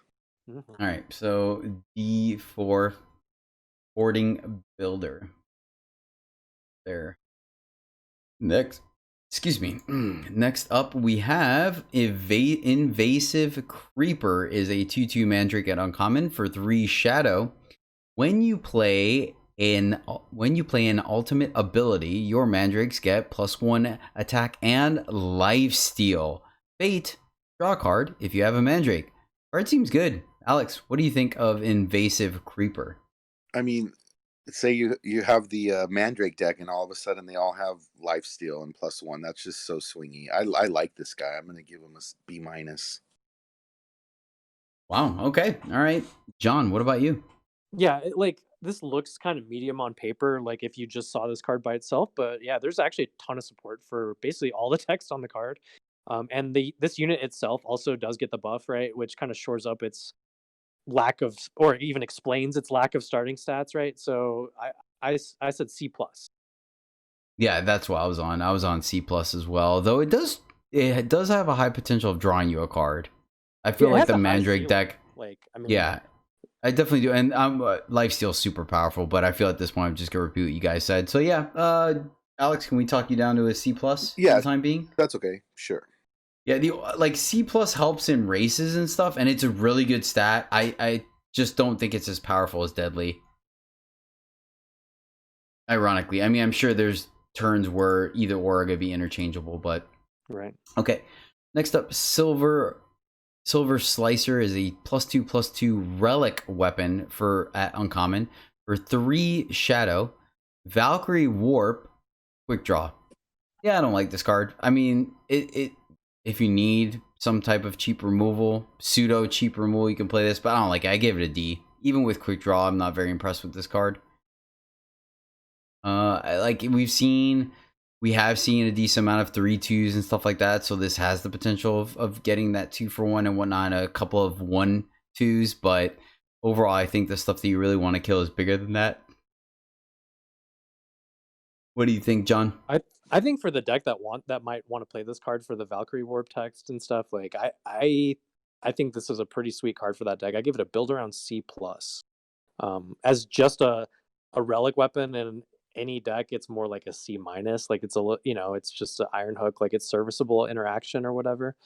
But I think there's actually some upside here, and like I'm excited to play a deck in this format to really try and make use of this. Honestly, I think it looks like a sweet build around.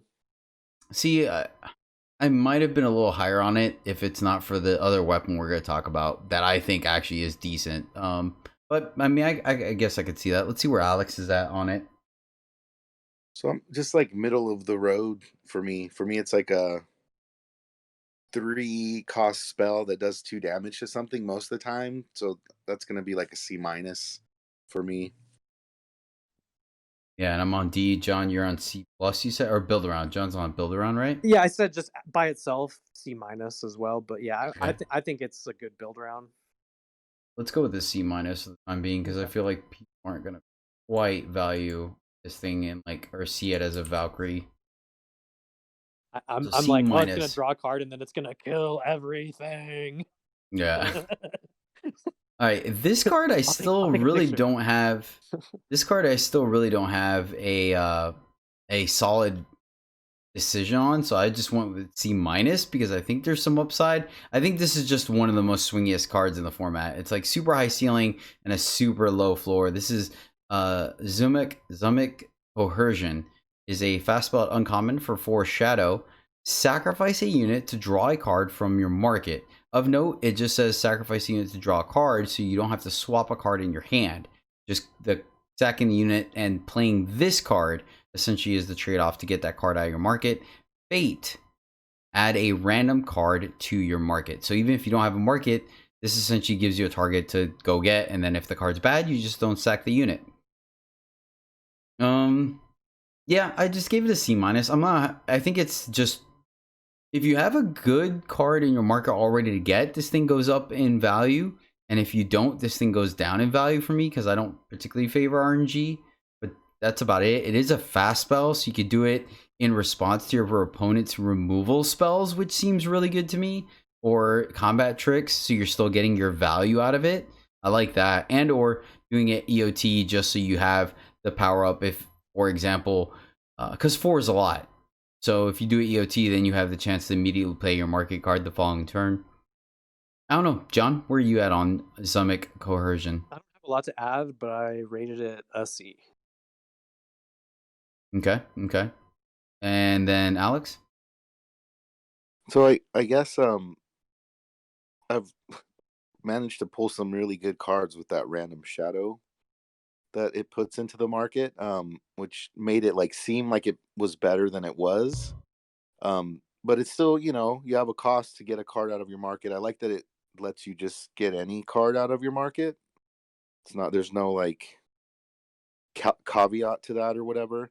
But I'm on a C- for this card. Dude, I want to play on your account, man. You're high rolling all this freaking RNG stuff like a champ. All right, yeah, we're all on C-. So Zummit Coercion gets a C-.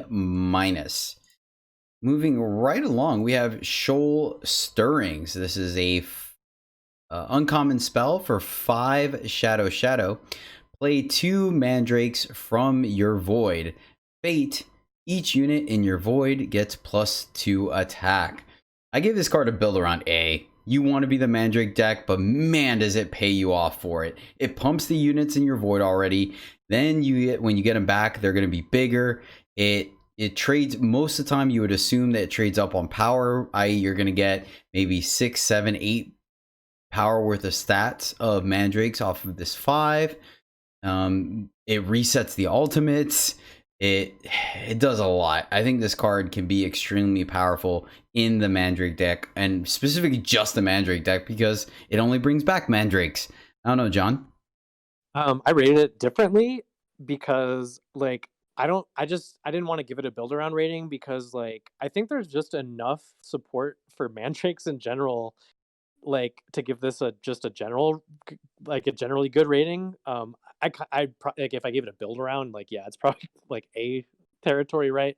Like if you're just very much in that deck. But I just gave it a B- grade, just in an average deck playing Shadow. Like you probably have enough Mandrakes where at least one of them is going to be playable, which that's already like on par, like as far as the rate, right? Paying 5 to play a unit from your void, and it doesn't care how big it is, right? So even if you don't hit both Mandrakes, I think it's still probably worth it.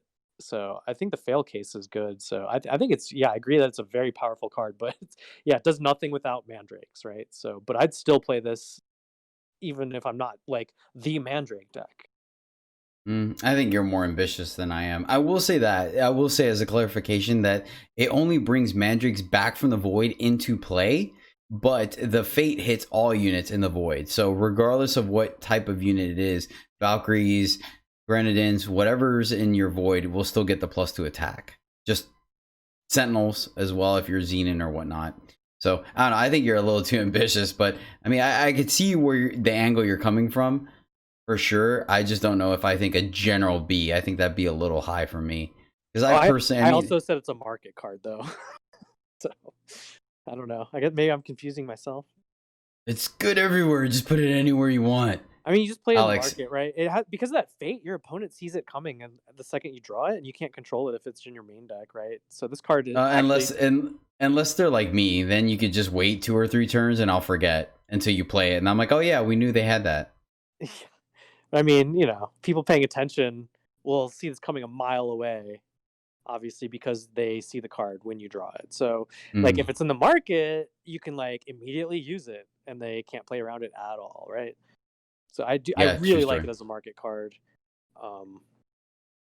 But, okay. Yeah. Alex? Yeah, the fact that it has fate, like, you can't just, like, be super aggressive with your units and just expect your opponent to block, the way you want them to and stuff, and then just bring your Mandrakes back. But I was curious about how many Mandrakes. I mean, there's got to be a threshold then of how many Mandrakes you would need in your deck if it's not a build around, right? Like, is it? I think I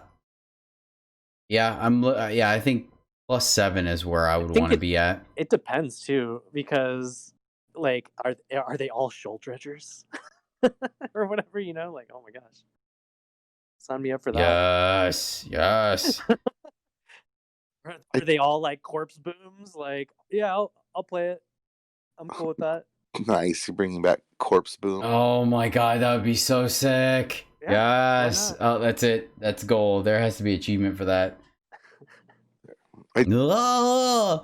And then your soul dredger or your corpse booms have overwhelm and deadly from the other mandrakes. Yes. You got past like 3 corpse booms in a row or something the other day, didn't you? I know, and I wasn't even in the deck either. It was so annoying. I mean, I audibled into it, but yeah. Man, you could like do some funky stuff at that point. You just discard them and just stirring them back and not even play time. Who cares? All right, so what are we giving it, Alex? Market, build around?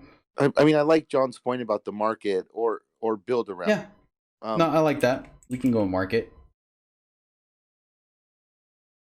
Go ahead. What were you gonna say? Well, I was just gonna say it does require some amount of build around. I don't think just saying it's a market card is not really consistent with other things we're saying are market cards. So I guess we give it a build around rating, right?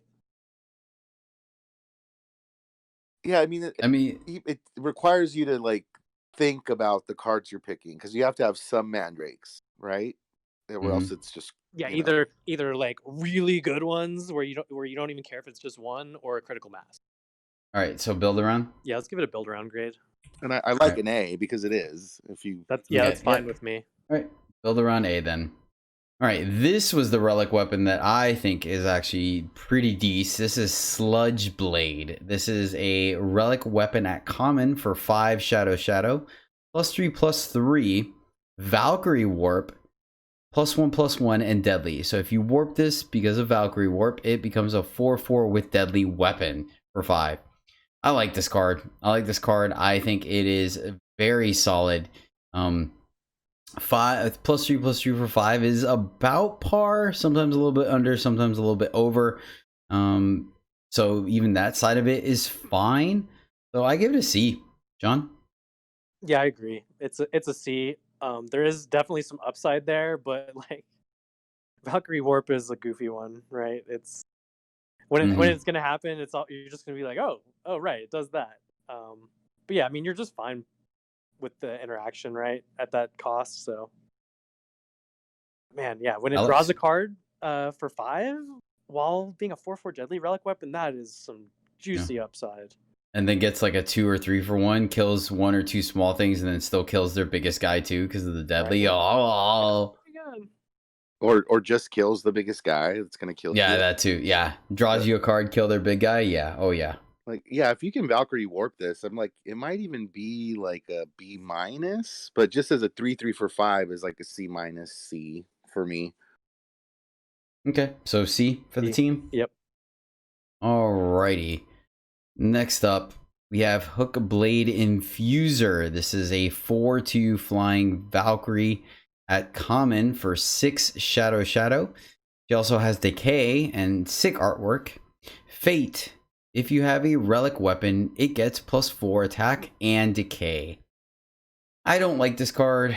I gave it a D+, and I'll tell you why. I think there's a lot of things that could easily trade with this thing at 2 health and kill it without even dealing, or just straight up kill it. For 6, it seems really expensive. Just looking at the format, right? We see a lot of flyers with 2 attack. We see a lot of flyers with regen. We see a lot of ways to do 2 damage. And then the fate is just, it's strong. It's a very strong fate trigger, but it's so situational. You have to have a relic weapon on you. Like, if you have a relic weapon, it gets, it doesn't, would it say in hand? No, it means like you have one in on play, your right? face already. Yeah. Okay. Cool. Yeah. Okay. That's what I thought. I just wanted to verify. I was like, wait a minute. Let me double check. Yeah. It's exactly how I thought it was. Yeah. And relic weapons don't stay around very often in limited because you just want to kill what. Yeah. I think this card, it has the right kind of power. I don't know how to describe. I just don't think it plays out where it's powerful, and I don't like it. So I give it a D+. I'm not gonna fault anyone for playing it, but I just think the stats and the things just don't line up for it to be good. Alex, what do you think of Hook Blade Infuser?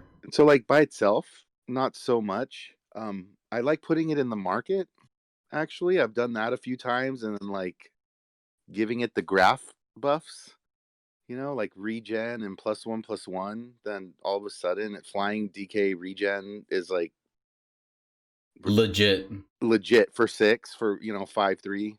So it's like you can make it good, and that's how I've used it, and it actually works out okay in that sense. But as far as just putting it in your main deck, I'm not too big of a fan. So I mean, like, it's weird to give that a market card grade for me, but like on its own, it's probably like a D+. See, I said C/market. I also said market. Like, I prefer this as a market card as well. Okay. Yeah, I'm Because good. I'm good. not only because you can buff it like Alex said, but because then you get to control the fate trigger and you could make it busted. Nope. Yeah, I think that's a very good point. Yeah. All right. You guys sold me on it. Yeah, I think Hook Blade Infusion. Maybe that's it. Maybe that's why they statted it the way they did, where they expected it to go to the market. That makes a lot more sense to me. With such a specific fate trigger, I think you guys are right. I think being able to control and time that, as well as buffing it as well, because it really does. Giving it just making a 5/3 flyer with decay is a huge difference in this format. Or Alex mentioned regen, which is the shadow one already. Yeah. Yep. I mean, we haven't gone over the card yet, but the yellow card combat trick that like buffs the units in your hand or the market and then makes the cost lower by 1. It works really good with that card too. Good point. Yep. You guys sold me. Done. Hook Blade Infuser goes to the market. Solid market grade. And finally, our final shadow card is a card that I'm already high on. I like it. Shoal Dredger. This is a 7/6 Mandrake for common for 9 shadow. What? But wait, there's more. Shoal Dredger costs 1 less for each unit in your void. Moreover, Fate, discard the bottom card of your deck. So this card can potentially feed itself by discarding a unit from the bottom of the deck if it's there. We've seen this card get pretty cheap, pretty ridiculous. John, why don't you take it away? What do you think of Shoal Dredger? Yeah, this is sweet. It has no evasion or battle skills or anything like that. But it's like, as far as this format goes, this is the big dude of the format.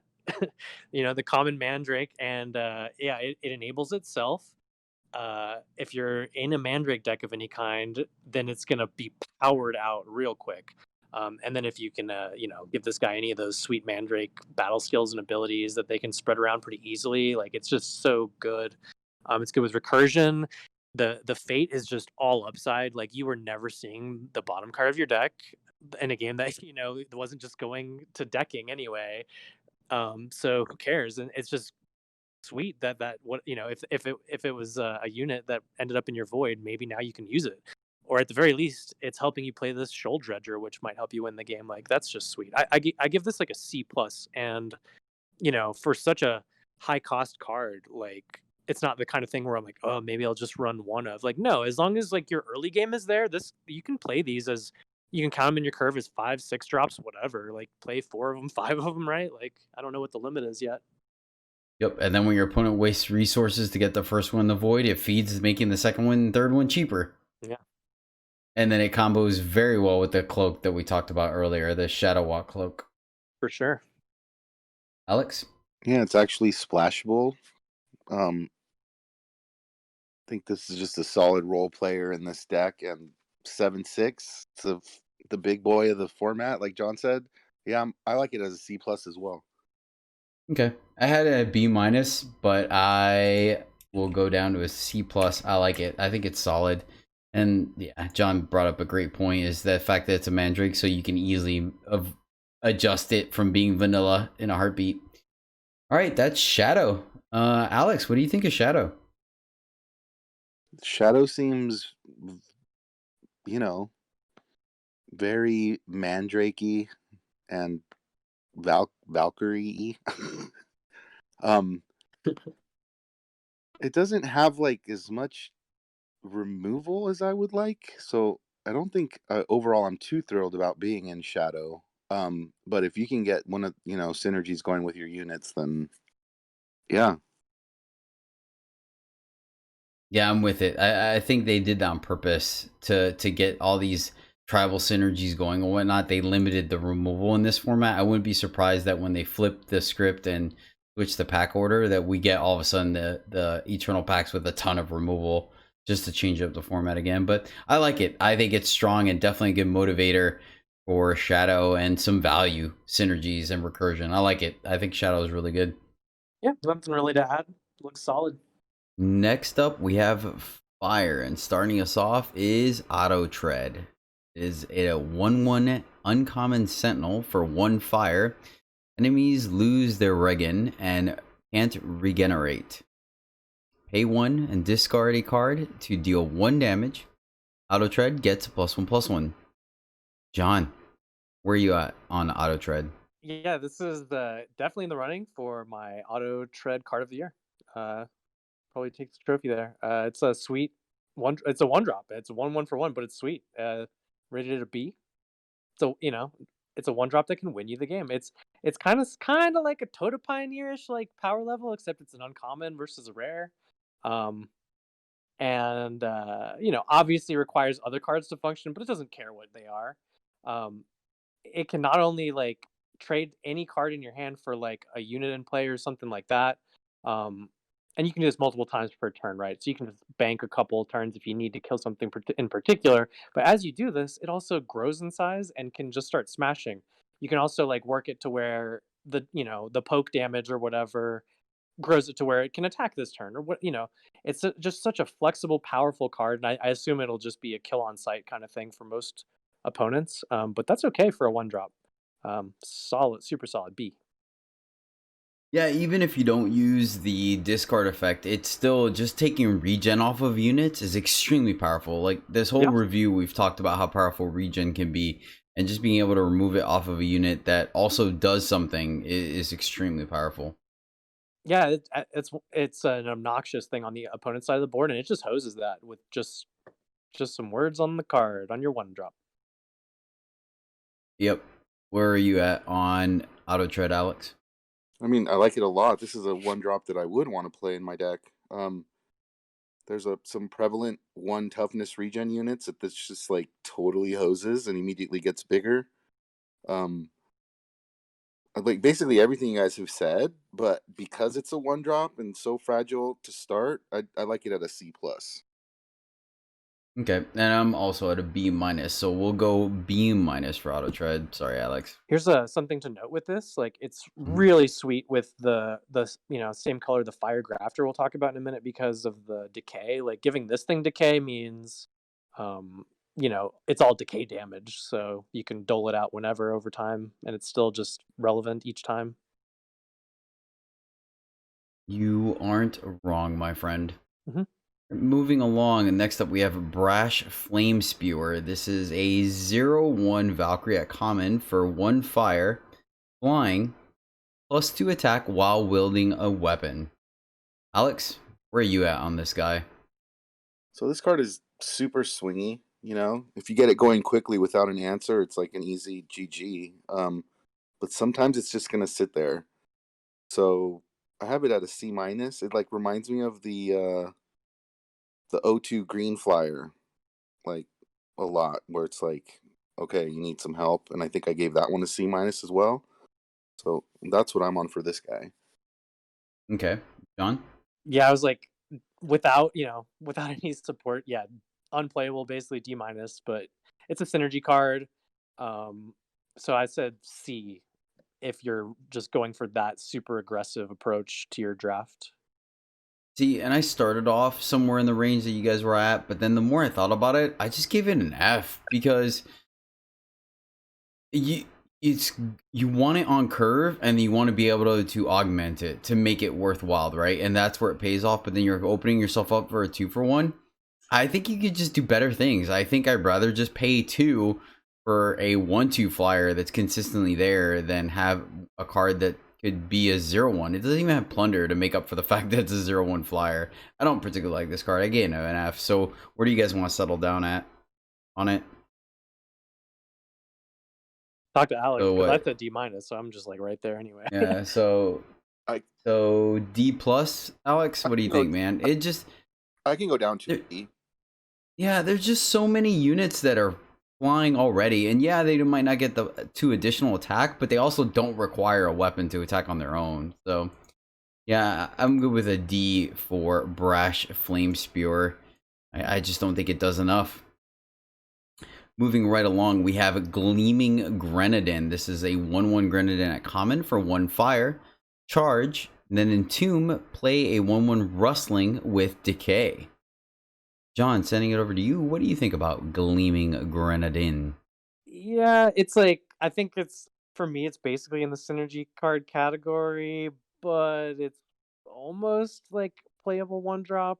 So I don't mind this in like an aggressive fire deck, I guess. Like so it's almost just average for me. I said C minus. Like the second unit I like a lot more, and I would like I think I just like the way like Grenadine Drone gives you the two bodies at the same time, even though it's not decay. It's just I feel like that's a little more powerful than this. But I think it's playable and generally what fire is trying to do anyway. So it's probably just gonna be okay in most fire decks. Yeah, I'm right there with you. I give it a flat C for 2.5 reasons. One, it's two bodies. Two, it's Grenadines. And then half a reason, the second one has decay. So I think it's better than one drop and it performs better. But it's not very impressive. Alex, where are you at on this guy? I'm, not convinced that this is really that playable. I have it at a D. Okay, sweet. So we will average it out to a C minus for Gleaming Grenadine. Oh, wait. I'm sorry. I read the wrong grade. That's for a card. No, so on this one, I have a C minus. Okay. And I have it as, it says, okay, sack fodder, which is, it is. It's going to give you a second unit. So everything you guys said in the same grade, C minus. Yeah, John brings up a good point that it would be better if you got both units at the same time. Sometimes maybe not. It just depends. In most cases, I think in a limited format, it's not going to matter too much. But either way, the biggest thing for this is you're paying one for two bodies. And sometimes the second one having decay is going to make a difference. All right, this next one here, man, have I been on the receiving end of this thing. God, that's frustrating. Inferno Dance is an uncommon spell for 1 fire. Play a 1/1 elemental with Reckless. Amplify 2. Play an additional elemental with +1/+1 more than the last. So, yeah. This card can just win you the game on its own. I think you're never wanting to play this for anything less than 7, I think.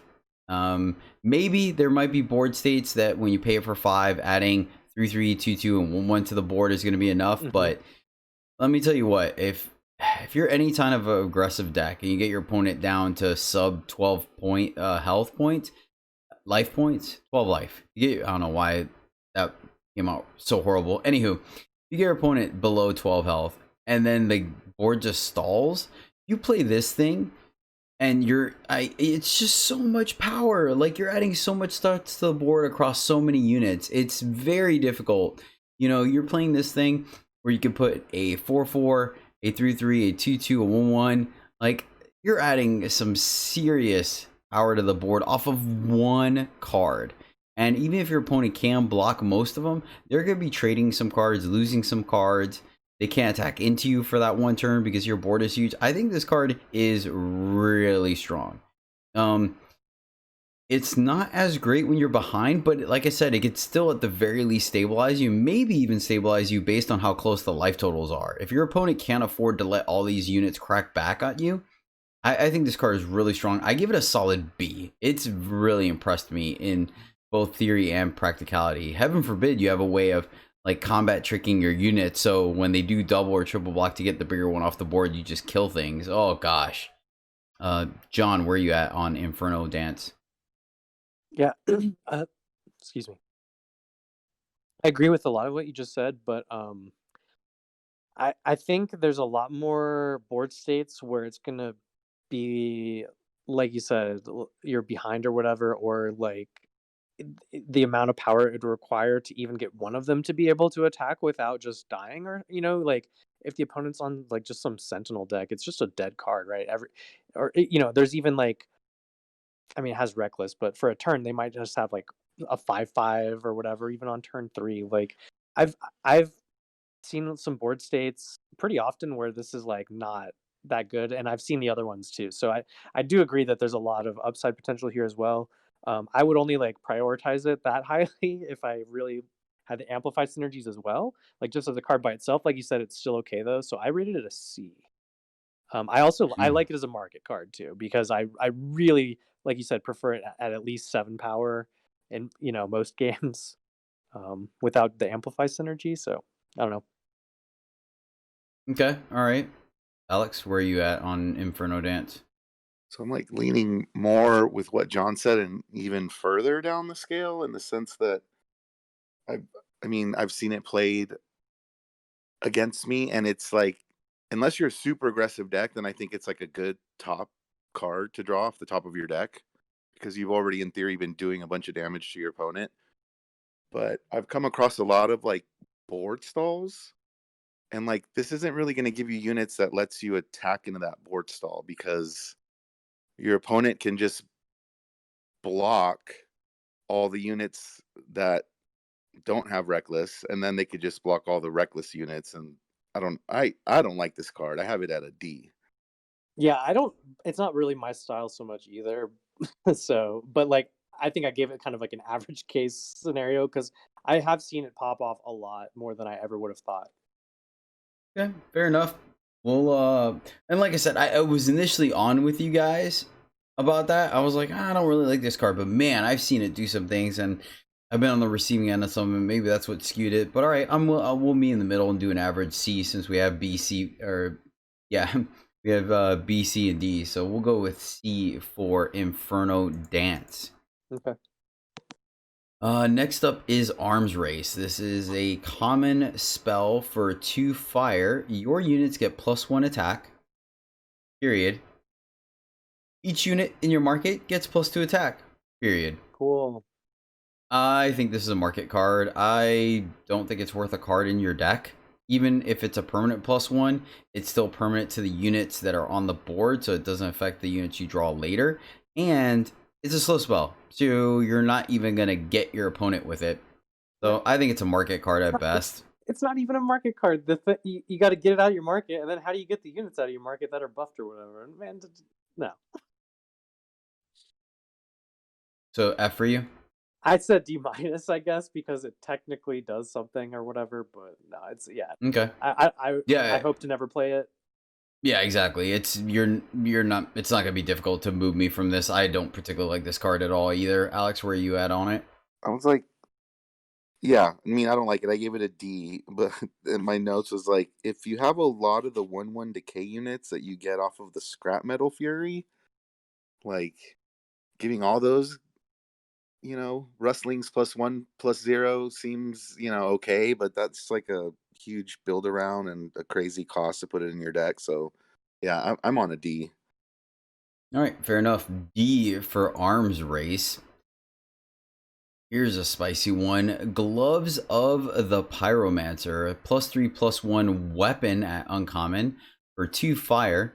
Fate, transform the bottom card of your deck into Praxis Outlaw.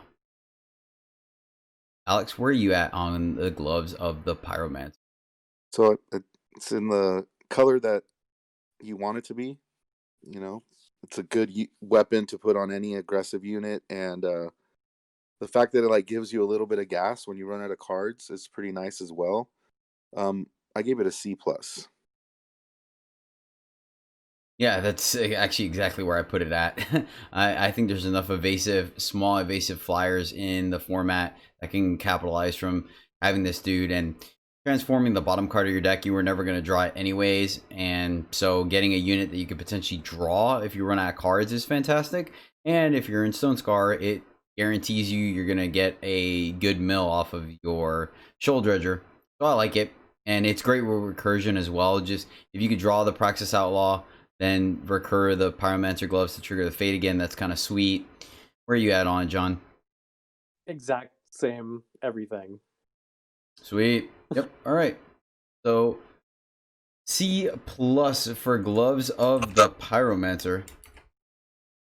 Awesome. I like that. It was nice, clean. It's a clean design. I appreciate it. Yep. All right. This card, on the other hand, I am not particularly fond of. And I think this is strictly a constructed card. Incineration is a uncommon fast spell for 2 fire. Deal 1 damage to the enemy player for each card they've drawn this turn. Amplify 3, increase the damage per card by 2. So you're just going to sit with this card in your hand waiting for them to play Wisdom of the Elders and get them? No. At best, you're going to do 1 additional damage at best because they're going to draw like a card off of a treasure trove or something. Yeah, no. This card is super corner case. I think it's all constructed. I give it an F. John? F. Alex? F. Sweet. Incineration can incinerate itself in limited form. Now, this card, though, this is a spicy meatball. This card, it has impressed me in the aggressive decks. Passionate Stonehammer is a 2/1 uncommon Valkyrie for 2 fire. Flying Berserk Reckless. Summon Plunder. Alex, let's send it over to you. What do you think of this guy?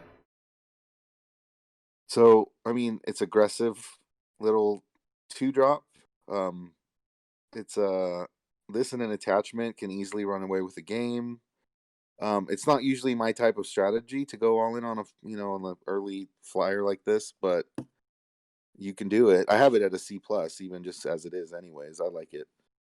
Yeah, I feeling Burning Core Drake from the previous format. I don't like X1s with Reckless. I think they're super vulnerable, even if they are evasive like flying. But the Berserk and the fact that this curves into various weapons at 3, including the Pyromancer gloves that we just talked about, and having plunders, so you're okay playing it early and kind of getting your card value out of it. This card, it can do some serious damage. I mean, I've gotten clocked for 18 with this guy. So I think this card, I'm at a C+ as well. John? Man, I say exact stuff again. C+. Yep. And the thing is because he's such... Like, you're okay firing off the Berserk early because he has Reckless anyways. And you get him for 8 damage, 6 damage, whatever with him. And then when they kill him, you still got your value off of it. Yeah, I like this guy a lot.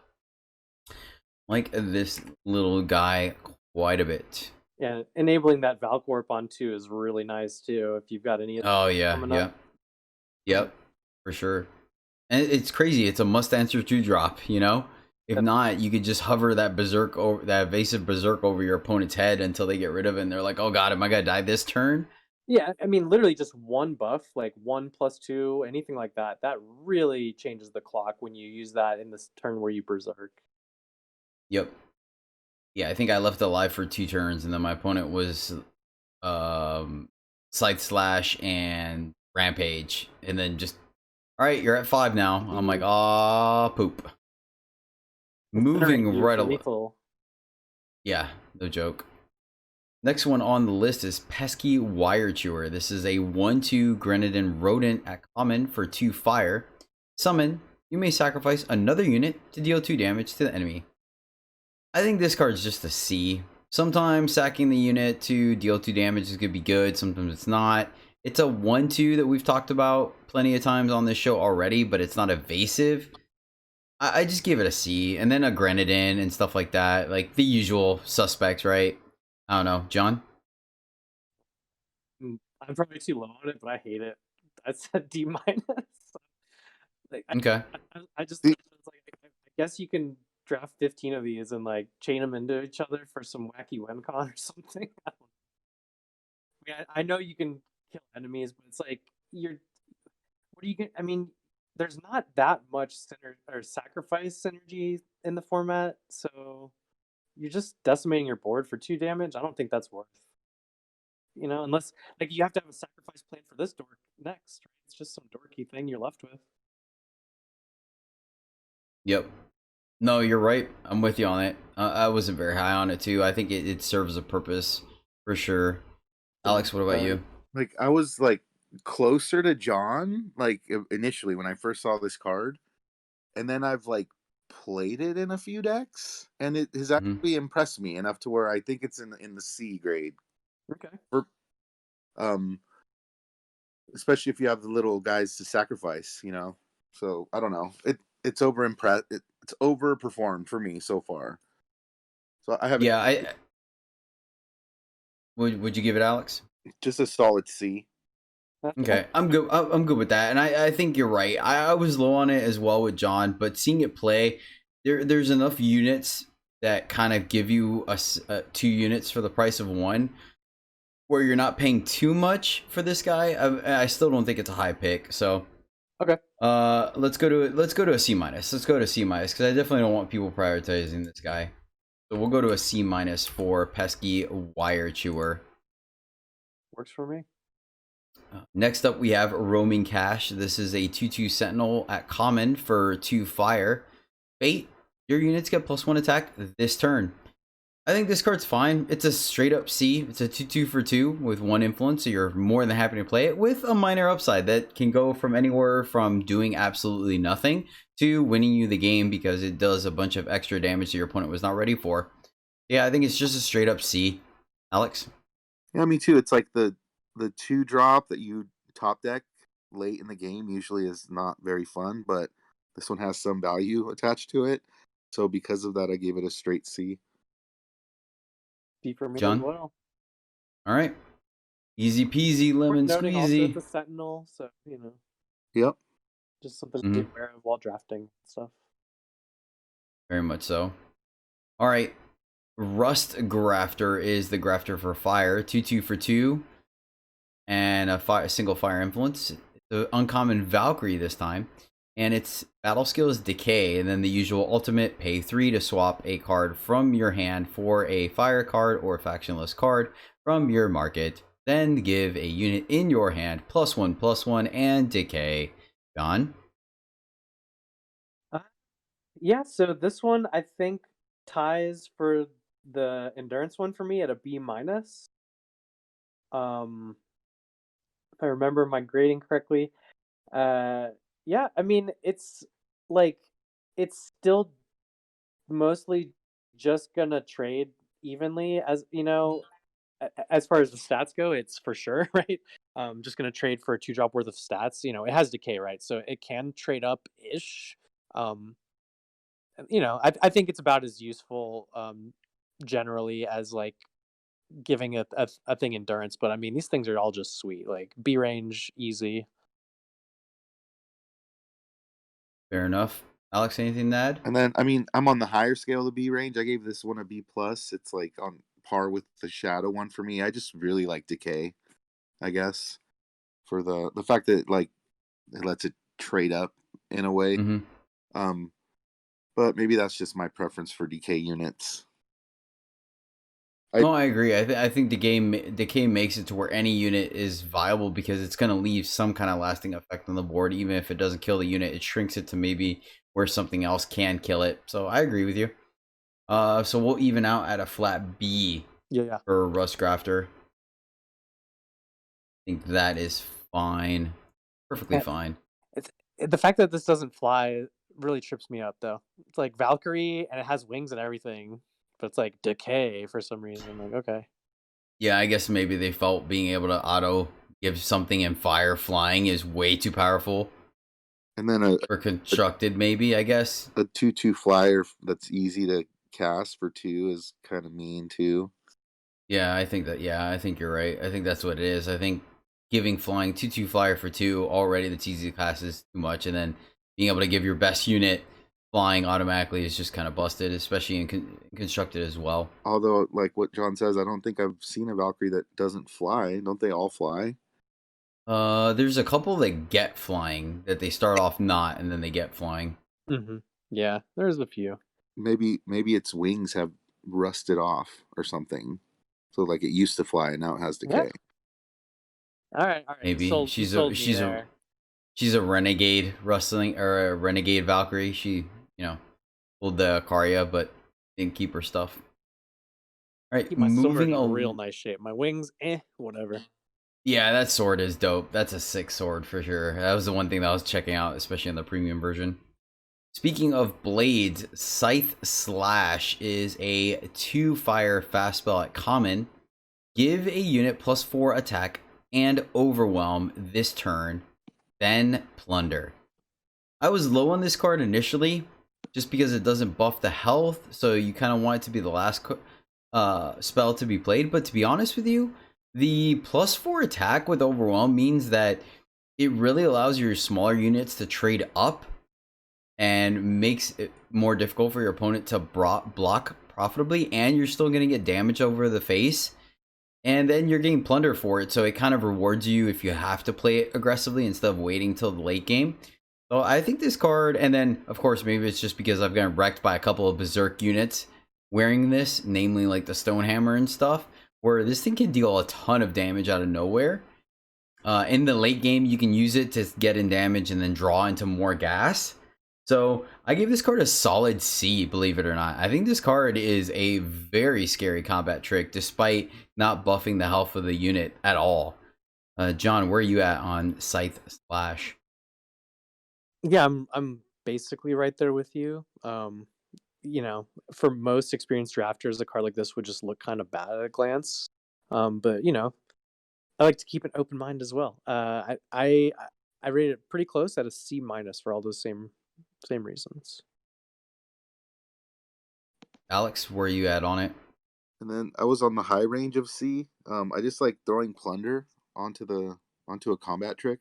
It pseudo replaces itself, and then it works really good with the unit we're about to go over in a few cards here. That it's just, you know, there's some units you really wouldn't mind buffing their power by 4 before they die. We also just mentioned that Berserk Valkyrie 2-drop too. Like that's 8 damage out of nowhere for 2. You know, low cost of 2, and then it plunders, so half a card. Not even 12. Well, I mean the additional damage. Yeah. Oh, got you. Yeah. Fair. Yeah. Yep. So Yeah. C. So C, even C, right? Because C Sure. plus C and C minus. Yeah, that works. All right. Solid C for Slash. All right. I like that card. I haven't gotten to play it. I haven't started prioritizing as much, but I think I'm going to. This card, though, on the other hand, I was on it right from the get-go, and I have not been disappointed. Has a great premium artwork. It's just solid. This is Barricade Basher. It is a 5/5 Sentinel at common for 3 fire. Reckless, which, yep, that's right. Jedi likes a Reckless card. And then summon, discard a card. So this card literally straight up is a 2-for-1. You have to just straight up throw away a card to play this. And it has Reckless, so it has to attack. But let me tell you what. 5/5 worth of stats in fire on turn 3, heaven forbid you're on the play, is extremely difficult for your opponent to deal with and is very much a must-answer threat. Then, even if they do deal with it, sometimes it requires them either burning a premium removal spell on it and or double or triple blocking to get it off the board.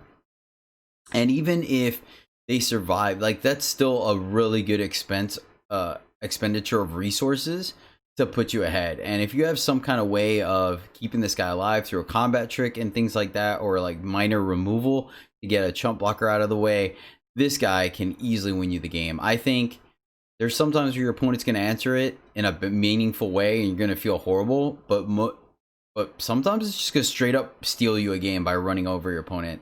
I think this card is very powerful. That being said, I will say once again that pitching a card makes it a little difficult to play these things in succession. I've done it. I've gone like basher, basher, basher, and you're just straight up pitching cards.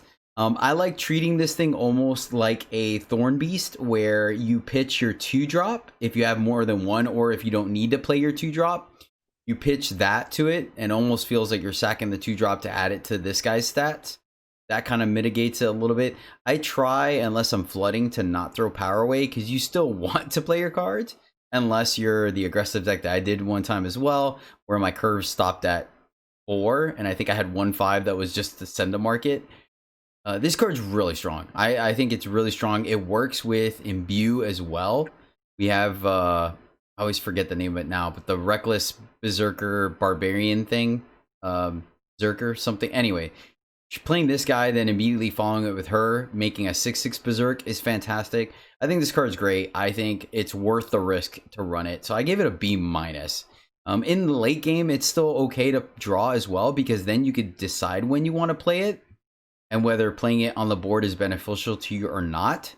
And the summon effect, it's already in play when it checks the discard. So if you have nothing in hand, or you play your last card and then play this, you don't have to discard anything.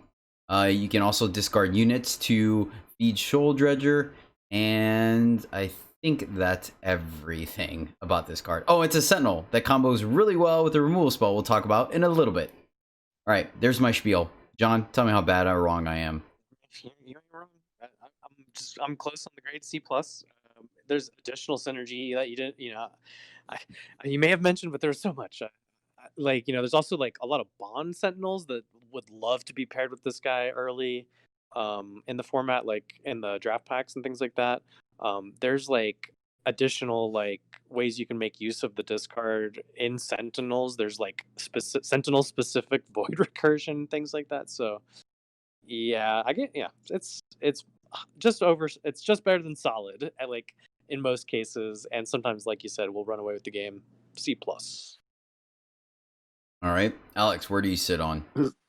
I was so on the fence on this one. This is the only one that I have like a C plus / B minus grade on there because I couldn't decide, and then you guys are both. We need a tiebreaker. So like I want to say C plus because this card is so annoying to me, but it plays more like a B minus. I'd have to say. I mean, discarding a card is a real cost early in the game. You have to make really tough decisions sometimes, but 3, it's 5/5 for 3. It's like, come on, that's got to be a B. So B minus. All right. Yeah, it doesn't take much to augment this either. You slap a cloak on this thing, and all of a sudden it's 5/5 unblockable. Now, I will say once again, to be fair, it feels horrible when you discard a reasonable card to play this, and then your opponent just bounces it for like 2, and then you have to discard another card if you want to play it again, and they got tempo on you. So there's a trap with it, but man, I think the payoff. Sorry, I was just gonna say the best case for this card, like, is in some games is gonna just plan to play it on 4, right? That because like there's gonna be some times where you can actually empty your hand before you play it. In those cases, where you don't even have to discard a card. Like treat it like a 4-drop. Like, okay, I'm gonna sand. Even though I could just play it here, I'm gonna go down a card. Like, gauge whether it's worth it in that game, right? Because you I've can't very much have sandbag it and not go down. I have very much adjusted my curve on when to play this guy where it's most beneficial to myself. So yep, you are very correct. That is a B minus for Barricade Basher. This card I have not jumped on the wagon yet, though I have seen a lot of people value it kind of highly. This is Beacon of War, a uncommon relic for 3 fire. When one of your units attacks, it gets +1 attack this turn. Amplify 1, exhaust an enemy unit. We barely played Barbarian Camp, and that was just a buff all the time. Versus this is a buff only on attack. So the trade-off is essentially you're getting the Amplify effect to get some blockers out of the way.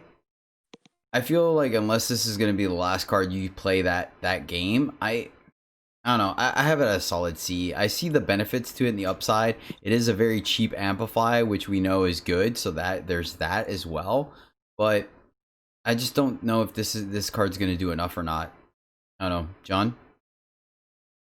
Maybe it's a style preference or something like that. I'm just a little lower on it with a C minus, but like I always prefer this kind of effect to be like it's just so situational whether it's good or not. Unless you have the Amplify synergy going on, then you just play it, right? But like you said, as an exhaust effect, you want it to be played to win you the game for the most part. I like it as a market card, but it is main deckable for sure in the format. But probably just one of it, even in an amplified deck, unless you're just going that deep, right? Yeah, it just does absolutely nothing if you're at parity or behind. Yep. And I think that makes it very skeptical for me, especially in Fire, where you want to be smashing your opponent one way or another. Alex, where are you at on Beacon of War? Like for a go white strategy when all your rustlings are 2/1 decay guys now, I'd like that. I just have it at a solid C as well. All right, so yeah, we'll go ahead and give it the C and see how it plays out. Too much. All right. All right, That's moving right along. It is played out. All right, fair enough. Moving right along, we have D'Angelo's Counterfeiter. This is a 2/2 rogue at common for 3 fire. Pay 2 and sacrifice D'Angelo Counterfeiter to swap a card from your hand with a card from your market. So pretty much you're sacking this chick to access your market, essentially. I don't know. I give it a C minus. I don't particularly care for this card. I think there's better ways to access your market. Once again, we've already had the discussion about a 2/2 for 3. This one literally does nothing as far as, there's no additional text on it. The effect is just a spell tacked on it. I'm not sure, Alex, where are you at on Counterfeiter? So, like, I thought I was lower on this card, and then I've used it, played it, and it went up a little bit. So it went from like the low C to a C plus. There, you could put like some extra cards in your market different ways, and this just lets you go get that card. So like you upgrade this for some rare that went into your market somehow or whatever. It's just not in every deck, but if you have ways to make your market a bigger pool of cards, I think that it's an okay card. That's why I gave it a C plus. I mean, essentially, that's the thing, right? You just play it early if you need the unit, and then later on, when it's outclassed, you can sack it to grab something better at your market. I don't know. I'll have to play with it a little bit more, I guess, maybe, but I'm not very impressed with this card. But I trust your judgment. Where are you at on it, John? Man, I must be way off on this. I just thought I hated it. I said D minus. But I mean, to be fair, I haven't really given it much of a shot. So, I mean, at the I'll accept very the least, experience. yeah. All right, we'll go with the C minus. You good with that, John? Sure. Or do you want to go down to D plus? No, I I'm don't know fine with where. that. I'll just I'll need to reevaluate Yeah. this one. I mean, the floor is it's at least a 2/2, right? At the very least, and it does give you more gag. Like, Yeah, I that's see the fair. practicality. I see the practicality of it. I just, in my head, I'm like, man, there's so many cards I'd rather put in my deck than this chick, you know? I'm looking at this next to like in my fire deck playing my barricade bashers, and I'm going, why am I playing this card? Yeah, exactly, right. There's so many That's things my to be doing problem at with 3. Yeah, But no, I agree with you. not every fire deck has barricade. No, Yeah. you're right. It does have stats. It is. Yeah, no, I'm just being harsh. All right, that's a C minus for Diangolo Counterfeiter. Next up is the powerful card we were talking about that combos with Barricade Basher. This is Laser Blast. This is a common spell for 3 fire. One of your units deals its current health in damage to an enemy unit. Laser Blast costs 2 less if your unit is a Sentinel. Yeah, if you guys remember Dragon Breath, that card did a lot of work. Well, this card is right there up with it, with upside because of the fact that it could be even cheaper. We are already seeing a lot of high statted Sentinels, so this card is going to be good, but it doesn't need to target a Sentinel. You're perfectly fine playing it on another unit that could still kill it. This card is great. It's absolutely, I think it is a B because of how many well-statted Sentinels there are. I think it's very easy to make this card 1 cost, and you're not shooting yourself in the foot with it if you have to pay 3 for it. I think it still do a lot of work, but comboing this with, you play Basher on 3, next turn you play this for 1 to take out their biggest blocker, and then still have 3 power to do something else, I think is extremely powerful. This card is very efficient. Yes, I know, I understand that there is a chance that they could, kill your unit in response, and so it doesn't work. There is a response window to it, but overall, this format lacks removal, and this is just some of the cleanest removal that we have with value. I think this card is great. So yeah, I give it a B. John? I'm real close to you. I gave it a B minus. Dragon Breath is a fair comparison, but like that card, you also had to exhaust the unit too. So yeah, like this one you don't even have to do, right? Yeah, it just deals its damage. You just got to be mindful also of like the health thing, right? It's not just like removing your unit, right? If they read the card as you're playing and they're like, maybe they have just some damage spell and can affect the spell's effectiveness too. Like there are ways to interrupt it that are kind of unique to this card, which is interesting. But yeah, no, it's mostly like one of the better removal spells in our common and uncommon in this sense. Yeah, B minus for me. And like also again, like Dragon Breath works great with deadly units, which seem there's plenty of those at common as well. Mm-hmm.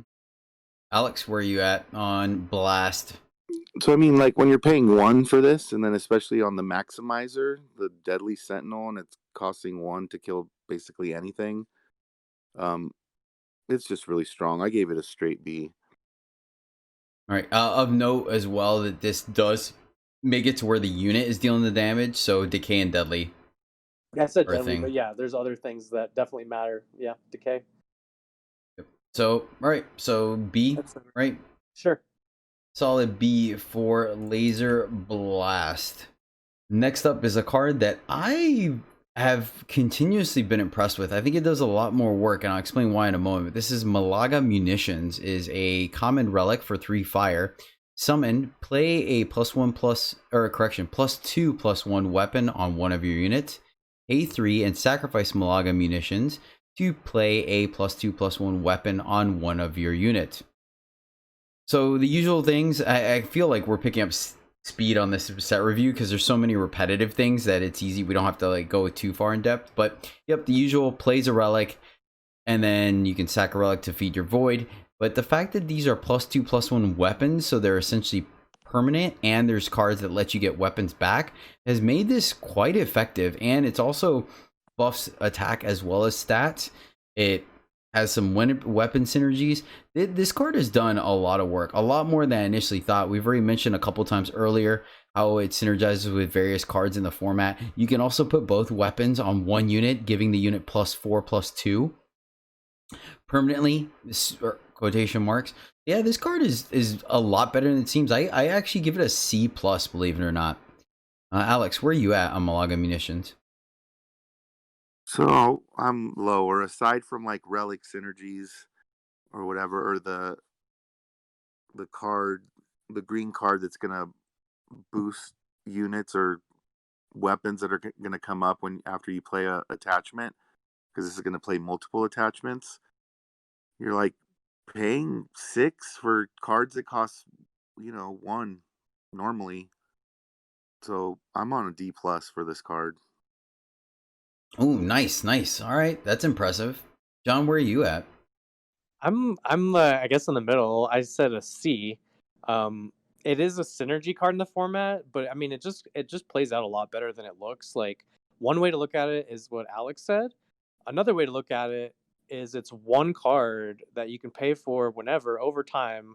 Put the break the weapon apart and make it flexible.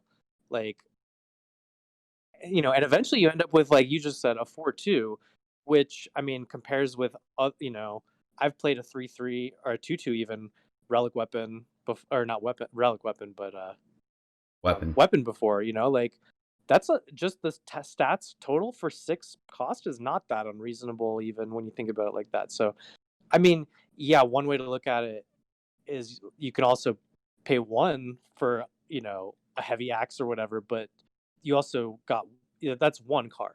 This is all of that we talked about in one card also. Yeah. So I think the D range is pretty harsh for this card.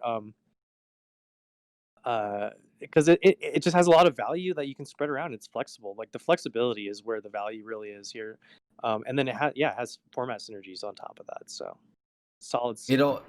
It also creates interesting gameplay between your opponent when you play the first one, whatever. But when the munitions is sitting on the board and you have the opportunity to pop it whenever on various units, it creates a little bit of tension from your opponent trying to figure out what unit to remove, whether they wait for you to use the weapon, whether they don't, and then it's up to you when you're ready to pop it.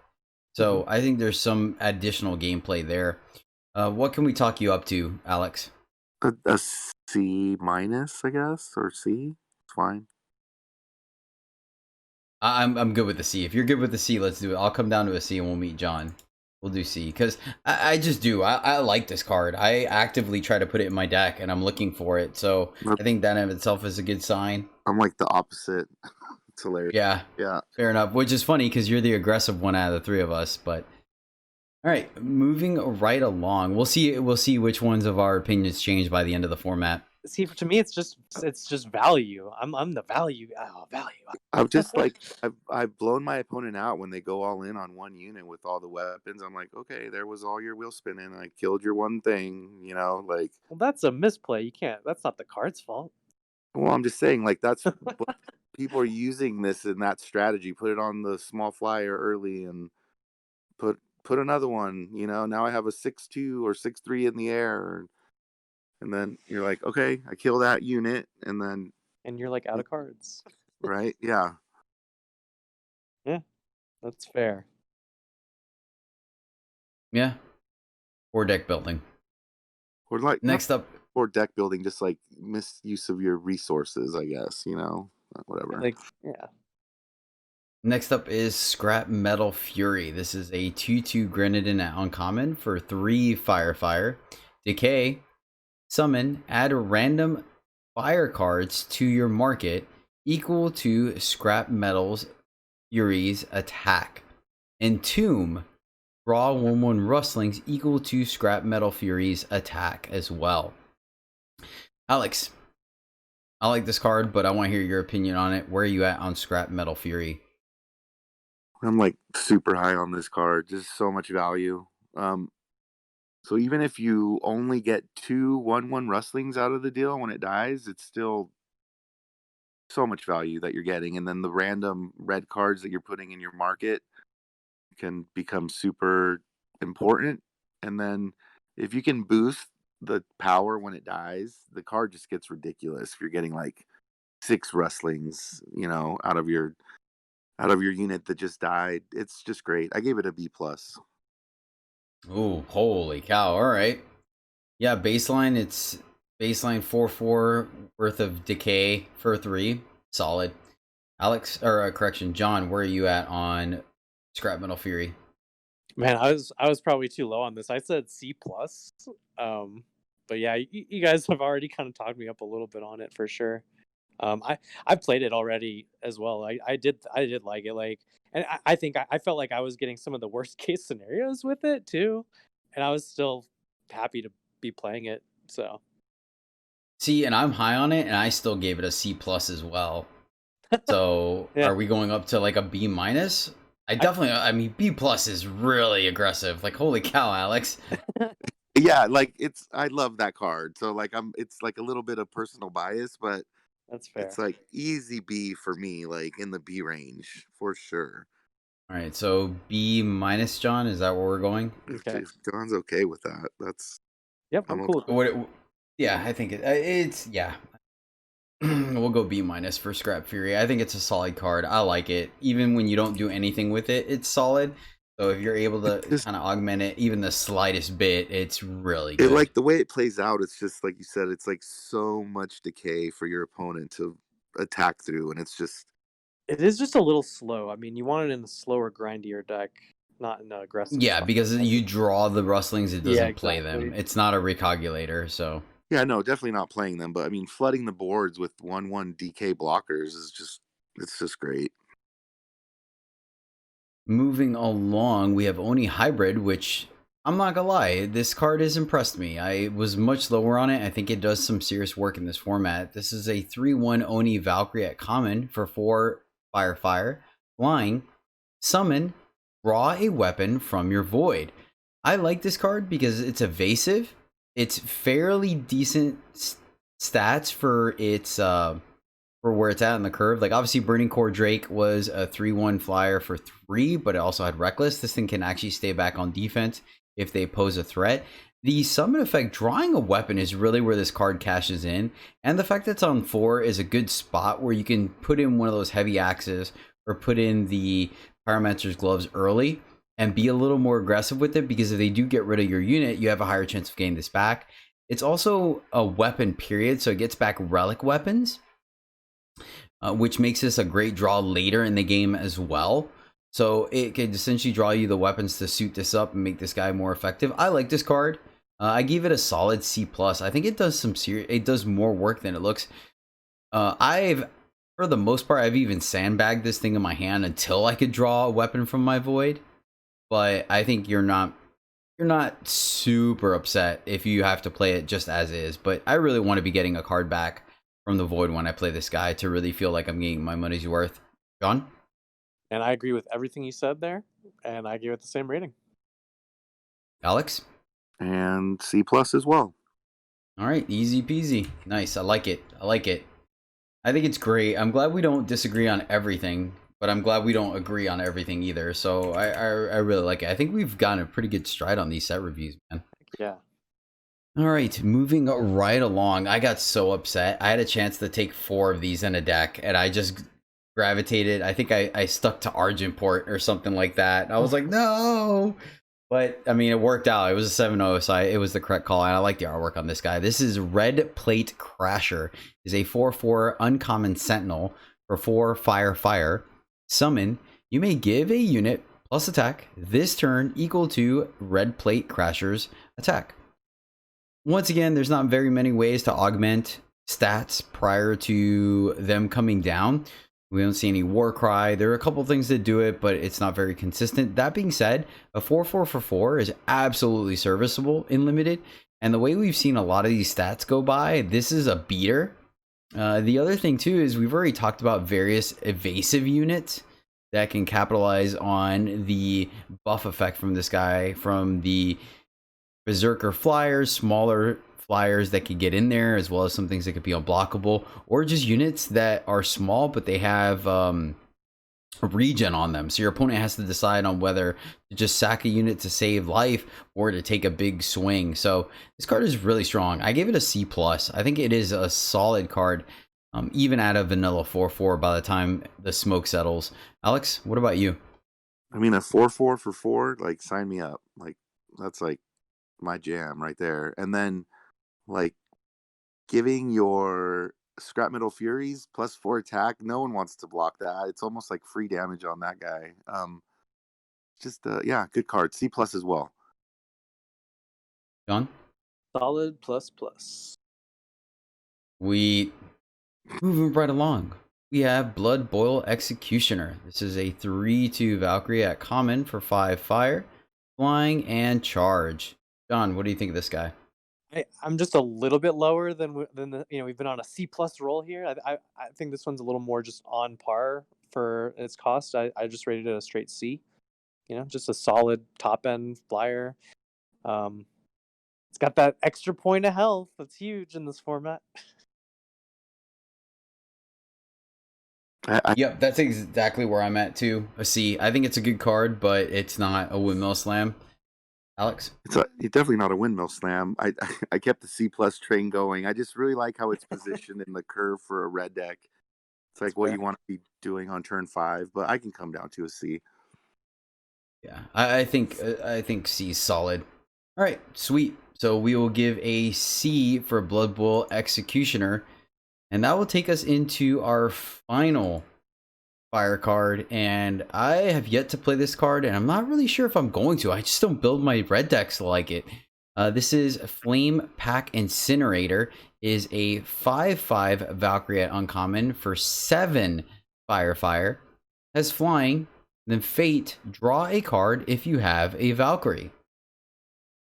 Like, a 5/5 flyer is fantastic. It's huge. And this thing can draw you a card potentially when you draw it because of the Fate trigger. But man, 7's a lot. And I just haven't really been getting there unless something's gone horribly wrong. That being said, a 5/5 flyer is great when things have gone horribly wrong. I gave it a C-, and it's a pretty ignorant theory crafting play, but I think 7's too much, even for a solid body like this. I don't know, John. I guess I don't know. I think I'm a little more optimistic here. I just gave it a straight C. I mean, I think you can craft a strategy even in fire where this will be, good in most games. Obviously you gotta be aiming to get to 7 with your deck, right? When you're playing this card, and your average fire deck's probably not doing that, so just keep that in mind during the drafting and deck building, right? But I don't mind this as a top end in fire. That's my problem. I'm just pitching all my extra sigils to my barricade bashers. Yeah, I mean, I'm at 4. I'm good. You end up on the Valkyrie side without the bashers. It's okay. Yeah, fair. This thing Fair. can get it done. You're like Big Praxis or something like that. Or you're the Rakano deck running the what was it? The 4/6, the one we talked about initially. What the heck is that called? Forge something? That feels like yesterday at this point. Yeah, no joke, man. Holy cow. Roving Workshop. There we go. I knew it was R something. All right, Alex, where are you at on Flame Pack Incinerator? So I think it's like okay for a top end. I had it in the deck. I never played it once. It got plundered. It got turned into power a lot of the time. But that doesn't mean I don't think I would not ever play it. I like it at a C. I don't think you need more than one in a deck for sure, though. All right, you guys sold me on it. I'll go up to a C. All right. So that is a big Charlie Mike for Flame Pack Incinerator, and that's going to round out Fire. I think Fire is great. Fire looks really spicy to me. There's some high risk, high reward cards, and some serious aggression coming from this with some removal and payoff cards, but that's Fire for you. I like it. I think Fire is strong. Alex? Yeah, I mean, I've had some success with it already. I like it. It's good commons and uncommons. John? I agree with what you guys are saying, and I mean, y'all know I do the Farming Eternal spreadsheet. I think it's the early front runner color on the, like, so we're early in the data collecting there, but yeah, Fire's looking hot this format. Show enough. Feels like it too. So we are at the home stretch, ladies and gentlemen. Time is our final faction to discuss, and we're going to start off with Cast Out. This is an uncommon spell for one time. Put an enemy unit into its owner's hand. Amplify, exhaust a soldier to play a 1/1 Skyguard Sentinel, or increase the Sentinel by 1. I think this card is just fine. It gets hopefully their biggest blocker out of the way, or some value unit dumping weapons. The Amplify doesn't seem that exciting to me. It is a free one, but then it also feels like you may be in the Sentinel deck. I'm not quite sure what's going on here, honestly. I have to see this card played out. I've tried it twice and I haven't been very impressed with it. I gave this card a C-. It's not really removal. It's more like a tempo card. So, yep, I give it a C-, and sometimes I might feel like that's a little high, so hopefully you guys can steer me in the right direction. Alex, listen over to you first. No, I'm right there with the C-. The fact that it's slow,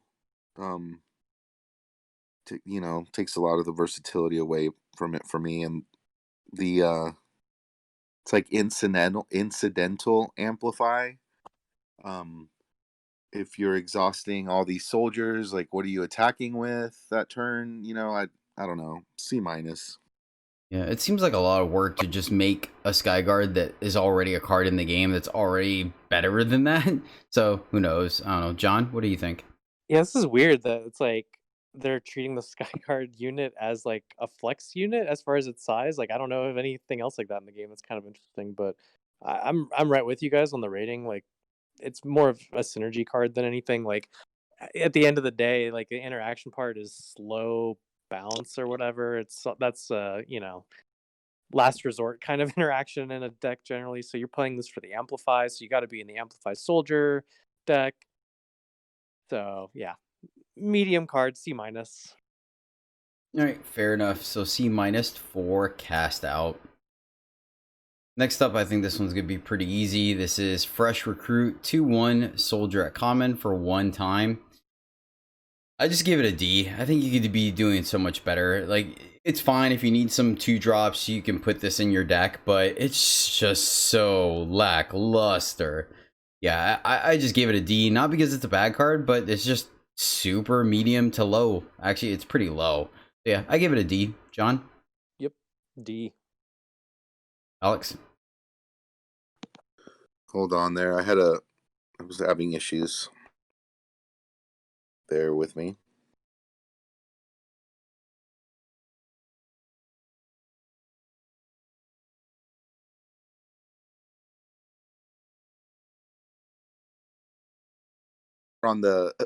We're on the Fresh Recruit, right? Mm-hmm. Okay, sorry guys. Yeah, I'm right there with you. I gave this card a D. All right. Sweet. That's what you guys gave it, right? Yep. Pretty easy. All right, next up we have Zumic Whisper. This card is a uncommon fastball for one time. Ready your units. They get Decay and Endurance this turn. Add 2 random time cards to your market. This is a very interesting card. I've seen it play out both ways, where it's really good and where it's really bad. It's a little difficult to get a read on when your opponent has it because it is one time or one power, and I could see where it might double up with some other cards just because the actual effect of it is so interesting. So it's hard to see when your opponent may or may not use it. You just have to feel it out. I don't know where you at on this card, John. Uh, yeah, it is kind of a weird one, but like I don't know. I always was higher on like Lay Siege kind of effect from prior formats as well. I think than most people, so maybe I'm higher on this for the same reasons. Like this kind of effect has always overperformed for me, and permafrost is still in the format, so that's always it's a relevant thing in drafts still, and just stun in general is a pretty pushed interaction for like a whole faction. So I think in most games you'll find a pretty good use for this, and sometimes it'll be a complete blowout. And if you're in time, you'll tend to have some beefy units, and this lets you just get in like, I mean, it lets you do weird attacks where your opponent's just like, "What is even happening here?" Like, I got him on the crackback. Oh, do you? Right? So I mean, this can really get people. Um, I give it a C plus. See, my issue with it is the fact that decay and endurance are powerful, but it doesn't change the stats of your unit. So for it to be a blowout, you really have to have the superior board already. Yeah, but I Right? mean, Essentially, the idea for me is like this just lets you swing out, right? got you. Okay. Oh, so you're kind of banking more on the ready part of it Oh yeah, versus the gotcha. Yeah, yeah. well, when you said lay siege, I was thinking, well, yeah, it makes your guys invulnerable, or whatever. I Yeah, that's got you. better, obviously, but like Yeah. it's more about like that whole ready your units Hmm. for me. Like, surprise, my whole army is here, and guess what? I'm in time, so they're pretty big. Unlucky for you. Yeah, it definitely changes a race. Like I said, I'm not sure. I have it a D plus, but I feel like it could be much better than that. What'd you put it at? I'd set a full grade higher at a C plus. Okay, Alex, where are you at on this guy? I'm at C plus as well because of the blowout potential. Putting 2 random time cards in your market is not nothing. Um, See, I'm not even really considering that. I'm just like, Yeah, I yeah, I don't. just like the maneuver here. and the I mean, you can get favorable blocks. I mean, like I understand what Jedi was saying is like it's not Because it's not even like you can double the block. team, You're still gonna lose your guys. but time has a lot of big butt guys, and that's just good. You know, when you're blocking with those guys, and you could just really permanently hurt them with the DK. You know, your opponent's attacker. So The I whole like idea Alright. is that the just C like your plus. whole army just ambushes Yeah. them. All right, I'll trust you guys. I'll go ahead and just jump all the way up to C plus for you guys. I'm not gonna ask you guys to go down. I'll trust you guys. All right, next up, I'll just be laughing my way to the set review and be like, "Ha ha!" I'm for sorry, the Sunset Show. losers. Amberlock is a common relic for 2-time. Summon, draw a card, pay for, sacrifice, and Amberlock to draw a card. So 2 cards across 6 power and multiple turns or whatever the payment plan. I got it a C minus. I think it's fine, but it's not impressive. Doesn't affect the board in any way like we've seen some of the other relics do. So I think it's a filler card in the deck. So I got a C minus. John. I think it's more like a C, because it is both card advantage and synergy in the format.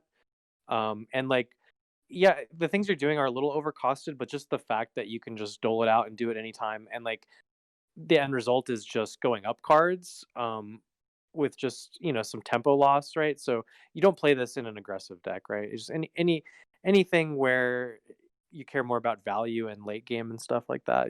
I think it's a fine card, so I rated it a C. Okay, Alex. It was like a little lower with Jedi C minus. It's it's costing you a lot of power to draw the 2 cards, but it is over installments. It does give you a relic for a little bit, so that's synergizes with the format. I can come up to a C, I think. I mean, Nah, you guys are stick down both here C a C minus minus. with me. Yeah. Yeah, I like it when if we have a 2-to-1 thing, we just go with the 2. Yeah. So Amberlock, you'll get a C minus. Next up, we have Core Tap Maximizer is a 1/1 Sentinel at common for 2-time, deadly, and then with some sick artwork, by the way. Then +2 maximum power while you have a relic. So this is once again an active effect, so it gains a +2 maximum power as soon as you add a relic or have a relic, and then it goes away as soon as you lose the relic. So of note, for this to actually work for the turn, you have to have the relic in play already. If not, the +2 maximum power will be depleted, so keep that in mind. I put this card as just a flat C. A 1/1 deadly for 2 is but there's some upside. It's, because of the fact that it could potentially ramp you. We see a lot of relics in this format that we can use to facilitate that, as well as it being a sentinel. And +2 power is pretty strong. Like, we normally see that on 4 power relics. So now that we're getting this on a 2 power unit, I think that has some really good flexibility. And then of course later in the game, you can just cash in when you don't need the power, maximizing on the deadly. It goes very well with Laser Blast because it's a sentinel and deadly. So I give this card a flat C. Alex, where are you at on core tap maximizer? So I'm at C plus because of the things you said. I guess I like the +2 maximum power a little bit more than you did, I guess. It's very easy to get that going. So yeah, I'm on a C plus. Okay, John? I also said C plus. Like, even if it's like, even if the way you get there is a little awkward or dirty, like, you play this on 2 and you relic on 3 or something, even though your relic was also a 2 drop, like, who knows? And then like maybe you don't get to block for a turn or two, just to make sure you take advantage of that huge power burst. But it's not that hard to go relic on 1, this guy on 2 in the format either, because of that Okessa's Audience relic that I think we're all trying to play in our decks. Yes, sir. And what a perfect turn 1 play, right? So because of that, and I think it's not that unreasonable for that to be like your opening play if you're playing time. So yeah, I'm closer with Alex. Okay, C plus. easy enough. Yep, you guys sold me. C plus, easy peasy. Moving right along, this is a card we have mentioned several times along this podcast already, and we finally got to it. Restorative Process is a common spell for 2 time. Draw an attachment and a sentinel from your void. We have various relics that sack themselves, so you can get that back with this, as well as sentinels. You really want to be playing this where you can consistently get 2 cards out of it. I mean, I guess to an extent, getting 1 card is fine if it's a big sentinel or a very powerful attachment, but I think you really are making your money when it's essentially drawing you 2 cards and you get to pick those cards. So I gave this card a build around B, because unless you can use both sides of it, I don't think you're running it just to get an attachment back. I don't think you're running it just to get a sentinel back, unless you have something at the rare or legendary power level. So yeah, I give it a build around B. John? I don't see, like, I'm just more considering this as just a card for a deck. And there's just so many random and, if you want to be purposeful about this, it doesn't have to be random. But there's just so much sentinels in the format and things like, and the attachments, and you're playing them. Like, I don't think you have to work very hard for this to be good. I just rated it a C. I think I'd want to play this in my market most of the time if possible, but I don't mind main decking this at all in most time decks in the format. And then there's additional synergy available, like in the draft packs. There's like a lot of inspire units and things like that where you can put a very impactful like battle skill on a sentinel, like, and in those cases you definitely don't care that you're just getting like one thing, like if you're giving some big sentinel flying or something. So are you okay with this thing just having the chance to get back like a Gatekeeper and an Overcharger? Is that good enough for you? Gatekeeper and an Overcharger. Gatekeeper is the 3/1 Sentinel. Yeah, and then the Overcharger is just the Justice Relic. But I mean, whatever. I mean, munitions is pretty powerful. Like, is that good enough? I'd be fine with that. But then you're also playing 3 colors, right? So that's kind of a weird example. But I mean, for just 2 mana, just getting back a unit, like, we're okay with that for the most part, right? And this card is like all upside after that. Yeah, I just in my head I'm trying to think of how many good hits on it that I want before I'm okay playing it, right? Because you're sometimes just getting back the Sentinel is fine, but what level of Sentinel, right? I don't want to spend a Restorative Process or a card in my deck just to get back a 3/3 Sentinel. Right. I mean, and that's what I'm looking at. Right. That's true. Now, having your opponent, trade with a removal spell, a pump spell, and a unit or something to get the Sky Guard, the 5/5 flying sentinel out of the way, right? And then you get that back, that's solid. But it's not always going to play out that way. Or if that is the only thing that you're going to get back, I don't know if I want to have process in my deck to do that. Does that make sense? You see what I'm saying? Like, I understand where you're coming from. I could just see a world where I'm missing a part of it, or if that's good enough. No, I just value the flexibility that much, I think. Mm-hmm. Gotcha. It's like in this game, in this moment, I don't care that I'm only getting this back because this helps me win the game. That card has that kind of flexibility to it. Versus just having another threat or something in your hand or in your deck. Well, it lets you I mean, it would just be like any other 2-drop sentinel or something. I mean, this is just a cheap card, right? So it's just a flexible card. The effect, it just depends completely on the board state, what you want to do with it. And I don't know what else to say other than I'm okay with either of these effects on their own in certain board states, All right. No, all right. I was just picking your brain from my own benefit because it's so much upside. I mean, there's a lot of ways to fill your void randomly in the format too without even trying. So you don't even have to wait till something dies either, right? You just play Shoal Dredgers and some of this stuff just ends up in the void. Okay. You just discard a relic with your 5/5 and get them both back when they kill it. It's just pure card advantage. In the meantime, your opponent's struggling to keep up with any of the things you're doing. Alex, where are you at on this guy? So I was just on not a build around, just a C for just most decks. I mean, I like getting back Wormstones with it. I like getting back Okessa's Audiences with it. I mean, it's not that far fetched to get both things back in most decks. So I like that. Yeah, it's exactly what I said. C. Okay. Fair enough. Easy. We'll go. You guys both are on C, so we'll do C for Restorative Process. Moving right along, this is a card that I am enjoying. I don't think it's amazing, but I like this card personally. I think I might be higher on the rest of the community. Send for reserve Send for the reserve. I don't know why I keep missing the. Common spell for 2 time. Play a 2/1 soldier. Amplify 2. Play an additional 2/1 soldier. Yeah, I have this card as a C+. A 2/1 soldier for 2 is okay. Okay to subpar. We've already talked about that. But I think the fact that it has the flexibility of A, being everywhere up the curve, 2, 4, 6, 8, 10, and then also having the usual amplify synergies and additional soldier synergies makes this card really good. I got it as C+ because of that. I don't think any one part of it is amazing, but all of them put together and its overall flexibility, like you were talking about with Restorative Process, is really solid. And it's a great top deck at any curve, at any point in the game. So yeah, I give it a C+. I think it's not flashy, but it gets the job done. John? I agree 100% and gave it the same rating. Alex? Right, yeah, C+. It's a 2-drop that you don't mind drawing top deck late, Yep. Only if it was fast speed, but I guess that would probably make it closer to broken, especially for constructed. So yeah, that'd be busted.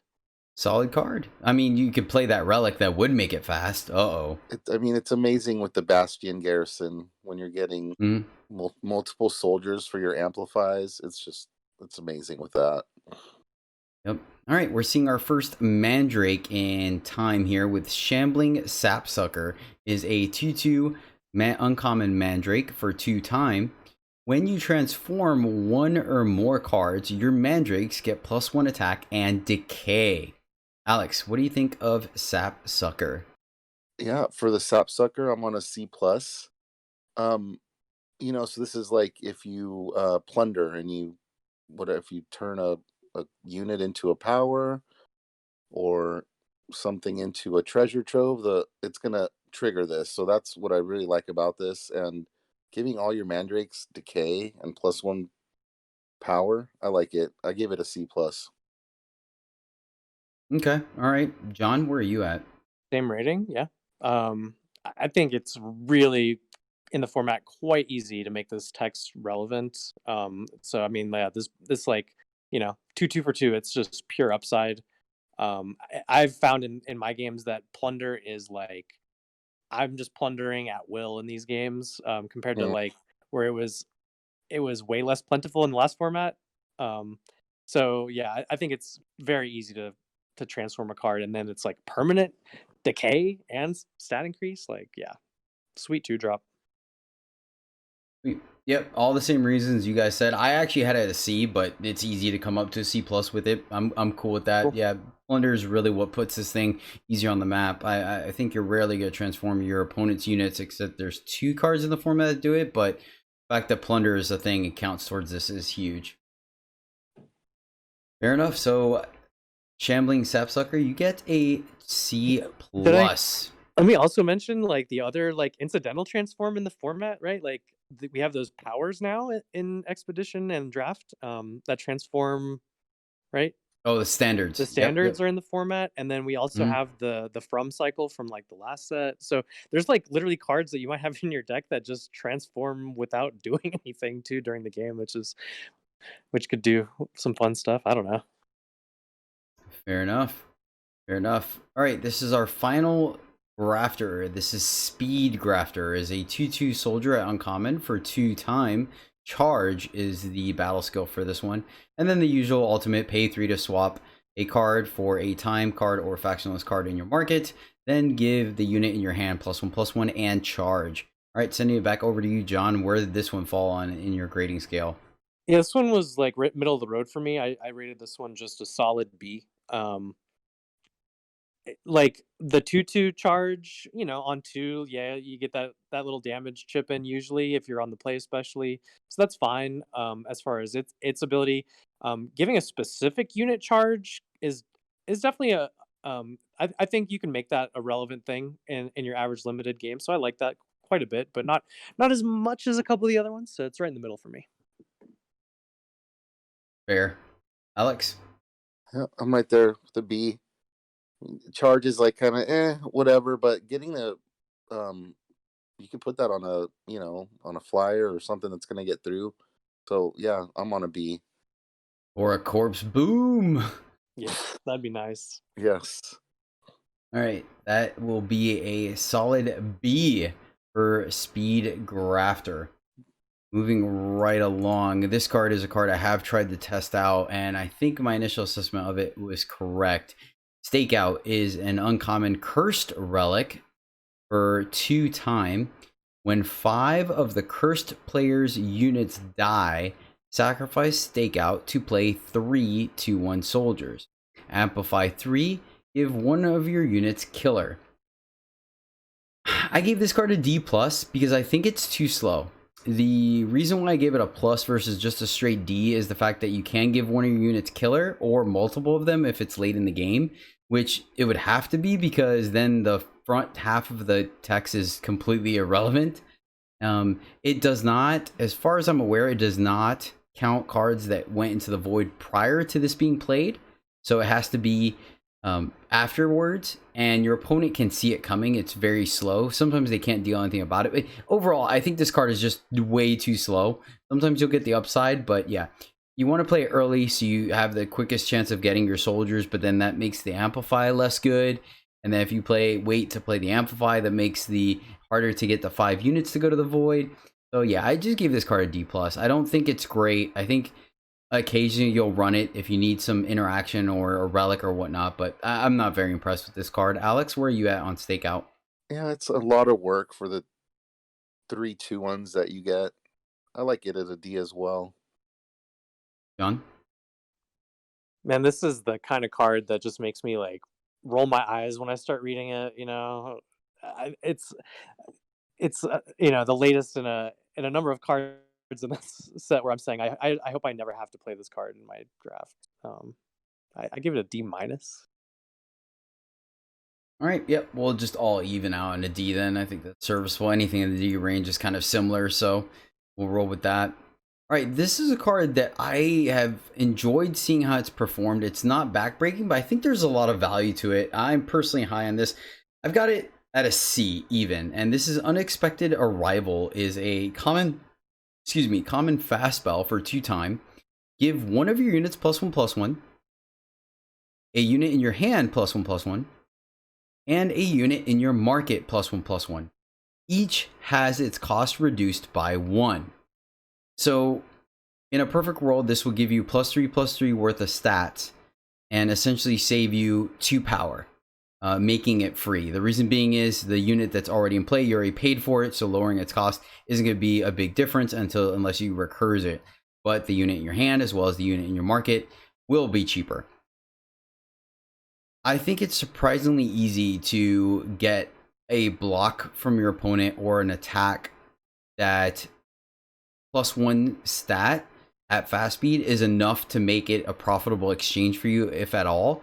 And I mean, +3/+3 worth of stats for 2 permanently, plus as it somewhat being free because of the discount, I think makes this card really powerful as a whole. If you're able to use all parts of the buffalo, I think this card can do some work, putting a solid card in your market that can come down to turn early. Turning that 7-drop into a 6-drop makes it much more playable, making a 5 into a 4. We talked about having that hook blade, right? Where a 4/2 seemed way too understated, but a 5/3 made it great. Doing that this way, which is one of the things you did mention, Alex. I think this card is better than it seems, and I like it. I'm not quite sure what the correct number of them is. Plus, it's difficult. It's easy to hide. There's a lot of fast spells that people are running and pauses where it's kind of easy to hide this, especially when you get to buff units that have battle skills like regen or flying. Then the +1/+1 in your hand is relevant as well. I like this card. I gave it a solid C, but I think I like this card more than the community does as a whole. John, where are you at on Unexpected Arrival? Man, I don't really have anything to add, Jedi. That was basically anything I had to say there, and a C as well. All right, my bad. Sorry. I some of the cards I just like kind of going deep on a little bit No, myself. you're fine, man. It's okay. I get to drink my water for a moment. Alex? Yeah, I guess I'm a little bit higher. I like it at a C+. I like, this sort of like turn 3, you attack with your 2-drop. They block or they don't block. You can buff it. And then you can make another 2-drop in your hand, cost 1, and it's like buffed. And it's just like such a tempo play if they do block. And I don't know. I like playing this card even if I don't have a market going on. Or I like putting big dumb units in the market that get cheaper with a couple of these in the deck. So I'm at a C+. Okay. Sure. All right, we'll do our usual 2 to 1. So we'll keep it at C, but we'll review it in our first impressions. Cool. All right, that is going to be an even C for Unexpected Arrival. Next up, we have Asri Scout. This is a 2/2 uncommon soldier bird for 3-time flying. When you amplify a card, your soldiers get +1/+1 this turn for each amplify. Man, I really am having a hard time evaluating this. A 2/2 for 3 flying is just fine, the standard. And the amplify effect isn't nothing, but it is this turn, so you have to make sure you can capitalize on it. It's great with fast speed. Amplify, I'm not sure. I have it as C. I'm not quite sure where this card's at, so let's send it over to you, Alex. What do you think of Asri Scout? I mean, I'm right there with you. It's like just the 3 cost 2/2 flyer, which is pretty standard. And then it's for a soldier deck, obviously amplify soldier deck. So there are some synergies going on. I don't know how often you're going to get that going, but I just like it at a C. Yeah, of note, it is a soldier as well, so it does trigger itself, or it does get the buff itself. John? Yeah. I guess I'm just slightly higher on this card at a C+, but I just think there's enough support and cheap amplify to make this like kind of a scary thing. And I think when you're in the soldier deck, you're probably pretty wide with a decent number of soldiers, and you might amplify, any number of times, and suddenly your board is like +4/+4, like wide. Like that's scary. Like, I think this is a deceptively powerful card, honestly. Okay, I'm right coming up to a C+ for it. It is an invasive unit that could potentially get the double pump, right? So yeah, all right. Moving on. So Azri Scout gets a C plus. Next card here is What? a Battlefield. What's up? You said D plus? C plus? C No, plus. he C said plus. that's what I heard. Oh, I heard D. I'm sorry. Oh, My bad. all right. No worries. Next up is Battlefield Chanter. This is a 3/2 Mystic Soldier at common for 3 time. Summon, play a Synchronized Strike, which is a spell, and it does count as playing a spell, that gives all your units +1/+1 this turn. John, tell us about Battlefield Chanter. Yeah, I mean, I just it's just a solid other what would otherwise be a 3/3 for 3. This one's a 3/2 for 3, and it kind of buffs the board and is a soldier, so it's solid. I said it's a C. It's not like that synchronized strike. I don't think is going to bust anything wide open or anything, and it's not fast, so not quite a trick, but it can really help you push damage. So I think it's a solid tempo play, but it's a little worse on defense than like an actual 3/3. So there's a little downside to it. And I actually think this card's better in multiples as well, because I definitely took down a game by sandbagging one of them, and then when I drew the second one, I just waited till I had a decent board, and then just played them both in one turn. And that worked out well, and then I wasn't afraid of the crackback because I had 2 3/2s on defense, so that's something as well. Alex, what do you think about Battlefield Chanter? Yeah, I like it at a C. The body that's left behind after the spell is a 3/2, so that's kind of underwhelming, but it has a an effect that it's going to affect the board when you play it. So I do like it for that. So it's a C. Okay. And then of note, of course, that currently with Wormstones in the format, it is another way to crack the Wormstone when it comes into play, playing that Synchronized Strike. Oh, So that's I guess we didn't mention it earlier, but that's like the ultimate combo with that card we talked about earlier, Zumic Whisper.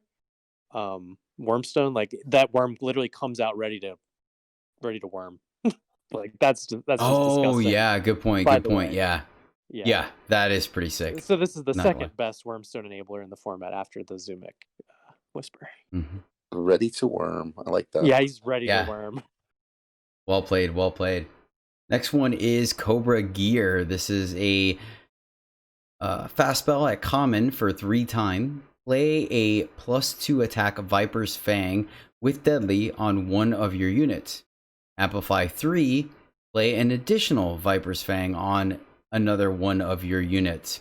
Alex, what do you think of Cobra Gear? I don't think I like it too much. I'm trying to decide. I think the community likes this more than I do. Everyone is playing it, but it would need to be in a specific deck for me. I just don't attack into the big deadly units, and you can't really, attack with them and sneak the Viper's Fang in once it's out. So it's going to get a little extra damage. Like, I'm assuming that's what it's for, right? I don't know. I can't really put a good grade on this card, so I'm just going to punt with a C. Okay, fair enough. John, what are your thoughts on Cobra Gear? No, I think at a C, I think that's exactly spot on for the rating. Like I think a lot of people would look at this card and rate it much lower at first glance. So I feel like it's a deceptively powerful synergy card. Between regen, amplify, 5 cost matters, etc. Like you give Deadly to a regen unit, you're gonna have a pretty good time with that. Just as an easy thing to do, right? I don't know, like it's a synergy card. I don't think it's that hard to make this just solid even with only like one of those things going on. Like there's in time you've got like big sentinels that like even without like with overwhelm, oh that's juicy with Deadly, but like even without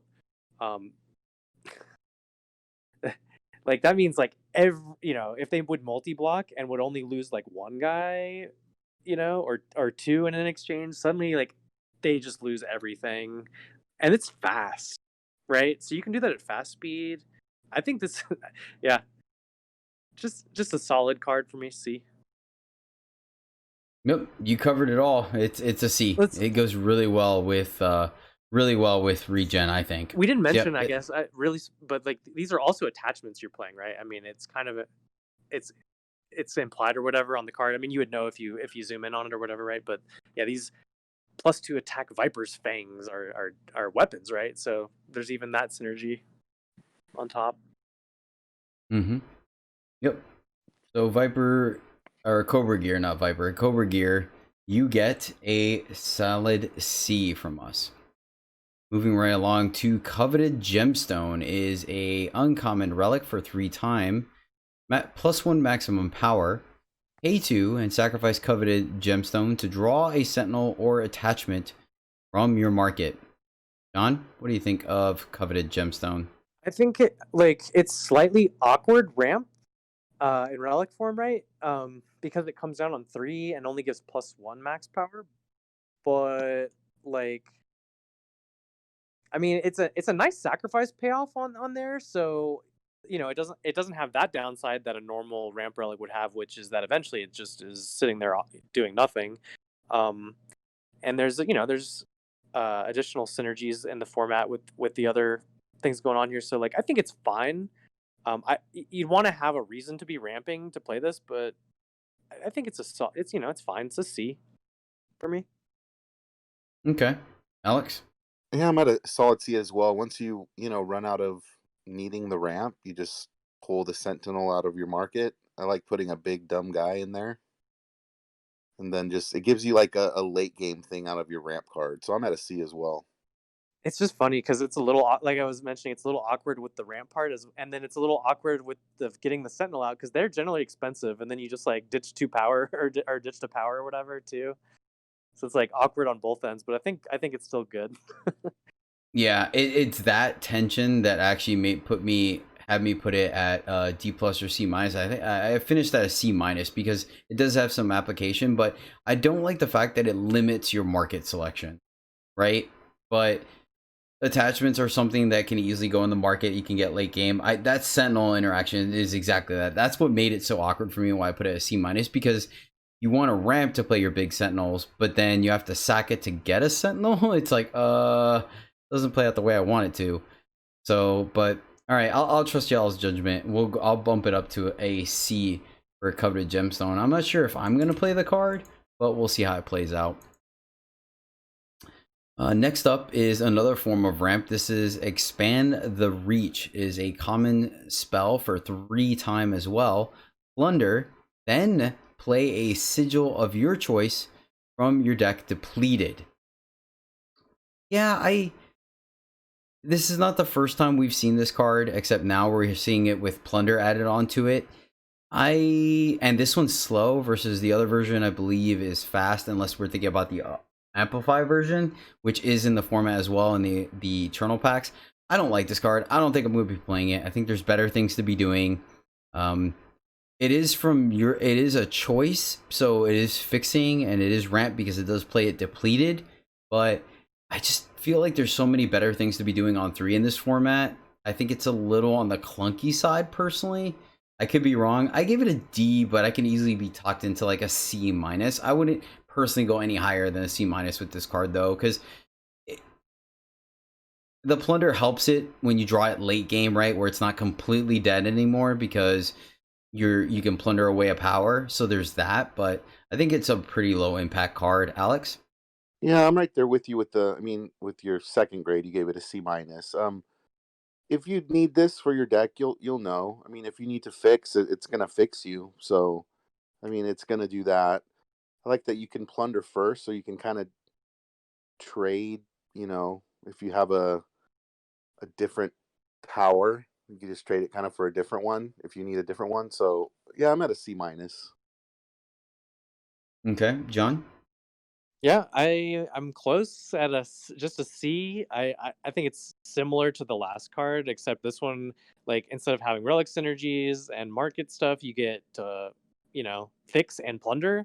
So it's like, they're both just still ramp at 3, but I mean, there's not a ton of fixing in the format, and I like doing powerful stuff, so I just value this effect a little bit higher than you guys, I think. I mean, not you don't just play this in any deck. I think you know, please have a reason to be ramping or fixing. Like, you know, it's basically a synergy card, right? 'Cause you know if you want a ramp and fixing card or not, right? But I like this kind of effect. I give it a C. All right. Expand the reach. You reached out to grab a solid C minus. C minus. 2 versus 1. That's fair. All right. Next up, standard card, great measuring stick. Overdrawn Harvester is a 3/3 for 3 in time. With it's a common Mandrake. That's it.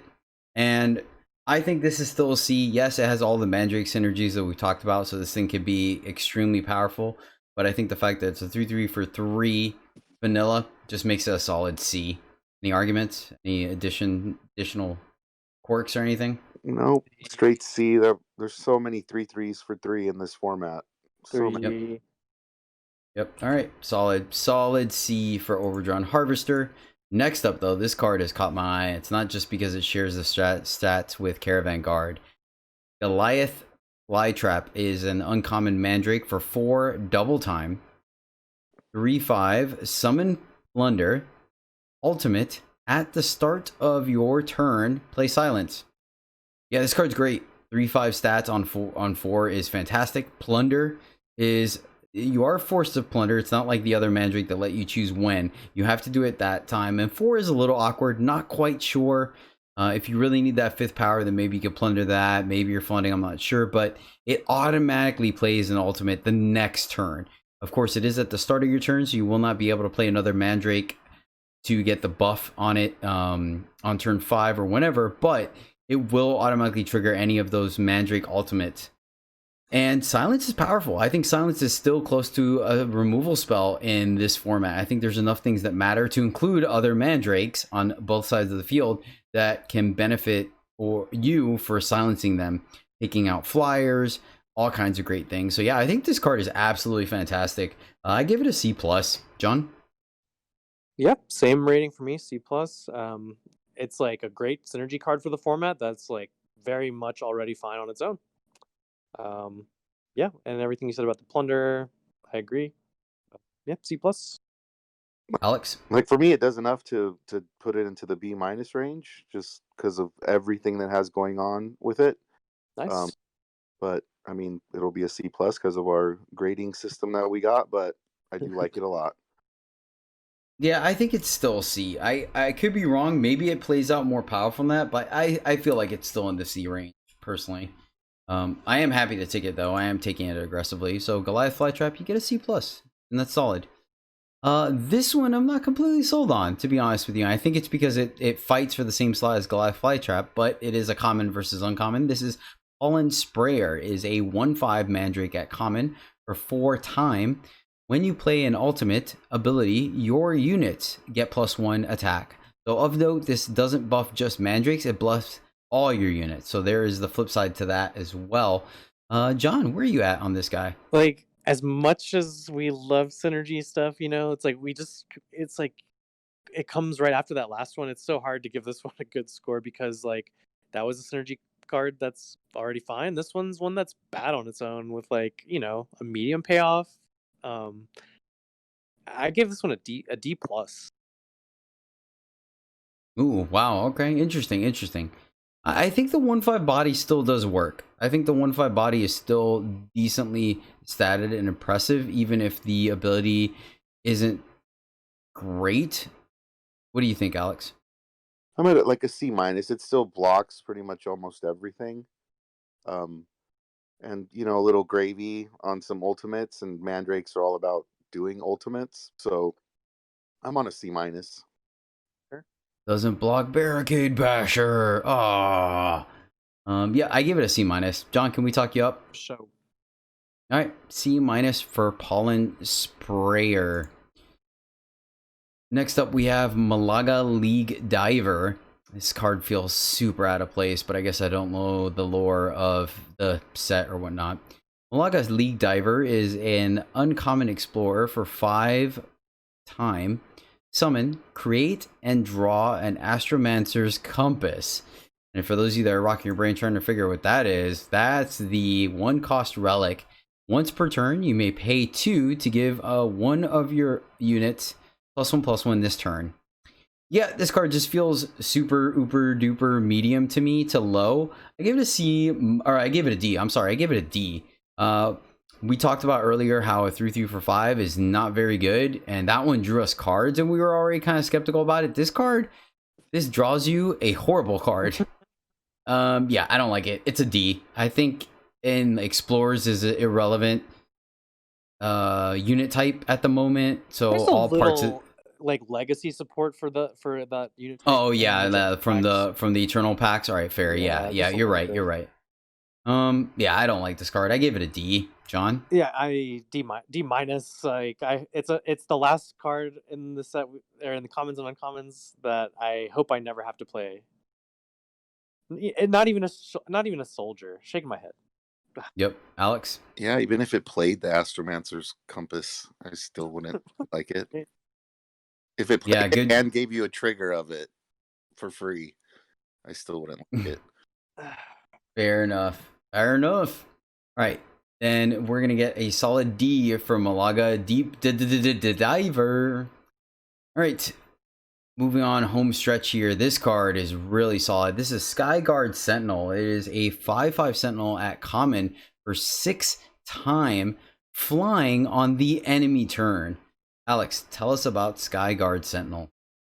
Yeah, it just feels very protective when it's out there. 5/5 for 6 in time. It's a Sentinel. It's just, it's like the meat and potatoes of your time Sentinel decks. I gave it a C. All right, fair enough. What did you give it, John? C as well. It's you play it a bit late for a card that's like better on defense like this, but it's solid enough. So yeah. I gave it a C plus because it's exactly what Alex said, where when you play it, you feel really comfortable about your position in the air versus a lot of times these time decks kind of, that's one of their weak points. You're right. We're like, well, I'm just going to lose to flyers. This makes it to where it's very difficult for flyers to get through, but yeah, that's fine. I can easily go down to a C. I think it's not like you definitely aren't jamming every one of these into your deck. So To be fair enough. honest, like I'm more of a begrudgingly playing these cards if ever, right? Like I just want to be doing better stuff. What See, and like I don't know, I've been pretty impressed with this card on both sides of the board. Yeah, And like, maybe it's it's just fine. because I like maybe it's because I like going aggressive flyer. So when I see this, I'm like, oh gosh darn it. But I don't know. And then I feel good. I'm like, if I just make it to 6 and play my one Skyguard Sentinel. Yeah. So we'll see how the format plays out, but it does give you a really comfortable insurance policy. All right, and then our final time card is another Sentinel. This is Silver Titan. This is a 6/6 Sentinel at uncommon for 7 time. Endurance, Fate, draw a card if you have a Sentinel. So of course, the one time I put this in my deck, I literally drew it turn 2 every time and never drew a card off of it. So I guess that just shows I should put it in the market. It's hard to evaluate this card because I keep wanting to compare it to Corpse Boom, and it's not in the format. I mean, it is in the format actually, so it makes it worse. But it's like try not to do that. I don't know. I gave it a C, and I think that's a little on the high side. I think I valued the fact that you can draw a card off of it a little bit. It's not a Corpse Boom. It just isn't, and it's not a Power Breach Sentinel either. So I'm like, I don't know. John, what do you think of Silver Titan? See, I like this guy just a little bit more. I thought it was C plus. Like I played it, and what I thought was not enough Sentinels for it to like really draw a card. But man, that thing was always drawing a card for me. Like, and then when it was like it was looking pretty solid on the board too every time. At a 6/6, that's like beef in this format. That's like about as big as they come. And with those stats, that endurance is nice. So like I thought this guy was pretty solid, and I like him even more in market because 7-drop is a great market's a great place for any 7-drop, and this one you can make it to where Get it your just card draws back. you a card every time, right? Like that's just Yeah. juicy. Some of those other ones with the fate draw card, like they're cards you want to be playing earlier, and this one's just like, here, it's a big old 7-drop. Put it in your market, guy. but I think it's fine main deck as well. It's not hard to draw a card in a portion of your games at least. C or C plus. I said C plus. I mean, it is Fair enough. It is in the ramp colors, right? So if you can get this guy out even just a little bit, One of the ramp guys is a Sentinel too. right? So just a little bit faster than normal, even one turn, like for 6 instead. Like that's Yeah, I played pretty it in a deck strong. running that 3 mana, expand the reach. I was ramping with that and getting to this guy and loving it. All right, so where you at on it, Alex? I mean, I like it as a C. It's still, cost 7, but it's a good unit. All right, 2 C's to a C plus. So C for Silver Titan, and that's gonna do it for time. John, what do you think about time? Yeah, it's fine. It's kind of medium. It's exactly what you'd expect, I think, from time. At least it doesn't have the Grodov's favored or anything like that. So, that's solid. Yeah, no, absolutely. I don't know. I'm expecting that Goliath Mandrake the Goliath Flytrap to do some serious work in this format, but we'll have to see how it plays out. But yeah, I think time's solid. I like no disappear in the format either. So, all right, guys, that will do it. We made it. Holy cow. We'll find out how long this was in post. But that's great. I think we did a solid job. A lot of really interesting things going out in this set, and a lot of cards that are going to play out based on the format, which I think is exciting, right? Seeing old tricks that you can't just be like, oh, it's going to play out like this, because they've done enough to modify it. I'm super excited about drafting this format. I'm having an absolute blast drafting it right now.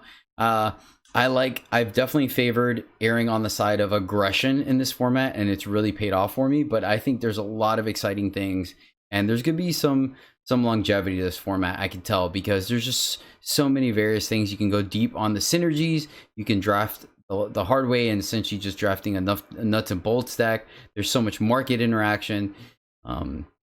I would like to see a little more removal, but I guess that kind of lets us try out the new toys as well, right? If there was too much removal in the set, then you couldn't do all the soldier or mandrake synergies. So there's that. But yeah, I think this is great. I am having an absolute blast. Alex?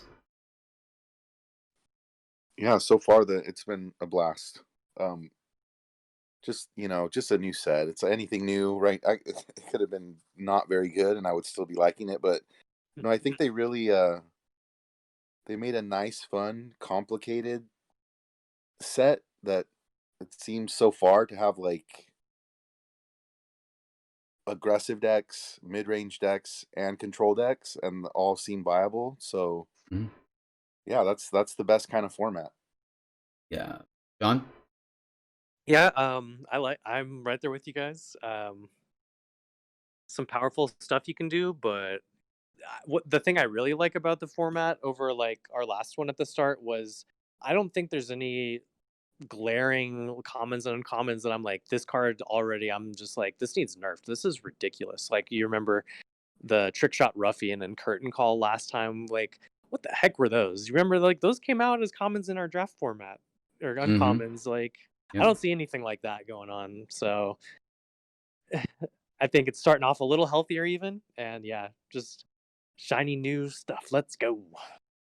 Yep. I think if I had to take just a designer stab at it, I think the relic in the void thing might be a bit of a bust, right? But I appreciate the fact that they tried it out, and I'll keep exploiting it and see what happens. But to me right now, like we talked about on the show a little bit, it looks like Malaga Munitions is really the standout one of that. But we'll play it out and see how things work, and then obviously when they flip the script and change up the draft packs, we'll see how it looks out. But all right, I don't want to take too much more of you all's time, as well as the listeners out there, because man, have we slugged through it. But I enjoyed it. I think it was a blast. These are some of my favorite shows, regardless of how long it is, because it's fun to talk Eternal. It's great, and I've enjoyed it. So I hope you guys have as well, and that you learned a little something. This helps you get better drafting.